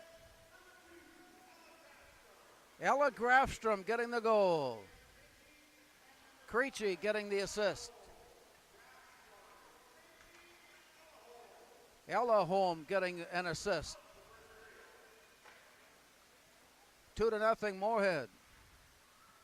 Play here with play just going past the 7-minute mark in the opening period. Long rink wide pass taken back. Rolling her way in, bouncing it behind the net. From there picked up. Davies on the attack. Down deep in the near corner, throwing it. From there picked up by Olivia Beaton, putting it up on top. Shot blocked away. And the Spuds come in to put a stick on it, and play comes near side as Bria Holm nearly tipped it loose and headed up. But it's bounced away from her, and play continues off to the far side. A battle for it goes behind the net as the Eagles come up with it. A centering pass blocked away, and the Spuds are just there, just barely there to pick it off. On her way out, however, Morgan Savageau comes back with it. Her pass goes in and blocked off to the far side. Moorhead there to steal it away and send it out to center where the Eagles have to touch up. In good pursuit, Ella Laban comes with some good defensive play from Moorhead. To the far corner. 5:54 to go. 2-0, Moorhead leading it here in the first. Here's the bouncer off the near side and out. On her way in. Pulling up short and looking. Ella Laban whistles one off to the far side. Chased down in the far corner. And it comes loose out to center ice, and here come the Eagles. The play there, oh my, that was a big hit. A play that normally is not going to go noticed, except that this little push ended up pushing the Davies player into the standards that hold the press box, or not the press box, but the team box in place. And very fortunate that nothing more happened on it, as that collision certainly had the looks of becoming much more serious than the way it turned out. Reagan Anderson will draw 2 minutes. And the Spuds now skating shorthanded. It comes up on top and they work it loose. Reagan Anderson going 2 minutes. And the Eagles come out of their own end. Long roll pass up and onto the far side.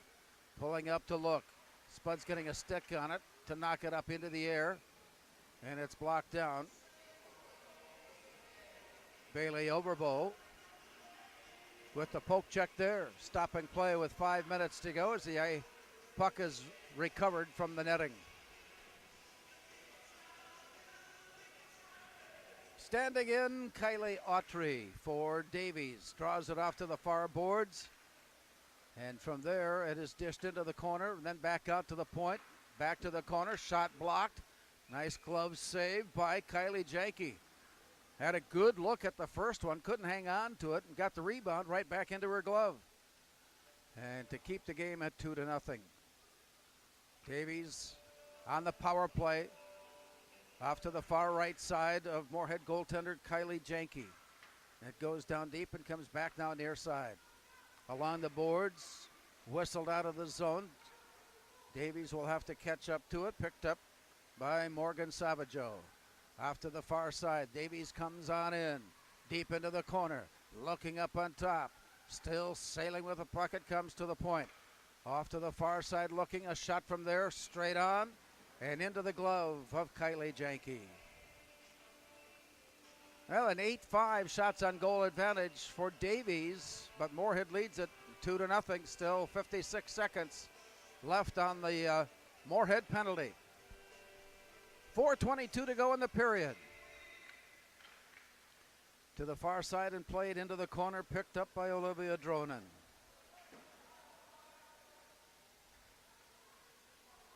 Rolled out of through center and all the way down. Davies there to pick it up, looking up ice. There's a backhand pass put on the stick of Savageau, and she sends it rink wide. And we got a tripping coming up here as Moorhead in pursuit of the play. Ella Holm ended up getting tripped up and going flying down. So that'll even things up for the next 30 seconds.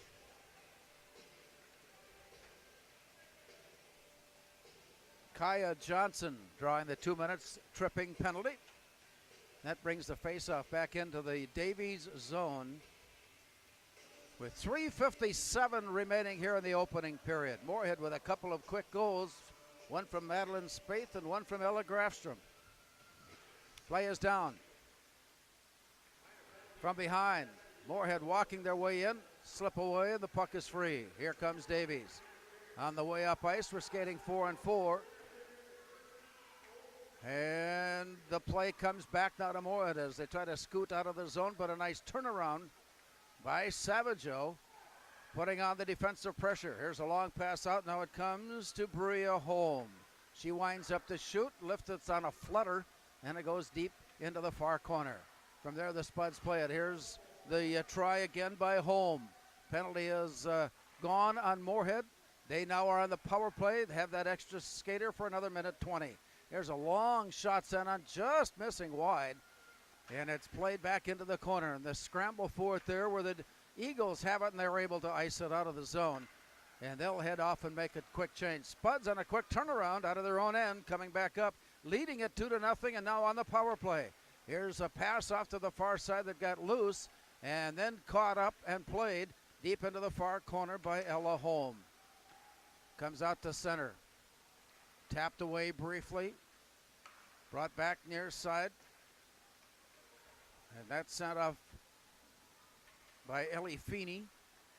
She takes her spot up high in the slot, waiting for the pass to come in. It got deflected back into the corner.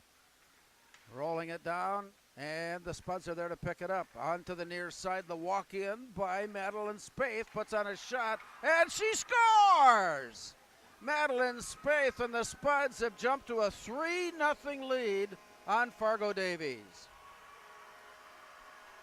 Celebration for the Spuds and a look a little bit in bewilderment at the scoreboard from Davies. So that penalty expires with that goal. 14-38. And we'll get the announcement here in a moment as to the goal that the Spuds have grabbed a 3-0 lead. Sounds like Taylor Bruschi will get the goal. We'll wait here in just a moment. But the Spuds have jumped to a 3-0 advantage.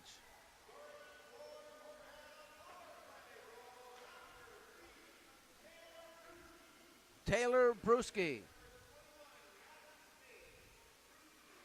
Spaeth getting the assist. That's her second point of the night. And Moorhead has jumped to a 3-0 advantage. Play IA to the far side. Davies working it out of the corner, back up on top, wind up from there, shot sent on, glove save. Janke is there snaring it. It was about shoulder high and was able to pull it in clean. 1:51 to go. Moorhead boys, a tough loss tonight earlier, 4-3 to St. Michael. Game 2 has the Moorhead girls with a 3-0 lead on Fargo Davies. One of several teams in the Eastern Dakota Conference without a loss. Play along the near side. And the return, the bounce off the base. Spuds have to do a quick turnaround to keep control. Nice job of stick handling into the corner and a quick turnaround there with heavy pursuit. And now the outlet pass comes near side, and it got away briefly before it's returned. Maddie Hansen had it for a moment. Now the long pass ahead, picked up by Elise Strami. Strami goes down deep into the corner. 1:16 to go in the period. Here's the look onto the near side. And as they battle for it, it comes along the boards and out to the point. Olivia Dronen with it. Her shot bounced away on the save, and it comes kicking down onto the ice. From there, played back out to the near side, and from a good look in by Dronen, and she sends that one high. The rebound comes out. 50 seconds to go. A one-timer that just misfired. It was a soft off the heel of the stick. Down deep into the corner, Moorhead's Ava Kistner comes up with it. She's battled, had it poked away, got it back momentarily. Then Davies reaching in to pull it loose. And from there, bounced off the boards, scramble for it, walking in, shot blocked up into the air and away. Back out to the near side, and Davies will send it up ice. That'll set up the icing whistle to stop play with 25 seconds remaining in the period. And a face-off back in the Davies zone.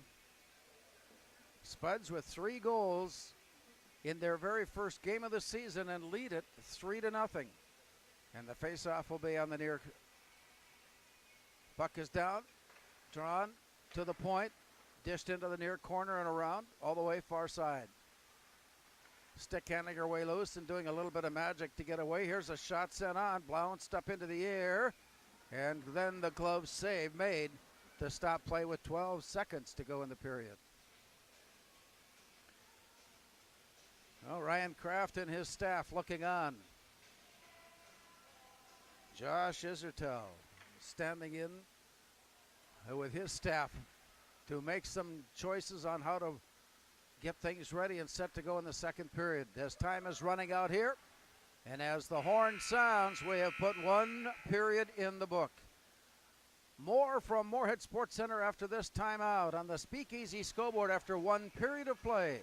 Moorhead 3, Fargo Davies nothing.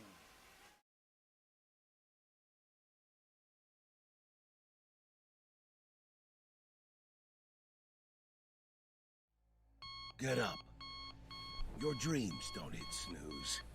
Because if you snooze, you might miss your opportunity to improve your craft, to put in the work.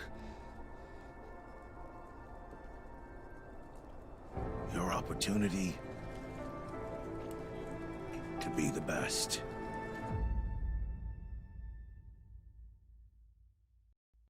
Natural talent, physical gifts, training advantages. To become a champion, none of that matters.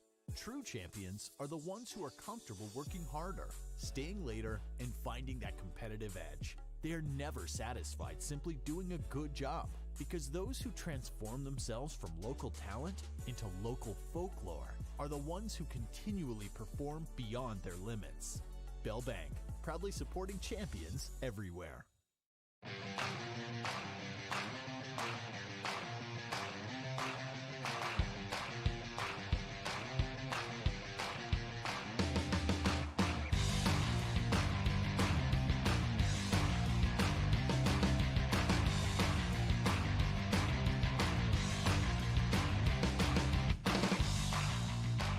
Your home for Boss Snowplows is Burt's Truck Equipment on Highway 75 North in Moorhead.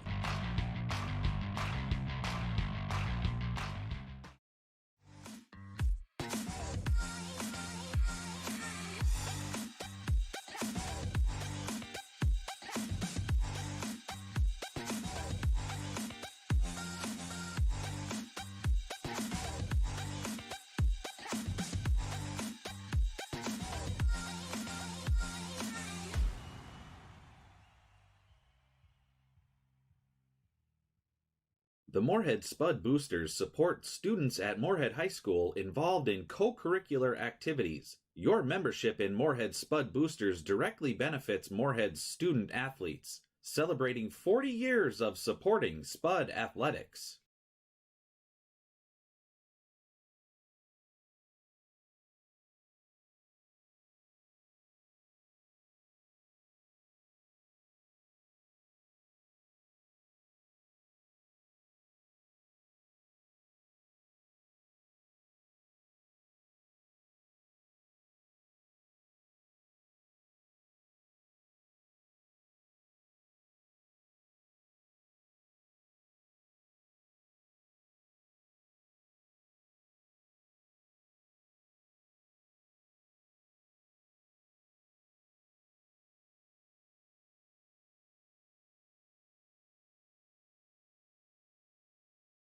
Well, as this game got underway, there were a lot of predetermined thoughts on how it might be played. One featuring Davies, 9-10 games into the season already with a lot of confidence, with no blemishes on the mark except for a tie in their 10 games played. Meanwhile, the upstart Moorhead Spuds, having not played a game, waiting a couple of weeks because of a pause in their schedule, getting their first game of the season with a lot of new faces and a new bunch of players that were looking to see what they can do. And it's the upstart Spuds that have the advantage here with 3 goals in the first period. Madeline Smith got things underway at the 1:15 mark. Ella Grafstrom added the second counter at the 9:33 mark. Taylor Bruschi got the goal on a power play near the end of the first period, and it was 3-0 at that point. And so with that, the teams are in the locker room. The look at the numbers. Moorhead had 8 shots on goal. Kennedy Cook recording 5 saves. And Davies with 10 shots on goal. Kylie Janke recording 10 saves. We've got a news break coming your way next as you listen to the Spuds on 970 WDAY. After one period of play on the Speakeasy scoreboard, it's Moorhead 3, Fargo Davies 0.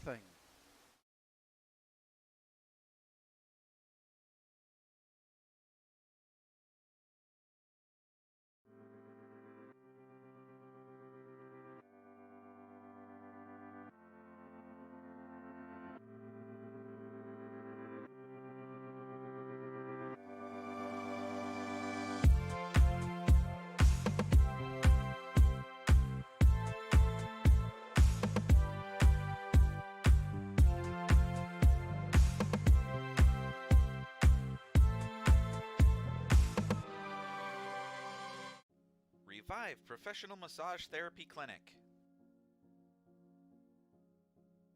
Locally owned and operated.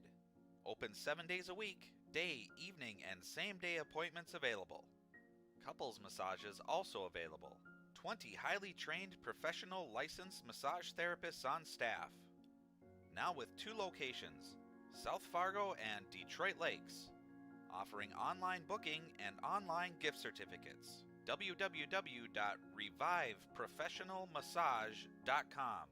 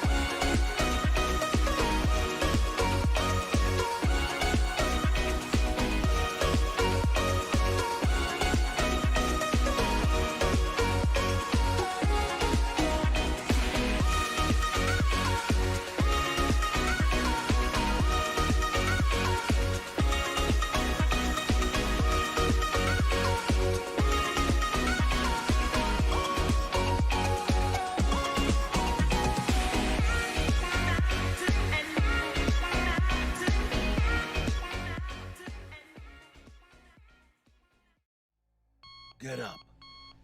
Your dreams don't hit snooze. Because if you snooze, you might miss your opportunity to improve your craft. Put in the work. Your opportunity to be the best.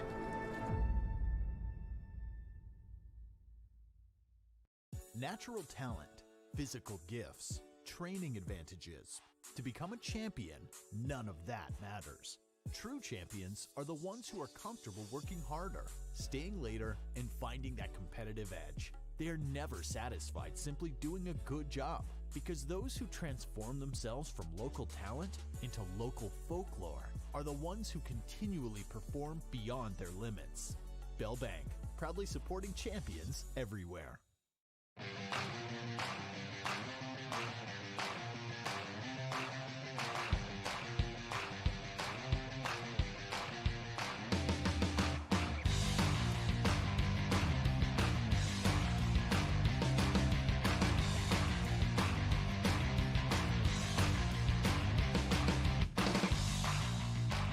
Your home for Boss Snowplows is Burt's Truck Equipment on Highway 75 North in Moorhead.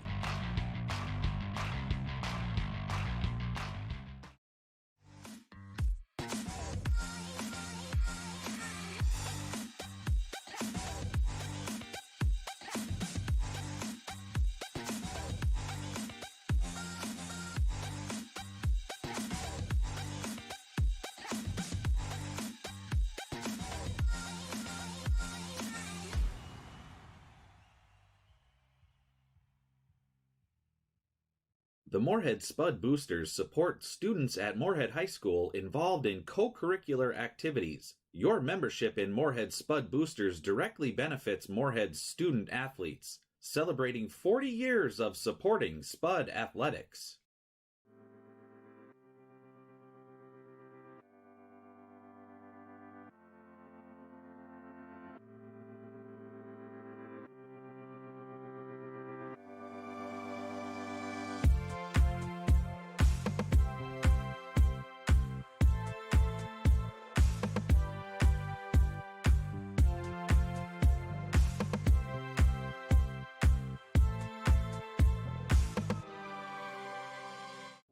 Revive Professional Massage Therapy Clinic. Locally owned and operated. Open 7 days a week, day, evening, and same-day appointments available. Couples massages also available. 20 highly trained professional licensed massage therapists on staff. Now with 2 locations, South Fargo and Detroit Lakes, offering online booking and online gift certificates. www.reviveprofessionalmassage.com.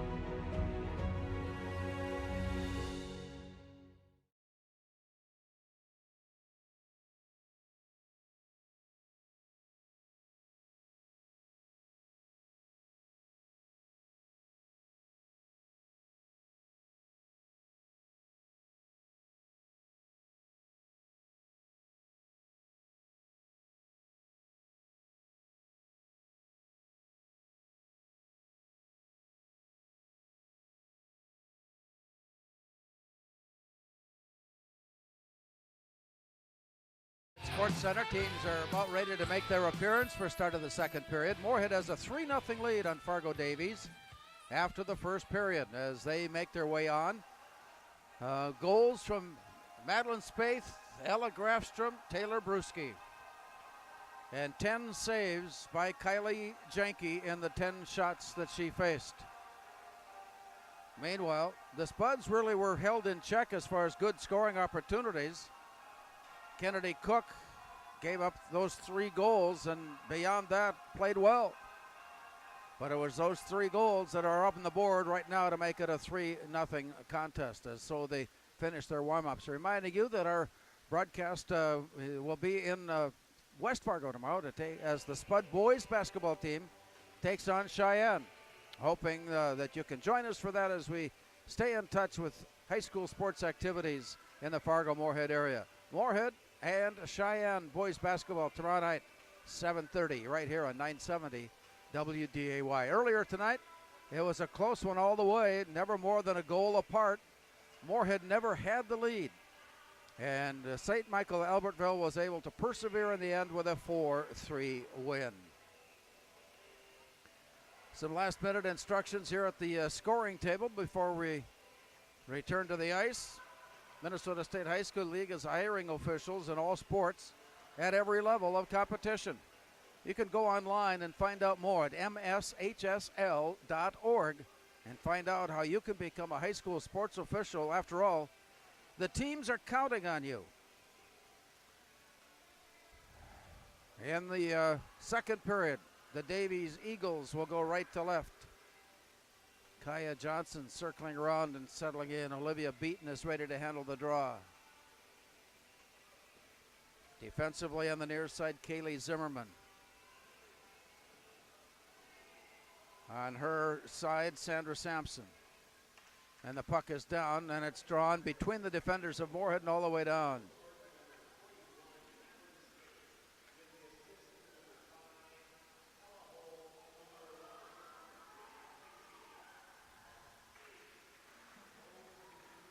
We may have had a scoring correction there, but we didn't catch the very beginning of the announcement.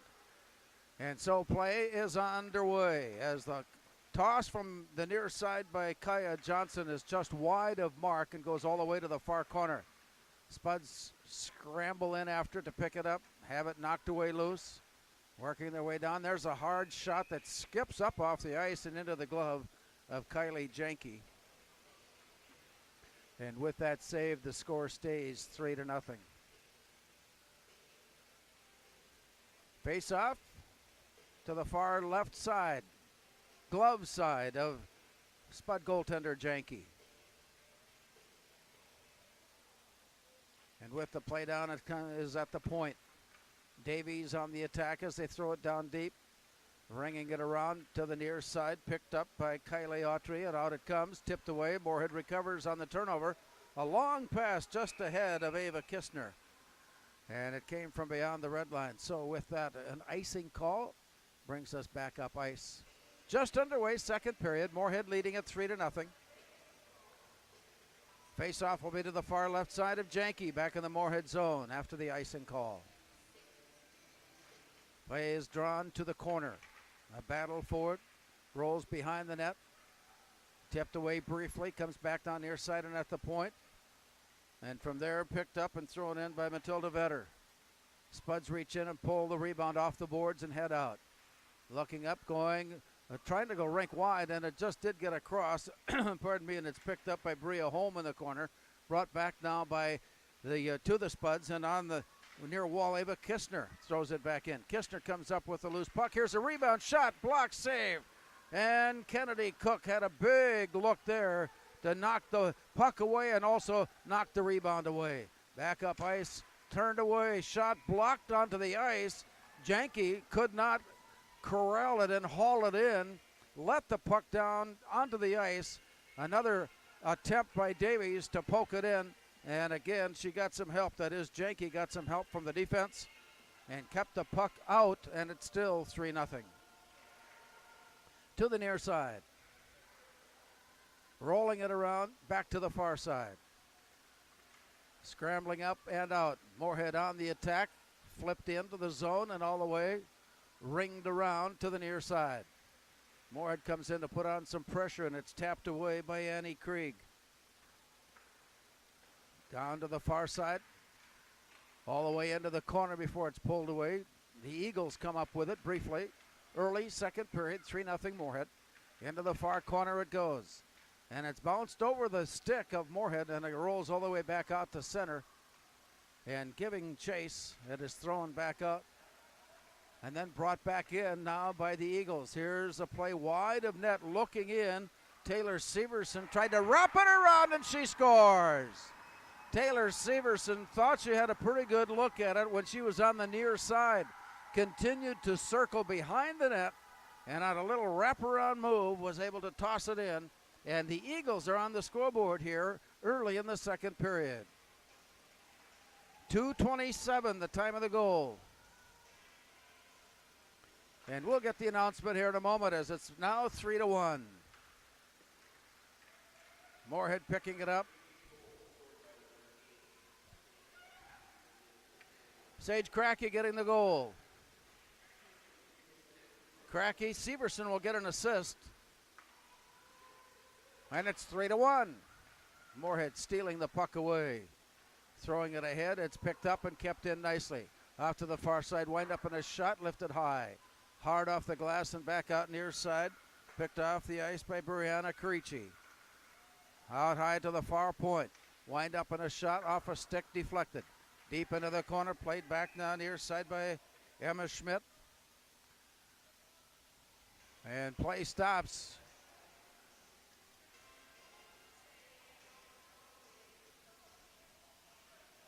And we've got a penalty coming. And there may be coincidentals. We have a player from both teams coming to the side.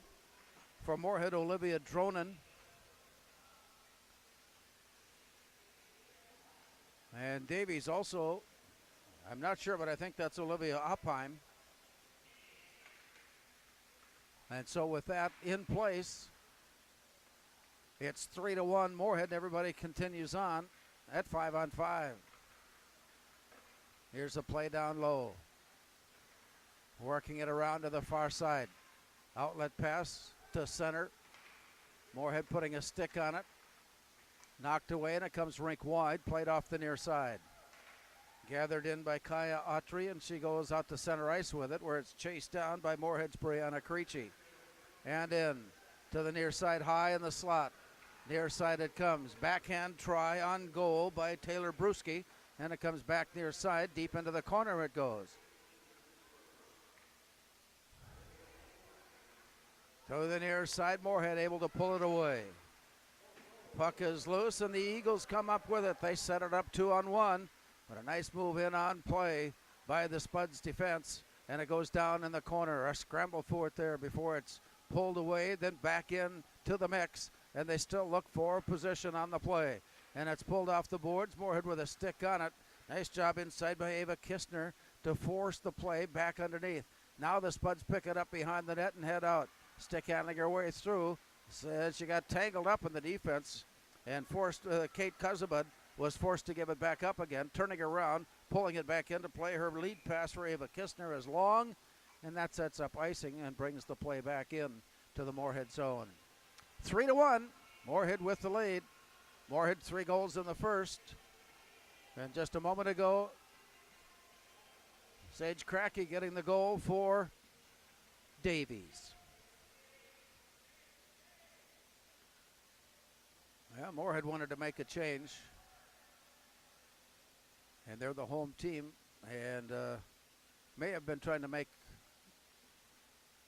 too many changes as the official steps in and takes over. Play back to the near side. Off the face-off in the Moorhead zone.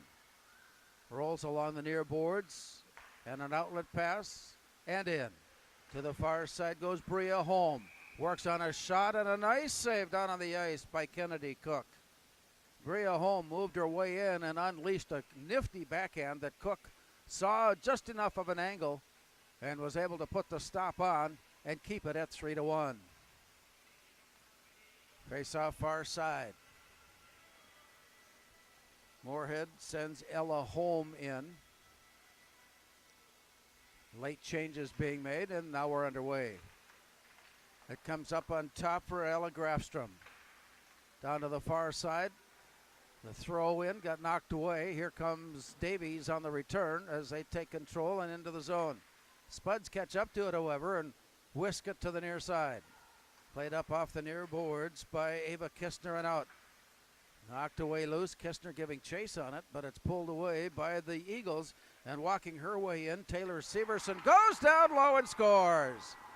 Well, the Eagles have figured something out of the locker room in the first intermission and have come up with unanswered goals and pull within 3-2. 5:09 time of that goal. We'll get the announcement here in a moment.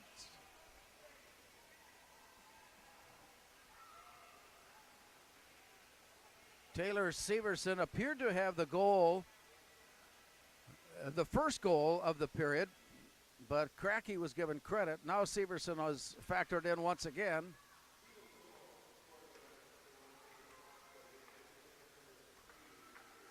Severson getting another assist.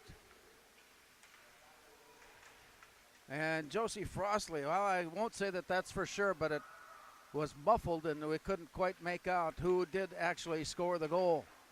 And so with that, it play goes off to the far side, and the Eagles have pulled within one here in the second period.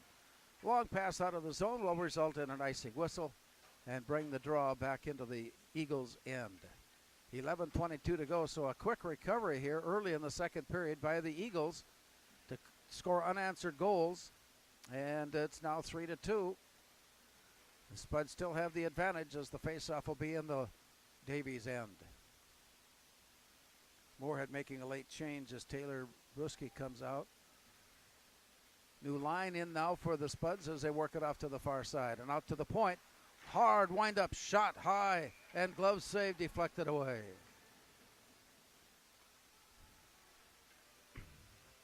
Face-off back to the far right side, stick side of Kennedy Cook.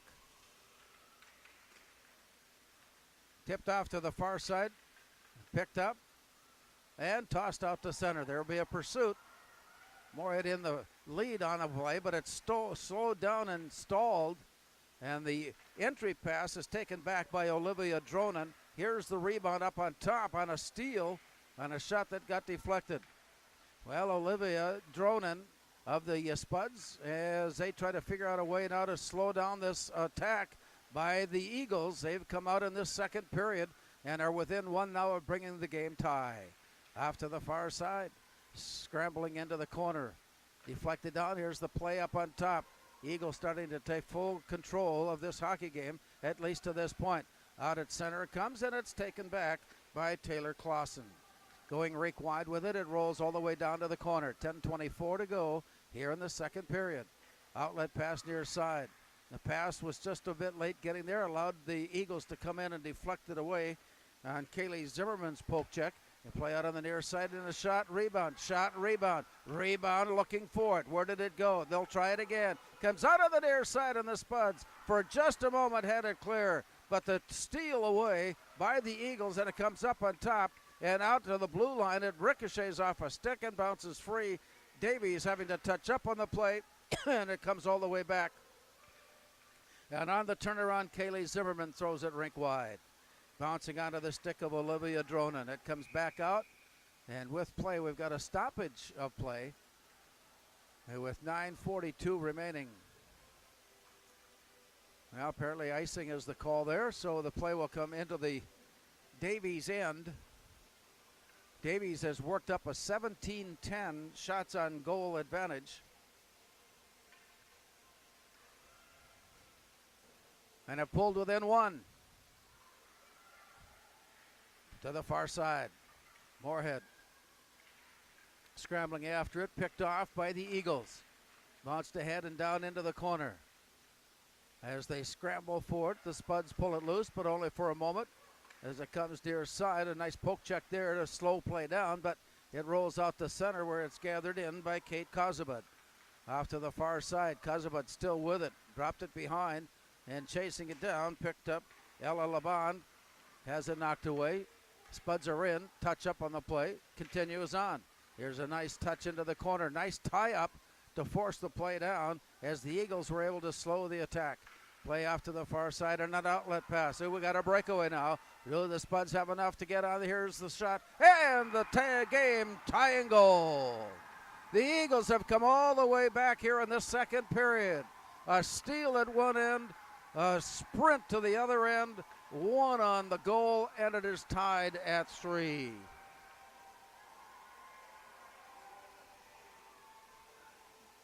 .807 the time of that goal.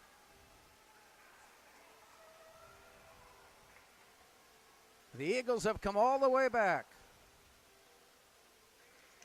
And the play out at center now on the faceoff comes near side.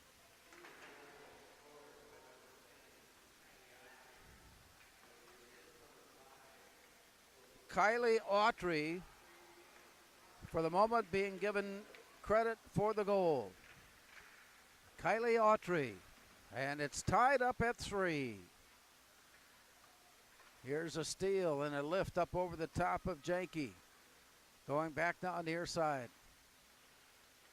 Spuds having more difficulty here. Here's a deflection in, our backhand try blocked, and right out in front of the net, a glove save for Kylie Janke.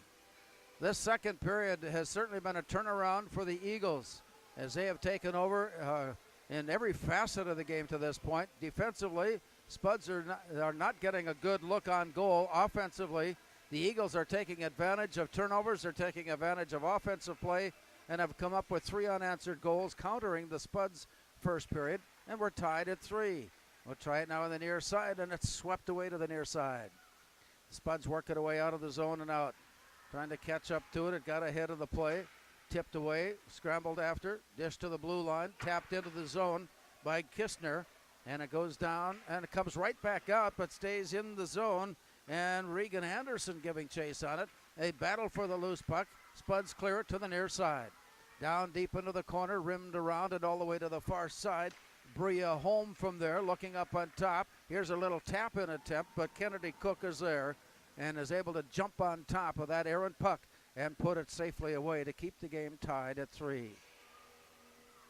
Well, we're past the halfway mark, and we're all tied at 3. Face-off comes in the Davies zone, off to the far side. Moorhead boys basketball tomorrow at West Fargo and at Cheyenne High School. Hope that you can join us, 7:30 for the opening tip. Rolling it behind the net, the Eagles backhanded onto the near side, a collision in the near corner. Puck rolls free and comes all the way out to center, so the Spuds have to touch up on the play.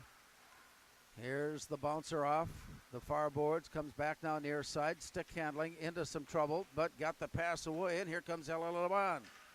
Into the near corner, knocked away from her, and the Eagles come up with it. Ricochet pass out. Tape to tape it goes, and it's deflected off a skate now. It goes all the way down. Looking for the centering pass. Here's the play, and it's developed down, and a wide open shot on the backside, just missed wide, hard off the boards, and play continues on as the Spuds try to tap it out of the zone, and it comes free right into the skates of the official, who ties it up. Moorhead chasing the play down, managed to get a handle on it, and it comes free now to the near side. But it's picked off. Here's the walk-in, all alone, dragging her way down, goes backhand, and she took it too deep and didn't have anything to shoot at, and play continues on. Back now to the near side. Eagles to pick it up. Play goes down, but she gets back on her skates, and Taylor Severson continues. Here's the play up on top. Scramble out in front of goal. Janke watching. Where is it? Dished off to the far side. Picked up by Olivia Beaton of Davies. She's tied up in the corner. Puck rolls free. 6:08 to go in the second. Loose now to the far side. Behind the net it goes, and it's played back into the far corner where the battle continues before it's turned around by Beaton, and it comes back now near side. Spuds have had all kinds of difficulty getting any kind of an offensive effort set up against Davies here in the second period. Held to just 2 shots on goal, while the Eagles have come up with 3 unanswered goals, game tied at 3. Long pass out of the zone, it comes up and goes all the way down. That'll be an icing play, stopping the clock with 5:35 remaining. 3-3 hockey game here in the second period. Thank you for joining us on this hockey doubleheader. Moorhead boys losing 5-4, or 4-3 rather, 4-3 earlier against St. Michael Albertville. We're knotted up here, it's 3 apiece. As the play comes out to center ice, the Eagles will have to track it down. Turnaround pass by Vetter goes rink wide, and it comes out to center where the Spuds are waiting for it. Stick handling it loose, just getting it onside, but then the poke check away, comes back, and Kylie Autry was tied up before giving the puck away, and the Spuds pick it up behind the net. Back now to the near side, and it comes out as the Eagles take it back again. Now the puck is free, and it's 3-on-1 on the near side. The walk in by Brianna Creechy, and the play goes into the crowd and deflected away, and on the return it comes back up. Here's the play out to the far point, and it bounces off her stick.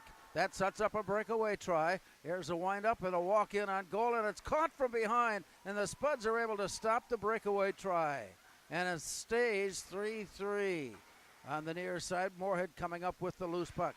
Carries it in. On the near side, Olivia Dronan winds up. Shot bouncing off to the far side of Kennedy Cook. The rebound back down and low to the near corner. Reaching and pulling it free up to Kaya Johnson on the break. Kaya Johnson staying with it all the way behind the net. She's pulled off the play. Here's a wraparound try, but the Spuds defense comes up with a steal and works their way out of the zone. On the near side, Ava Kistner brings it in, stick handles her way loose. She goes down, goes sliding in behind the net. Play continues on. Along the near side and out of the corner, returned down deep by Ella Holm of Moorhead. Then picked up by Kaylee Zimmerman of Davies, and the pass out to the far point got through the skates and through the stick, and the Spuds have to retrieve and pick it up. Here's a pass to the far left side, walking her way in, looking for some room. Bria Holm goes down low, backhand shot, tried, deflected up and over the net. Kennedy Cook just did get a glove on it to deflect it up and away. Spuds, best opportunity of this entire second period. Working her way down, there's a shot delivered high. Ricochets all the way back to the near side on a hard bounce off glass. There's the walk up the slot to the far side, wind up, shot and a goal! Bria Holm has put the Spuds back on top. Well, the hockey excitement gods are with us here tonight as this game continues to be closely played. Bria Holm, I think, will be given credit for that. We'll wait and see. 13:48, time of the goal. And so with that, it's a 4-3 Moorhead advantage. Here's the announcement. It is Bria Holm. Kistner will get one of the assists, and Ella Holm will get the second assist. 4-3 Moorhead has regained the lead here after a 3-0 first period. It came back to be tied, and the Spuds picking it off at center ice, heading back in. Here's the return going rink wide. Pulled off the far boards by Ellie Feeney. She's down deep in the corner with the pass, and it rolls back now near side. Scrambling for the loose puck. It's picked up by Ella Grafstrom. Down to the corner. Sent off to the far side now, Matilda Vetter. She had it for a moment, gets it back again and heads out. Tipped away loose, scrambled into the far corner, 2:17 to go. 4-3, Moorhead has the advantage here in the second period. Working it off to the far side, kept in at the point. Wind up in a one-timer, shot is blocked wide. Rolling it back now to the near side, that shot came from Feeney. Back now to the near side as the scramble continues, it goes rink wide. In pursuit of Fan on the pass, on the outlet pass, and the secondary defender is there in time to throw it up ice. Davies on a line change, 1:47 to go in the period. Moorhead out of their own end, looking up ice. To the near side it comes, deflected away, bounced off the glass, and it got away at the blue line. It comes out to center and chased down now on the near side. The return to the far side, slowed down where the Spuds are waiting for it.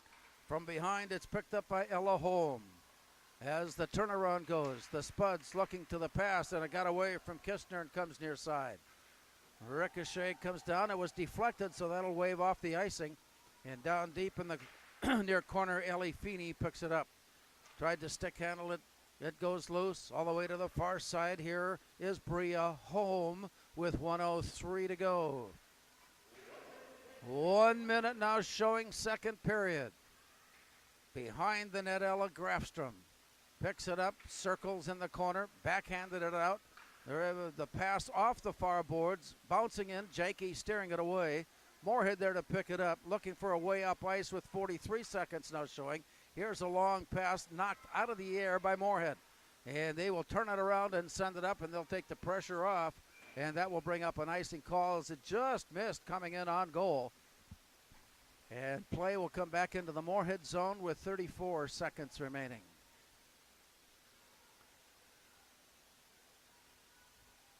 Face off on the near side, stick side of Kylie Janke.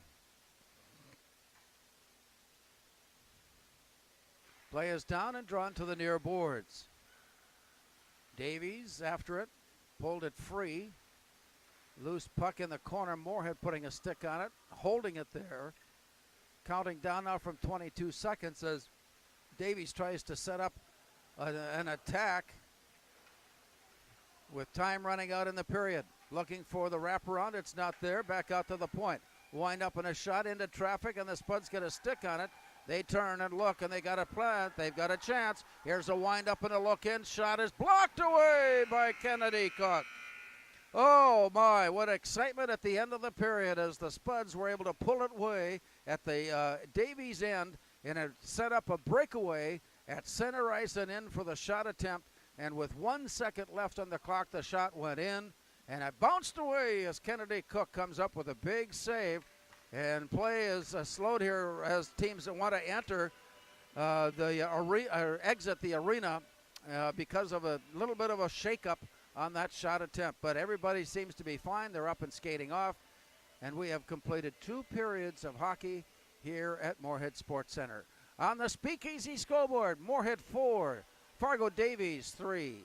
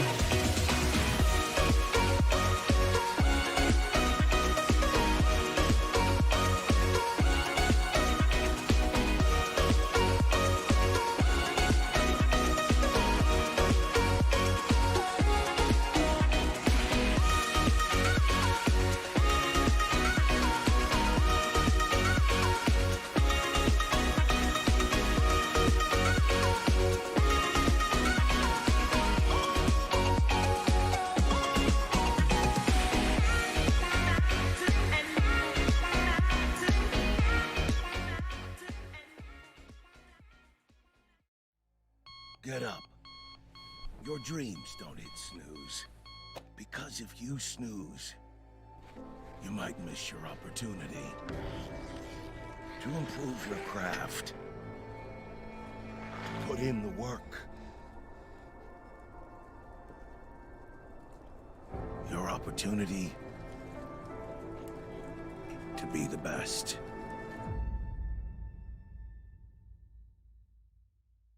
Natural talent, physical gifts, training advantages. To become a champion, none of that matters.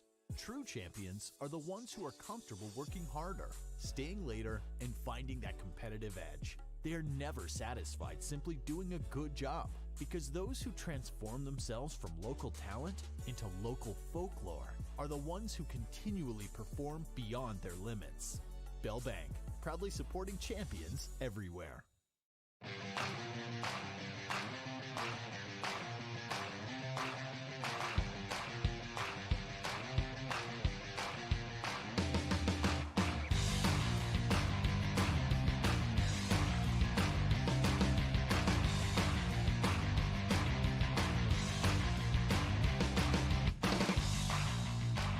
Your home for Boss Snowplows is Burt's Truck Equipment on Highway 75 North in Moorhead.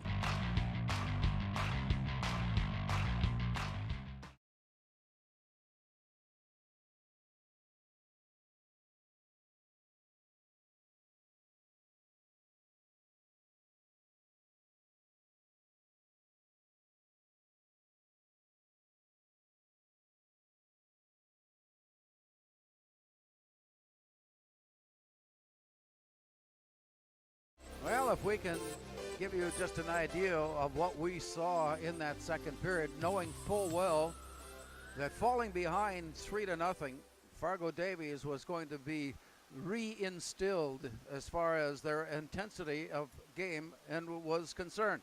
And they were. They came out and upped their level and got a goal. And all of a sudden, things were different as far as Davies was concerned. That first goal at the 2:27 mark by Sage Cracky made it 3-1 and didn't waste much time either. A minute and a half later, the 5:09 mark. We had Severson with the goal, but we were then informed that she got the assist. So not sure who got that second goal to make it 3-2. And then Kylie Autry got the game tying goal at the 8:07 mark. And it seemed like the whole tempo and momentum of the game was starting to favor the Davies Eagles. But the Spuds somehow managed to kind of level play off and watch the two teams kind of go back and forth with each other. Still, Davies, it seemed to have the momentum on it. And then Bria Holm at the 13:48 mark for Moorhead picked up a loose puck and turned it around and turned it in. And the Spuds have the lead after 2 periods of play. Moorhead with 14 shots on goal, and Kennedy Cook has come up with 10 saves. Meanwhile, on the other side, the Eagles have put 21 shots on goal, and Kylie Janke has recorded 18 saves. You're listening to the Spuds and the Eagles on 970 WDAY. Tonight from Moorhead Sports Center Girls Hockey. On the Speakeasy scoreboard, Moorhead 4, Davies 3.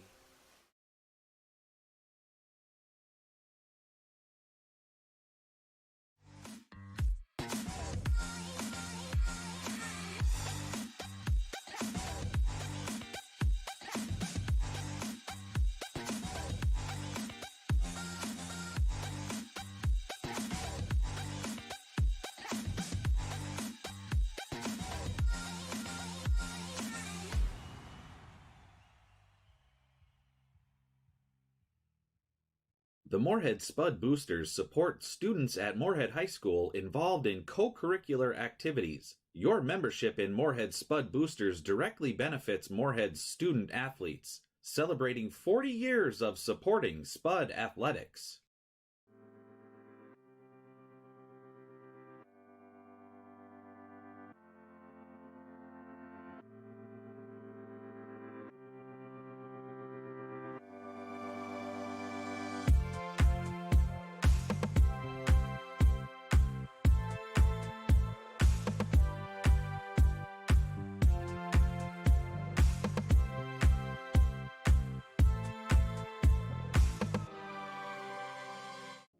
Revive Professional Massage Therapy Clinic.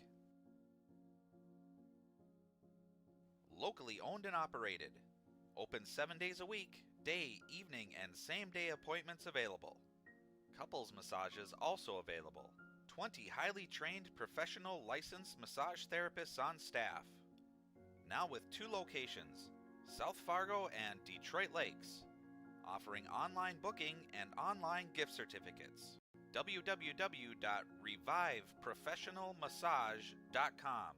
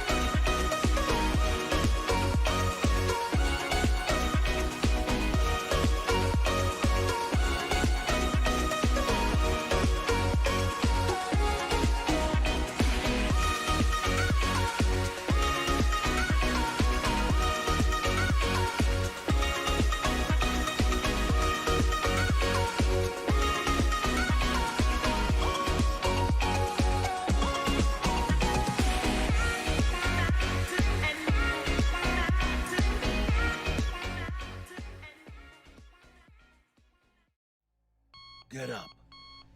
Your dreams don't hit snooze. Because if you snooze, you might miss your opportunity to improve your craft. Put in the work. Your opportunity to be the best.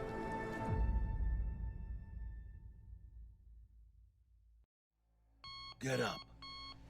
Your dreams don't hit snooze.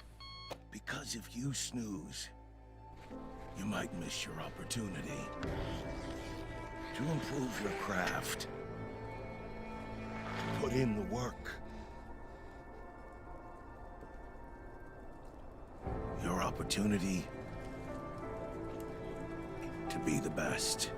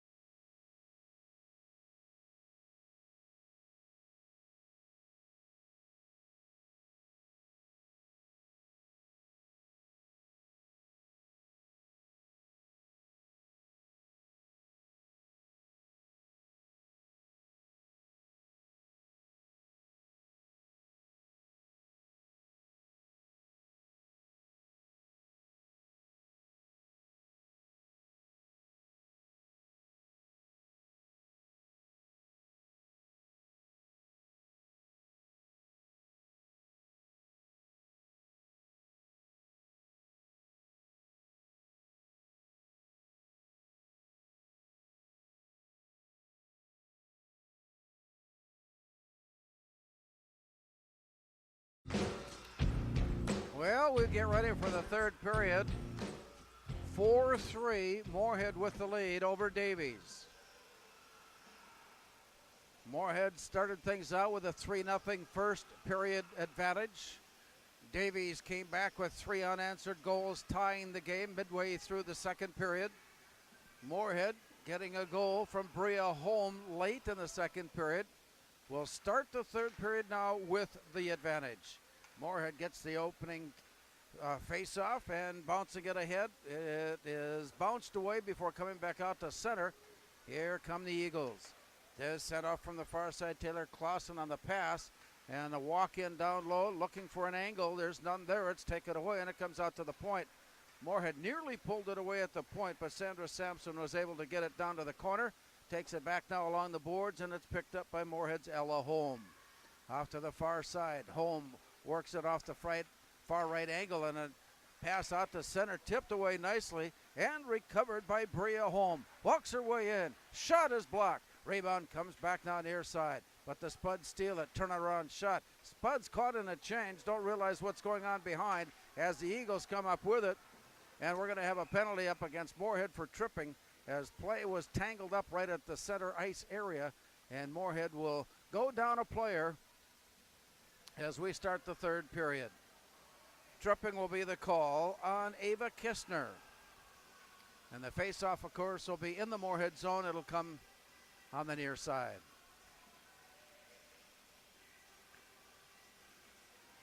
With the extra skater, Kylie Autry, and the Davies Eagles stand in, and it's drawn back to the near point for Matilda Vetter.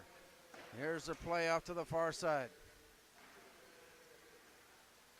On the play loose, it comes all the way through the slot into the near side. Up against the boards, it's tipped away, recovered, and picked up by Vetter. And it gets away, and it rolls off and out to center ice, chased down by Morgan Savageau. She sets up before passing it on to the far left wing. The move across from there, top back. Here's the rebound shot. Deflected away, bouncing up on the net, and then off again, and play continues. Deep into the far corner. The battle for it there. They still scramble for it before it's wristed out. And Moorhead able to get it clear all the way down as Kennedy Cook plays it back to her defenders. Here's the look up ice now, far side. Moorhead reaching in but can't poke it away, and it's recovered. Now the poke away, it comes out to center. Davies caught in a change, will have to touch up on the play, and it comes near side. Opheim goes all the way down low and rings around to the far side. Pass off her stick too hard. Nearly pulled away. Spuds managed to catch up to it, and they avoid the breakaway try as the puck rolls out to center ice. Kaya Johnson picks it up. She rolls it in on goal, pulled away by the Spuds, and they throw it out. 26 seconds to go on the Moorhead penalty. Back up ice, Kaylee Zimmerman picks it up for Davies. On the near side, rink wide it goes. Pulled off the boards and to the blue line and in. Winding up from there, walking, sliding, shooting. Out on top, and it's covered up by Kylie Janke. Saw the puck coming in, and it took a little time. It didn't have a lot of steam on it. Almost forced her to double clutch on the play. 14-14 to go third. 4-3 Moorhead. Moorhead penalty, 8 seconds remaining. Play goes behind the net. Backhanded off the boards. Chased down and sent out. Moorhead is at full strength. Kistner will head off to the far side, and here comes Moorhead out of the zone. Rolling it along the boards and up, Bria Holm sends it ahead. Waving off the ice, it could have been played. Ricocheted back off the boards and out to the near angle. Moorhead with a hustle going in on the play, and it's knocked free. And the Spuds will have to hurry to catch up to the play. Here's a windup and a shot and a glove save by Janke. That was on the verge of becoming a breakaway, but one extra movement along the way, on the way in, slowed the play just enough. Spuds caught up to it just in time to change the trajectory of the shot. And so that forces the face-off now to the near glove side of Kylie Janke. Out of the near point, down to the corner. Spun around to the far side. Moorhead managing to finesse their way loose, and it comes, and it's one-on-one at the blue line. Winding up a shot is blocked away and then covered up. It nearly came rolling away again, but no. So a nice save and cover from Kennedy Cook. And the score stays 4-3 Moorhead. 13-18 still to play. Both teams have another game remaining yet this week. Davies will be on the road Saturday when they play to Bismarck. I think coming into the game tonight, Bismarck was also unbeaten. Meanwhile, the Spuds will be on the road to Roseau for a 6 o'clock drop of the drop of the puck against the Rams. Roll down near side, Moorhead in heavy pursuit. Olivia Dronen gets there and steers it off to the far side. Comes back. And a long pass out to the near side, picked up, and the Spuds work their way in. Here's Taylor Bruschi with it off to the far side, all the way to the corner. Tapped away, scrambled after. Moorhead backhandling it in. Bruschi going down deeper into the corner before it rolls behind the net. Now the Eagles pull it loose and head up. Stick handling her way all the way in, sends a high shot. Janke put a glove on it and deflected it behind her, where it's picked up then by the Spuds, and they turn and head up ice. Pass off to the far side and in. Working her way loose. Maddie Spaeth comes in with a shot, a good shot, but a nice save. Kennedy Cook had the good angle and the good sight, and Kennedy Cook comes up with a save. And that keeps the game 4-3. Moorhead face-off will be in the Davies zone, far side, stick side, or glove side rather, of Kennedy Cook, and the play is down. From behind the net it's played. Off to the far corner. The Eagles try to work their way out of it, and they come up with a long pass, and as it goes past the end line, that brings up an icing call. Stopping play with 12:04 remaining. We'll have high school boys basketball tonight right here on 970 WDAY as the Spud boys travel across town to take on Cheyenne, and set for a 7:30 start. Play to the far side. Into the corner it goes. Tapped away for just a moment, then recovered.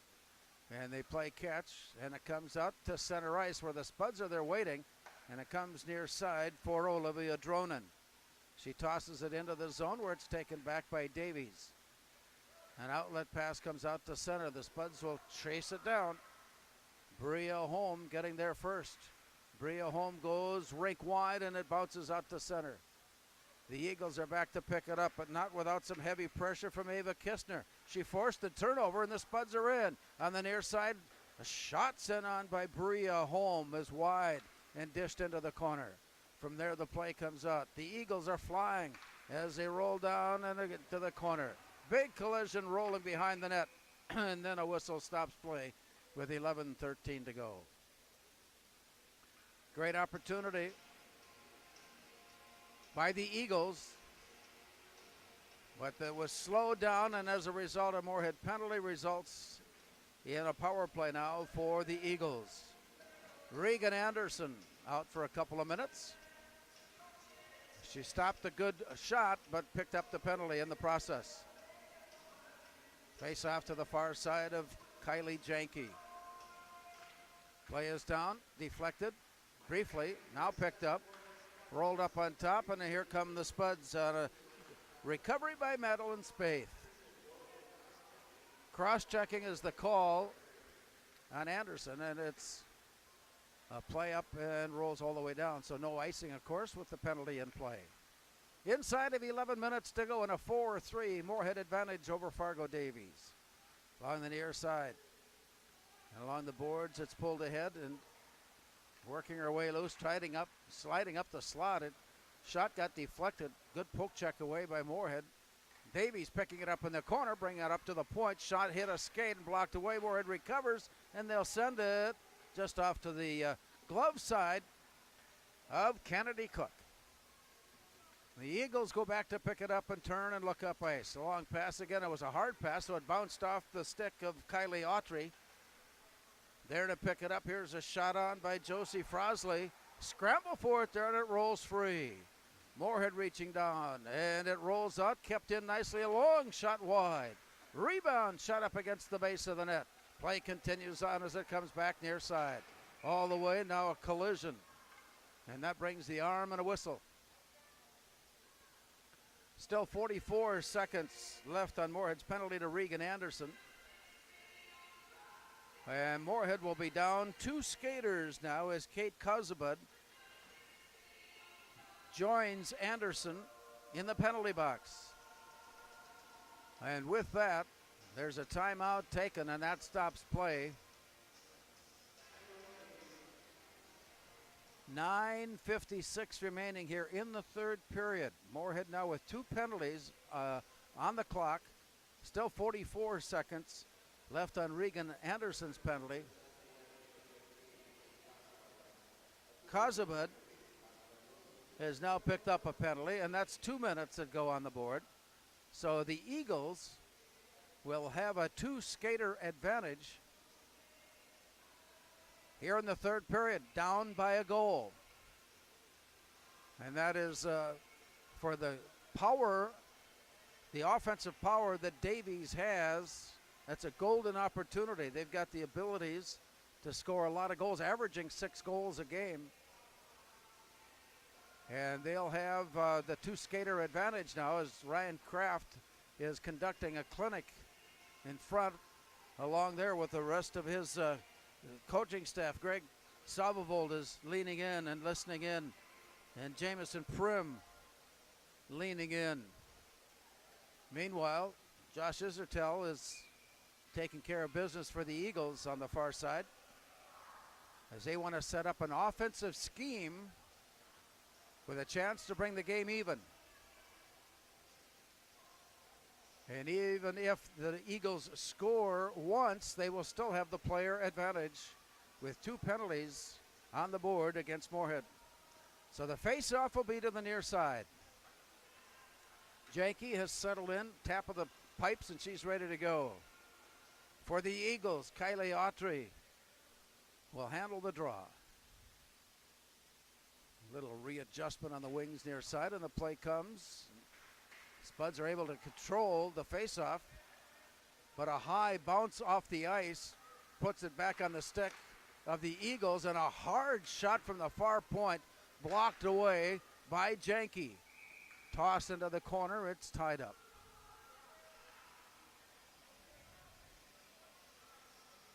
Let's see how this one goes. I think they're going to bring it back.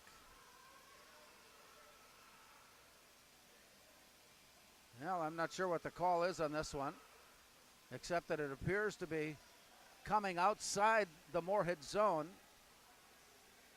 And with the face-off there. Once again, Kylie Autry handles the draw for the Eagles and picks up her own face-off.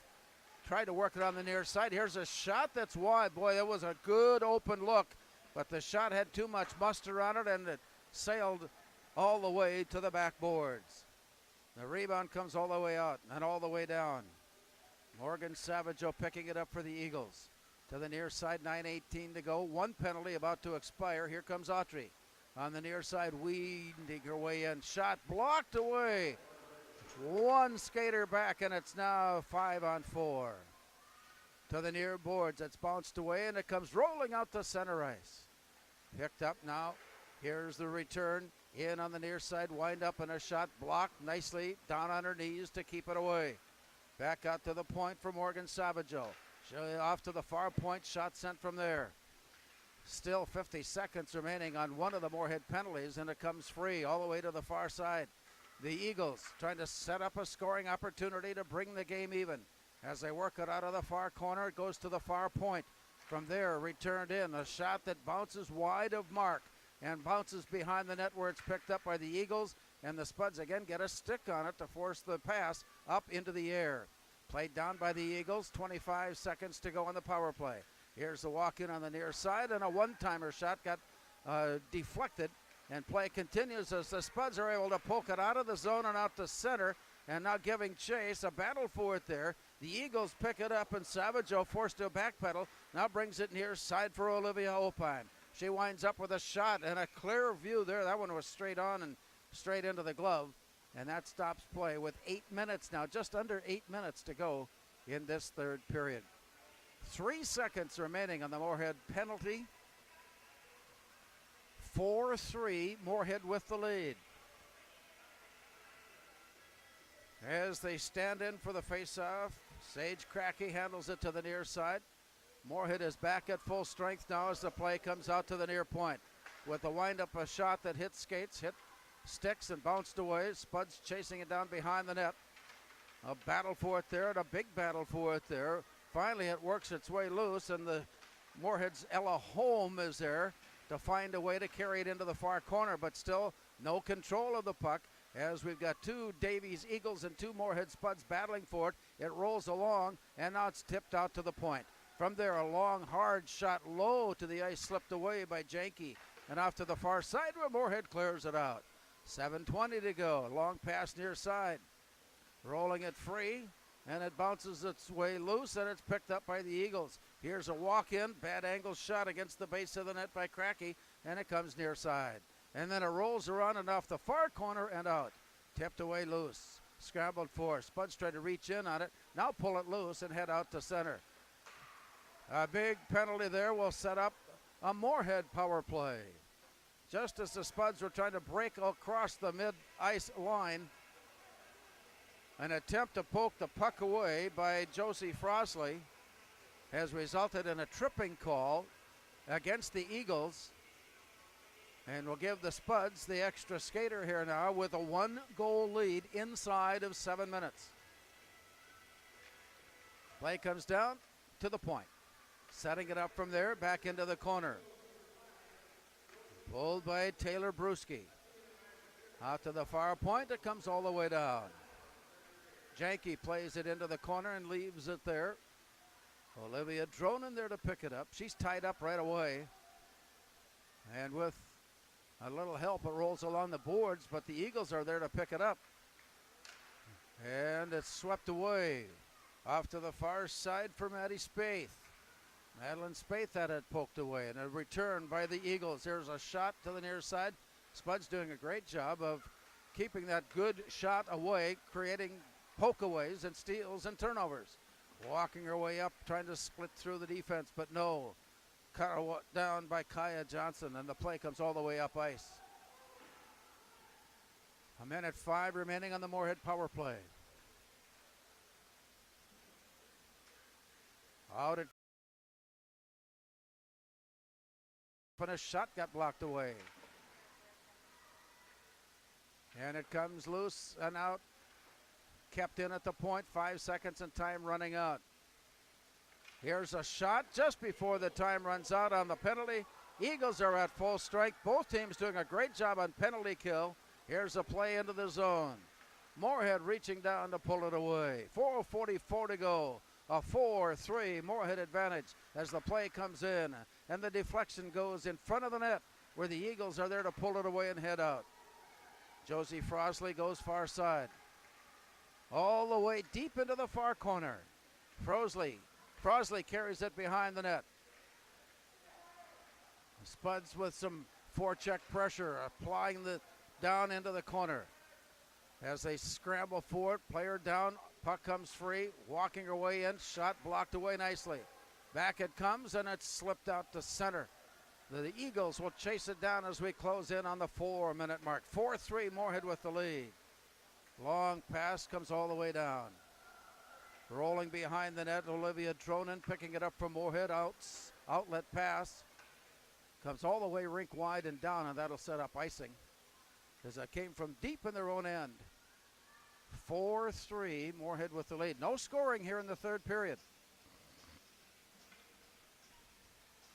Face-off will be to the stick side. That is the far side of Kylie Janke. With the play down. Tapped in behind the net. Chasing it out of the corner, Olivia Dronen. Pulled away from her. Puck comes back now near side. Spuds put some pressure on to stop play, and again Janke comes up tough. The play was in on Janke, and she somehow managed to maintain her position on the play and put the glove around it. Face off on the near side of Kylie Janke. Moorhead making a late change. Play is down, and it comes out to wind up, and a shot popped up into the air. Scrambled after and pulled in. Moorhead on a breakout pass. Just ahead of the play, and it's taken back by Davies. Rolling it all the way out. It comes to center. Spuds tracking it down before the Eagles get there and dish it ahead and into the zone. Off to the far side. Battle for it. Here's a windup and a shot and a block just wobbling wide of mark.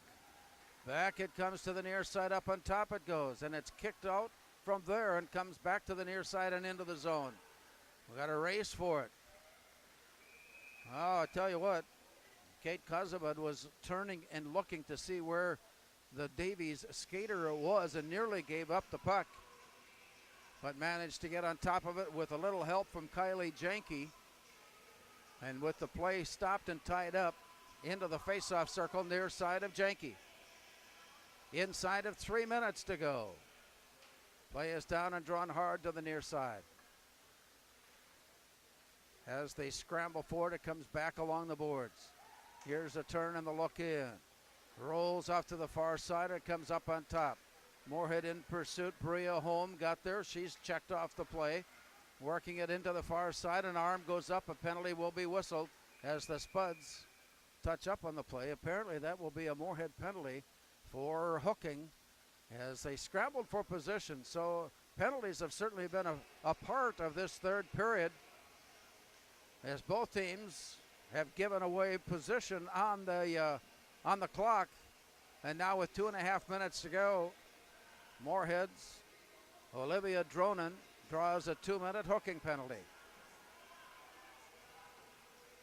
Face off on the near side of Janke. Davies has certainly had some territorial advantage here in the third period for their offense.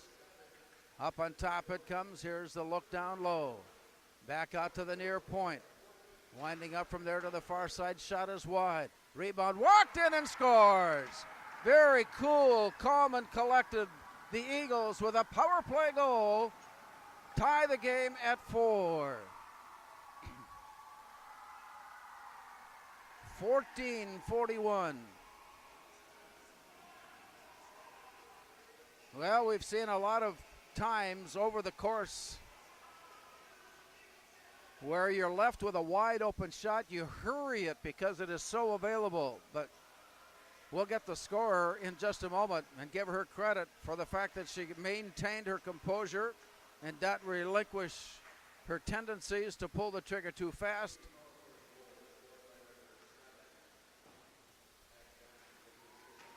Kaya Johnson given credit for that power play goal to tie the game at 4. On the near side, here comes Moorhead now inside of 2 minutes. Puck is dropped behind and brought back now out to center. To the near side it comes. Here's a look and ahead. It goes through and down low deep. 1:41 to go in regulation. Play comes off the rail and down. The Spuds take a whack at it but miss. Picked up deep in the far corner and brought back. Out to center in a hurry. Kate Kozabud. Down to the near corner, drops it back. Wind up on a shot set on by Spaeth. But it was deflected out. And that stops play with 1:18 to go. Face off in the Davies end. Moorhead has Taylor Bruschi in the face-off and controls the tip to the near side, and then it's rejected out. Here come the Eagles on the way in. Wind up in a shot just wide. She was trying to feather that one in, and it just missed wide. Now we go to the 1 minute mark. Game tied at 4. Off to the far side, Spuds can't clear the zone. Wind up on a long, hard shot, bounces all the way to the near corner. From there they scramble after it. Dished off to the far side. You can tell the legs are starting to give way with all the heavy action here tonight between these two teams. It's starting to slow just a bit. Here's a shot that's deflected away. Great hockey game. Ryan Kraft, Moorhead coach, said it would be this way. 34 seconds to go. Here's a windup and up on top. The Spuds take a whack at it. Davies taking a whack at it. Both misfire. It pops. 25 seconds to go. Spuds now will try to work their way out of the zone as it comes out and is kept in nicely at the point by the Eagles and throw it down behind the net. 15 seconds to go before overtime. Rolling it back near side. Here's a backhand throw up on top. And they skate through the play. And with 6 seconds to go, Moorhead comes up to center and tap it ahead. Nobody will have control of this one. And we head to overtime. A late goal by the Davies Eagles here in the third period. After 3, we head to overtime on the Speakeasy scoreboard. Moorhead 4, Eagles 4.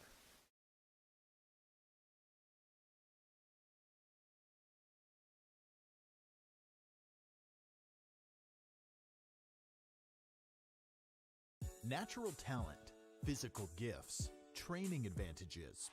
To become a champion, none of that matters. True champions are the ones who are comfortable working harder, staying later, and finding that competitive edge. They are never satisfied simply doing a good job, because those who transform themselves from local talent into local folklore are the ones who continually perform beyond their limits. Bell Bank, proudly supporting champions everywhere.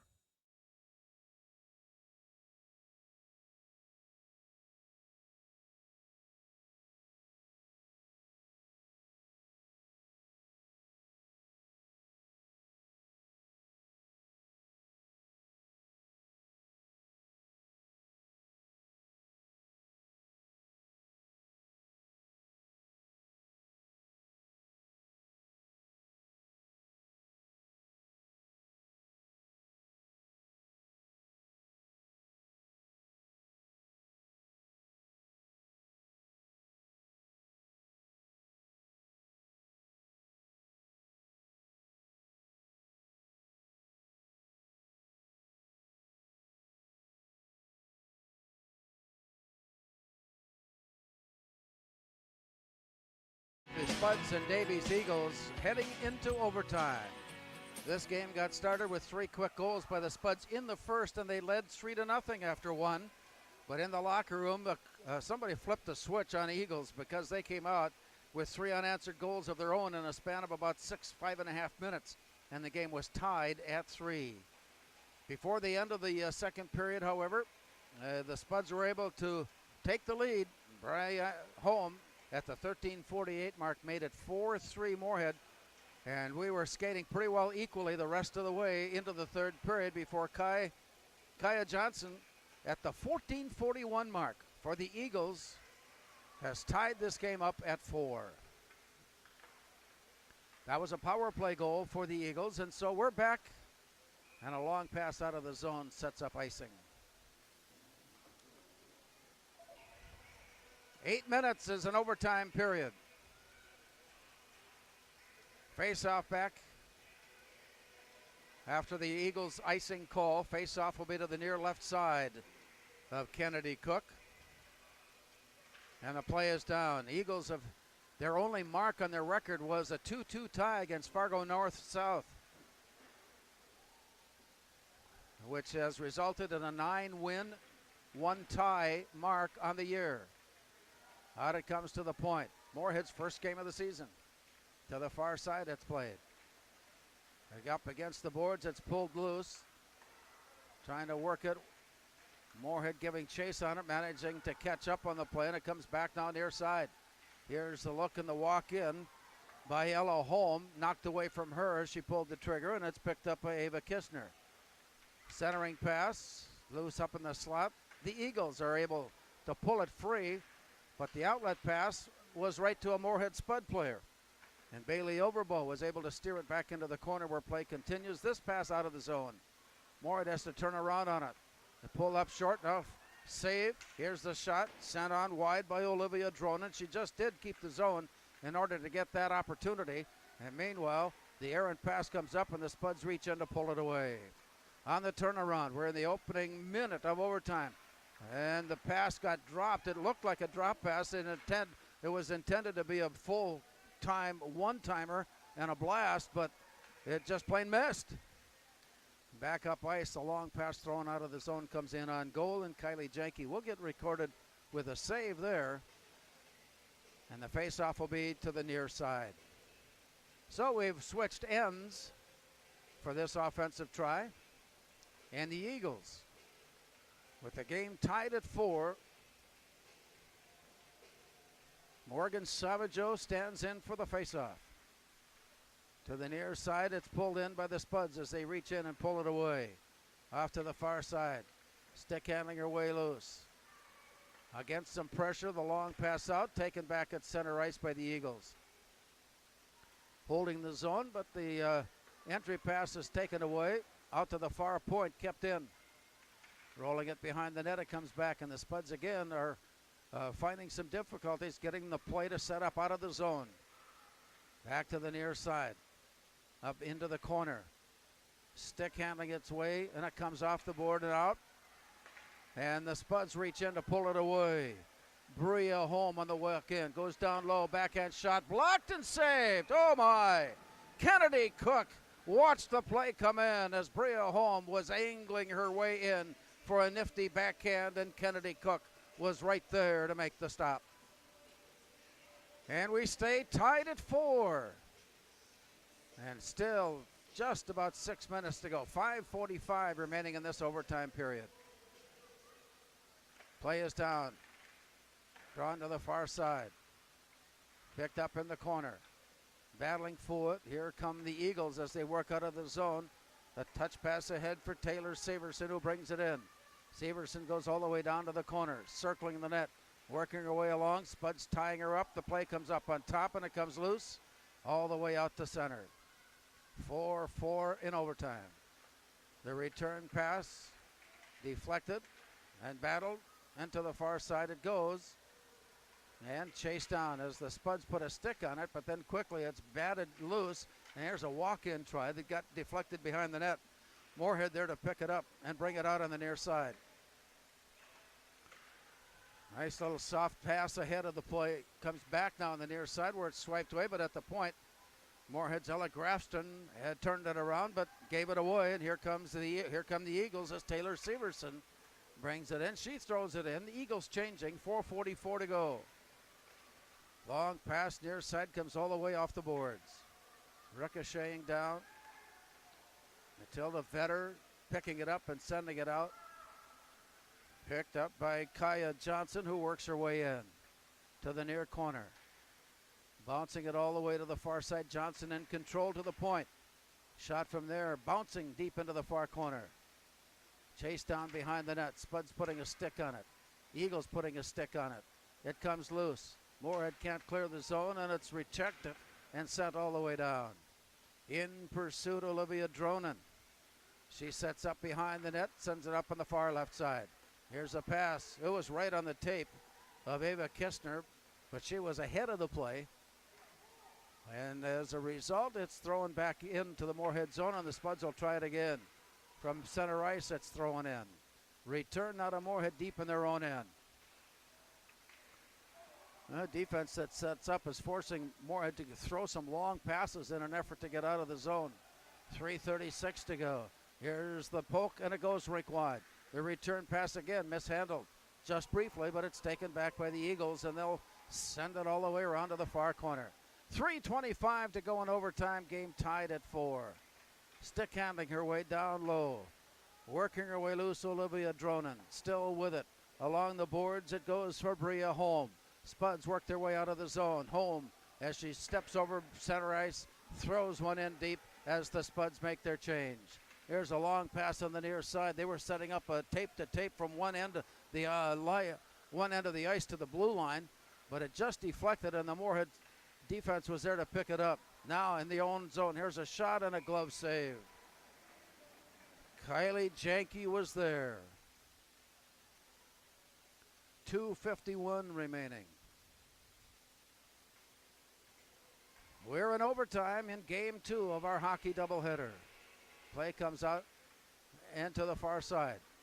On her way in between two defenders to get loose. Walking her way in, the shot is just wide. Oh, everybody thought that had a chance. Maddie Smith picks up her own rebound. She'll try it again, only to see it be swept away. Back to the near side they play. Deep into the corner. From behind the net, it is poked away. Spuds in pursuit, getting there first. A battle for the puck is picked up now by the Eagles. And Davies will head out with a long pass, and it's one-on-one at the blue line. Now it's 2-on-1. Winding it up on the far side. The shot got deflected up into the air. Loose to the far corner, 2:12 to go. Backhand pass out of the zone, comes near side. Can the Spuds catch up to it? They're going to have to hurry, and they'll wave it off as the play goes behind the net. Off to the far corner, there's a shot set in. Deflected down on the near side. Moorhead player appears to be shaken just a bit, heading off. And meanwhile, out at center ice, 1:49 remaining. To the far side, it is backhanded ahead. Sent into the zone, ringing deep. Around to the near side where the Eagles have it. Dished off to the far side and out of the corner. Josie Frosley gives way, and it's picked up by Bria Holm. 1.5 minutes to go in overtime. Along the near side, the Eagles coming out of the zone with Taylor Severson. She'll stick handle her way loose, but had her pocket picked, and the Spuds pick it up. And a pass out the center. Spuds setting it up, but it's 1-on-4 to the far side. Bria Holm waiting for her teammates to catch up on the play on a change. Behind the net it goes, 1:07 to go. Near side it goes into the corner. Played now by Sage Cracky of the Eagles. It comes back near side. 1 minute to go here in the overtime period. Big collision sending players to the ice, and it's picked up. Circling her on from behind. Turning it loose. Waiting to see if she can find someone. Cannot. And play back into the corner. 44 seconds to go. It comes back along the boards. Here's a lift pass out, and it was just long, and the play comes down to the boards. Now picked up. Moorhead on the turnaround battle, and Spaeth comes in. Wind up, and his shot is just wide. Deep into the far corner. Bruschi leaves it out on top. 28 seconds to go. Here's the walk-in now on the near side by Josie Frosley. Carries it all the way deep. The return pass is deflected off to the near side by Janke. 17 seconds to go. In the near corner, it comes up on top, and it's blocked. Up on top, one last chance. Far side look. Shot is up and wide. High off the back glass, and that's going to bring us down as it goes off to the far side. Moorhead will not have a chance, and the Eagles pick up the puck at center ice, and our game ends in a tie. We'll be back and recap tonight's game in just a moment. Our final score on the Speakeasy scoreboard in overtime. Moorhead 4, Davies 4.